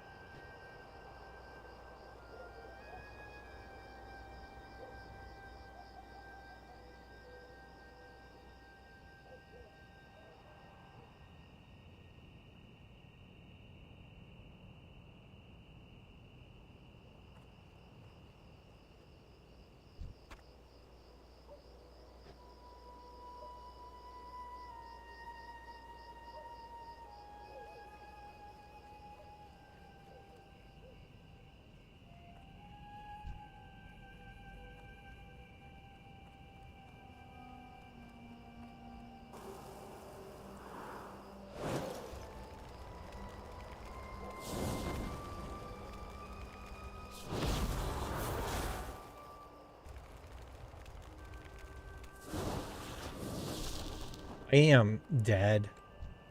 Dead. Okay, I got all my intestines. I still need bear meat.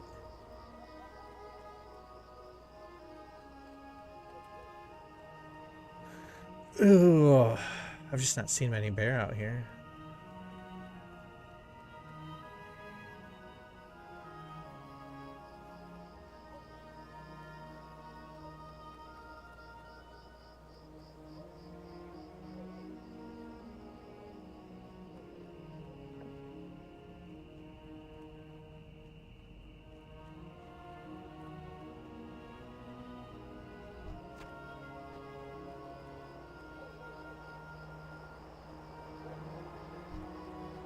Here we go.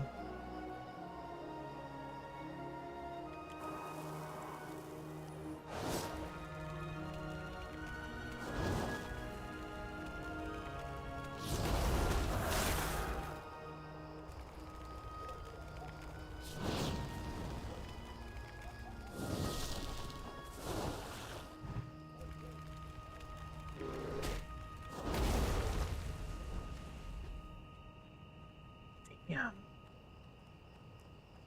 No luck at all. So both of you guys made rogues then, yeah? Looks like there's some PvP. It's getting ready to happen. Some stealth runs.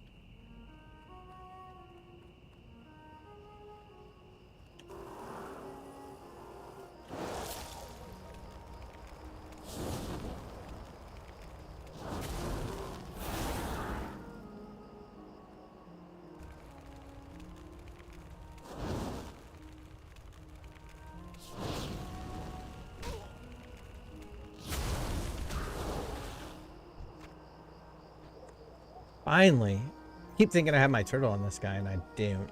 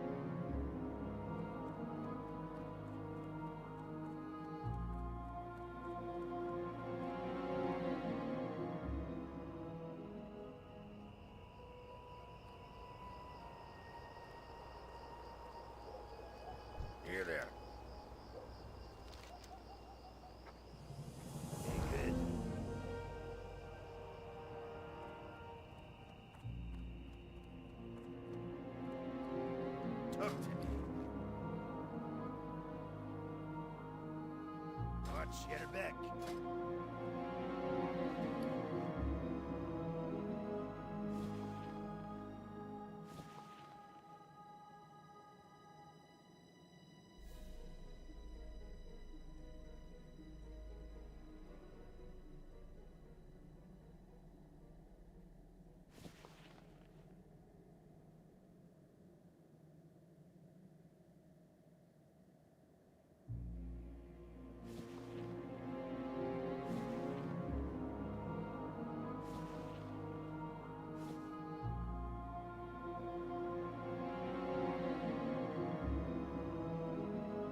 You got my attention.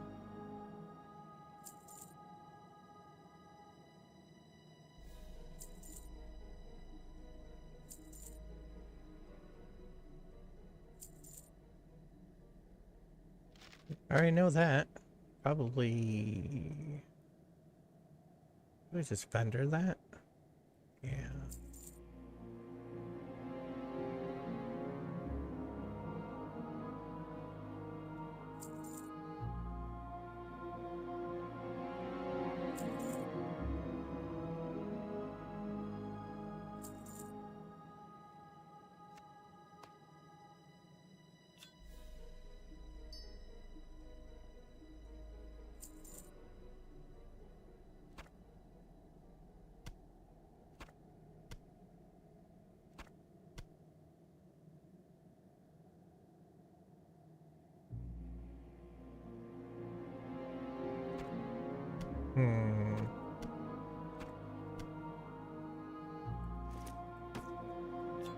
I guess I'll hang on to that. I don't think I really need it anymore, though. I could just vendor it.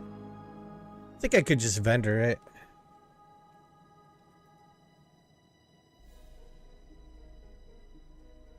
Wow, they already got it? Well, then you just have to pick a new one. This is a new world. Off with you. This is a new world.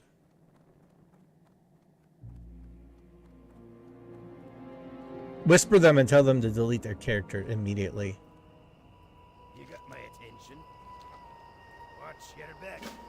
Now Or is that what you're doing, sitting there trying to figure out what name to use?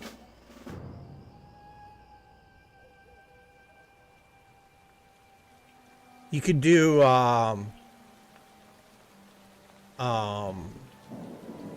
you could, maybe you could do dusk instead of night. You know, as the shadows are coming. You know, dusk angel. Twilight. You can do twilight. I think dusk would be good. Oh yeah, and you can't whisper yet anyways until you're level 10, I don't think. Which sucks for your bake alts.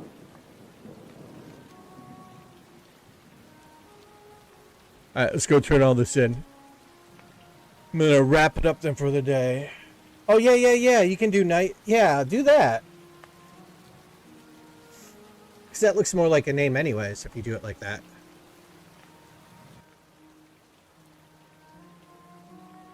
Maybe do it with the Y.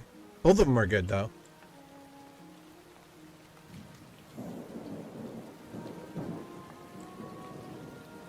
And did you decide what you're doing? Is it gonna be it's gonna be a night elf, right?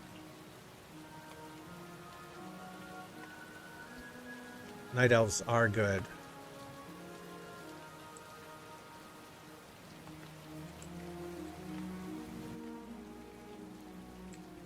I need to set a time that I'm gonna start streaming. Should I do it in the mornings or nights?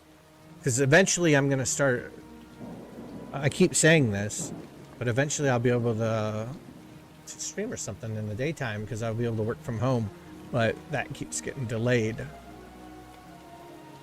It was supposed to have been a thing like months ago, but I don't know. It's getting to the point I don't believe them. I mean, Goblin is good, and their sneak animation. Their sneak animation is top of the line.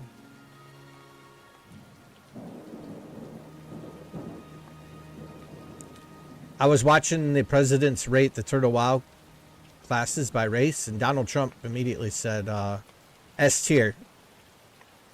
He's like, Brock, have you seen their sneak animation? It's like automatic S tier. So it's got to be good. It's got to be good. Well met. See you soon. All right, what can I cook? I'm a mage. I don't really want to cook.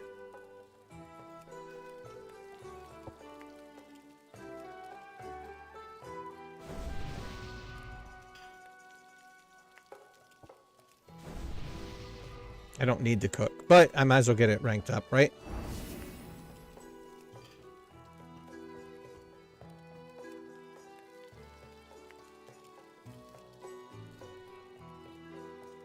Oh, what a nice guy. He buffed us all.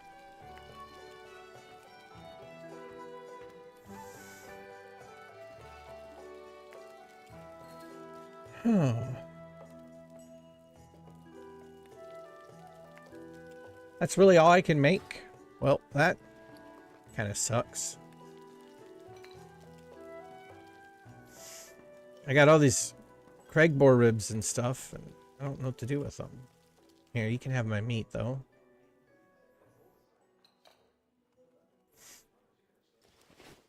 Wait, where's the vendor? Oh, there she is. I've the finest wares in the land. You can have that. You can have that. Oh, I guess I'll hang on to the healing potion. I don't really need it.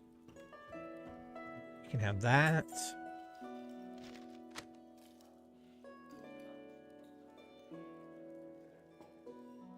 I should hang on to these for cooking, but do I really want to give up the bag space?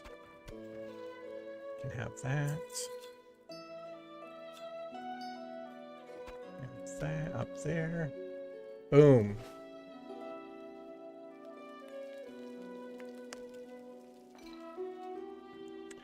Go Goblin then. What are you going to make him look like?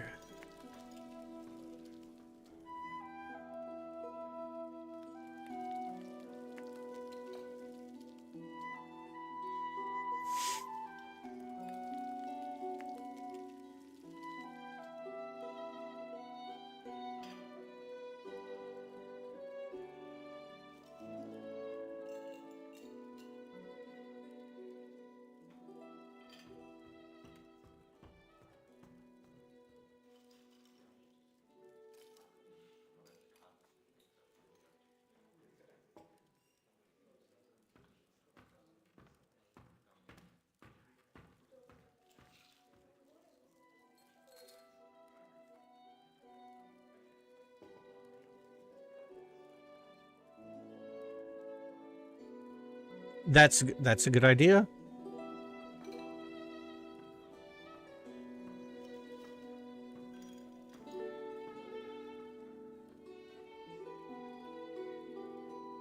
Wait, it shows you everybody's names?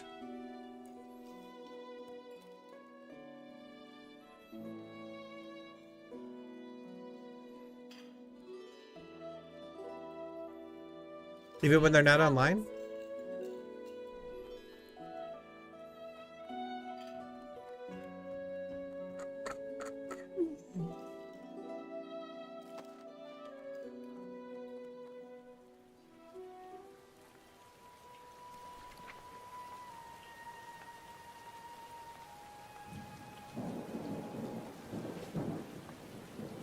Wow.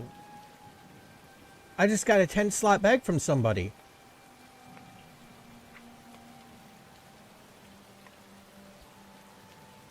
Wow. Dude, this guy was watching the stream. He sniped me by sending me a large blue bag. Dang, dude. I'm going to make a copy of this letter. I'm going to keep that letter. I'm going to keep it in my bank forever. Wow. Dude, see... Oh, armory. Oh, you know what? I never even used the armory. Man, thanks for sending me the blue bag. Dang, dude, that's my first, Pretty soon I'm gonna be like Asmongold. I'm gonna be able to just go to Ironforge and be like, guys, I need the I need 100 gold and just open trade up. Yep. No, I'm just kidding. Dang, he definitely needs bags too. That's perfect. Let's see. I like putting it in my first one, so...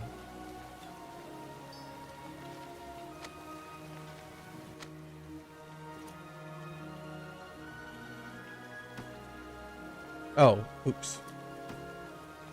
There we go. Wow, look at that.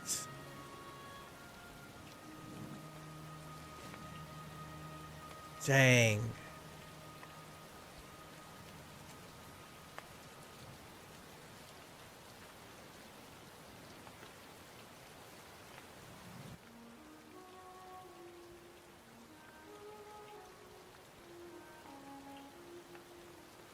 Oh god, I wanted to send him back a... Oh my god.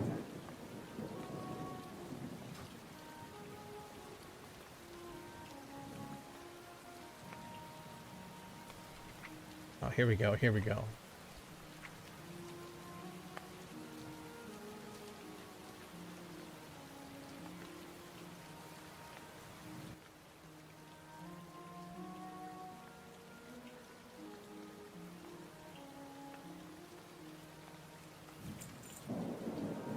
There we go, man. I sent him back a reply.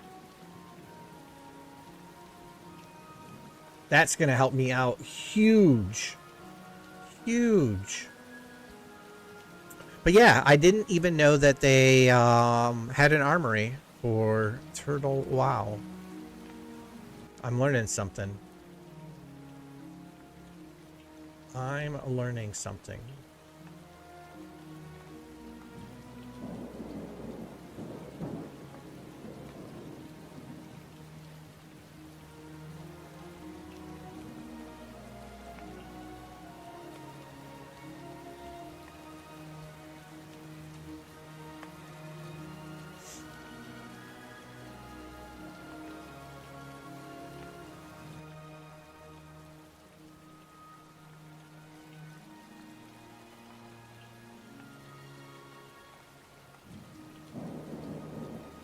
Alright, what else can I do? I have to go all the way back down there and fight the Trogs. Well, that just sounds terrible. And we can do the Stone Splinter ones.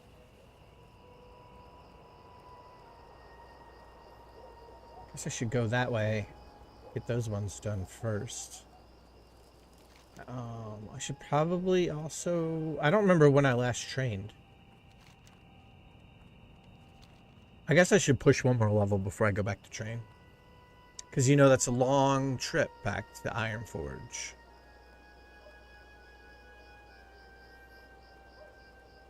God, it feels so good not to do Westfall. I'm trying to think if there's any rewards that I would want to go... that would make me want to go to Westfall.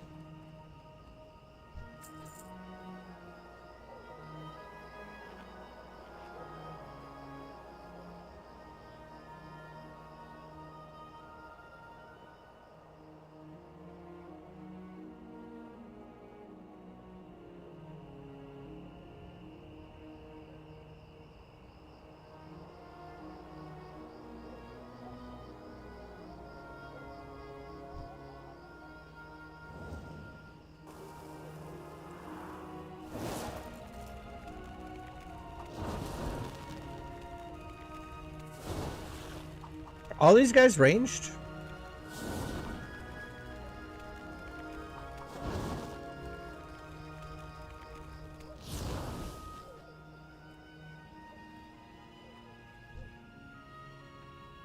I feel like he's not.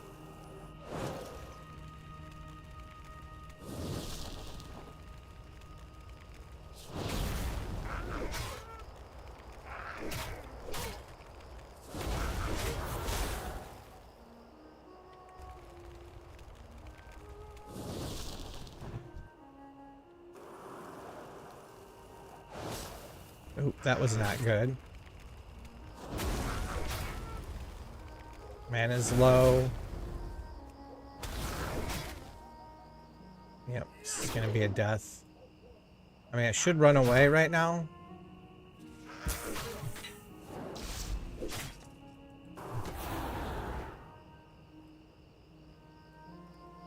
Oh, thanks, buddy. That guy just saved my life, man.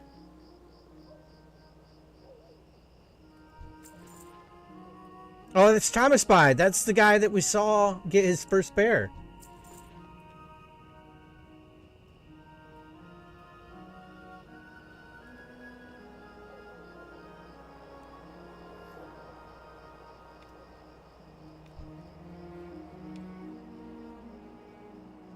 We were there. See how that happens? He comes back and saves my life.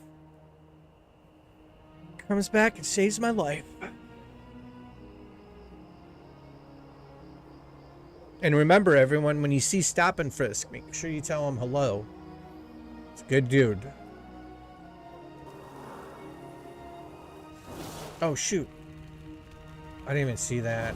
My bad. And I steal his mob.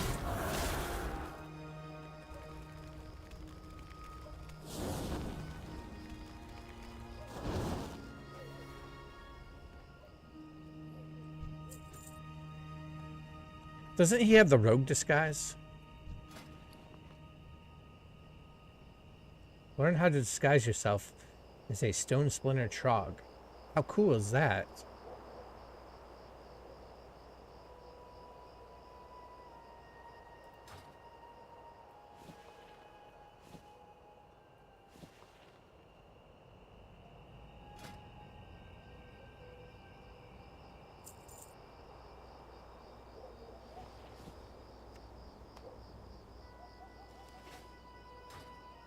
Easy.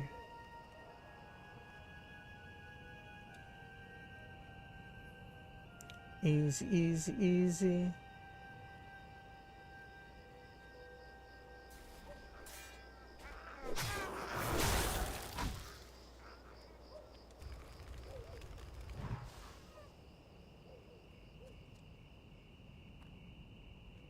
Easy, easy, easy. Look at that little gnome warrior. Oh, you don't see too many of them.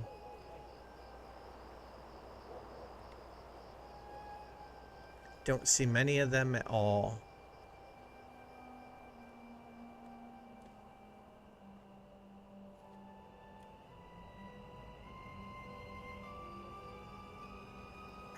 But I think I'm going to call it there. Grab some food. Maybe be crazy and do like a late night Breath of the Wild, Tears of the Kingdom stream.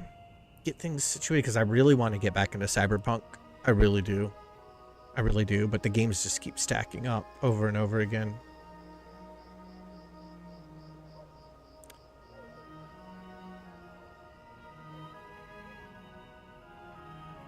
But everybody enjoy. As always, be safe. And I will catch you guys again in the next video. Have fun. And yeah. I'm glad to see 2 new people coming over to Turtle WoW. Hopefully we'll be able to run some stuff at some point in time. So you guys take care, peace, all that good stuff. And yeah.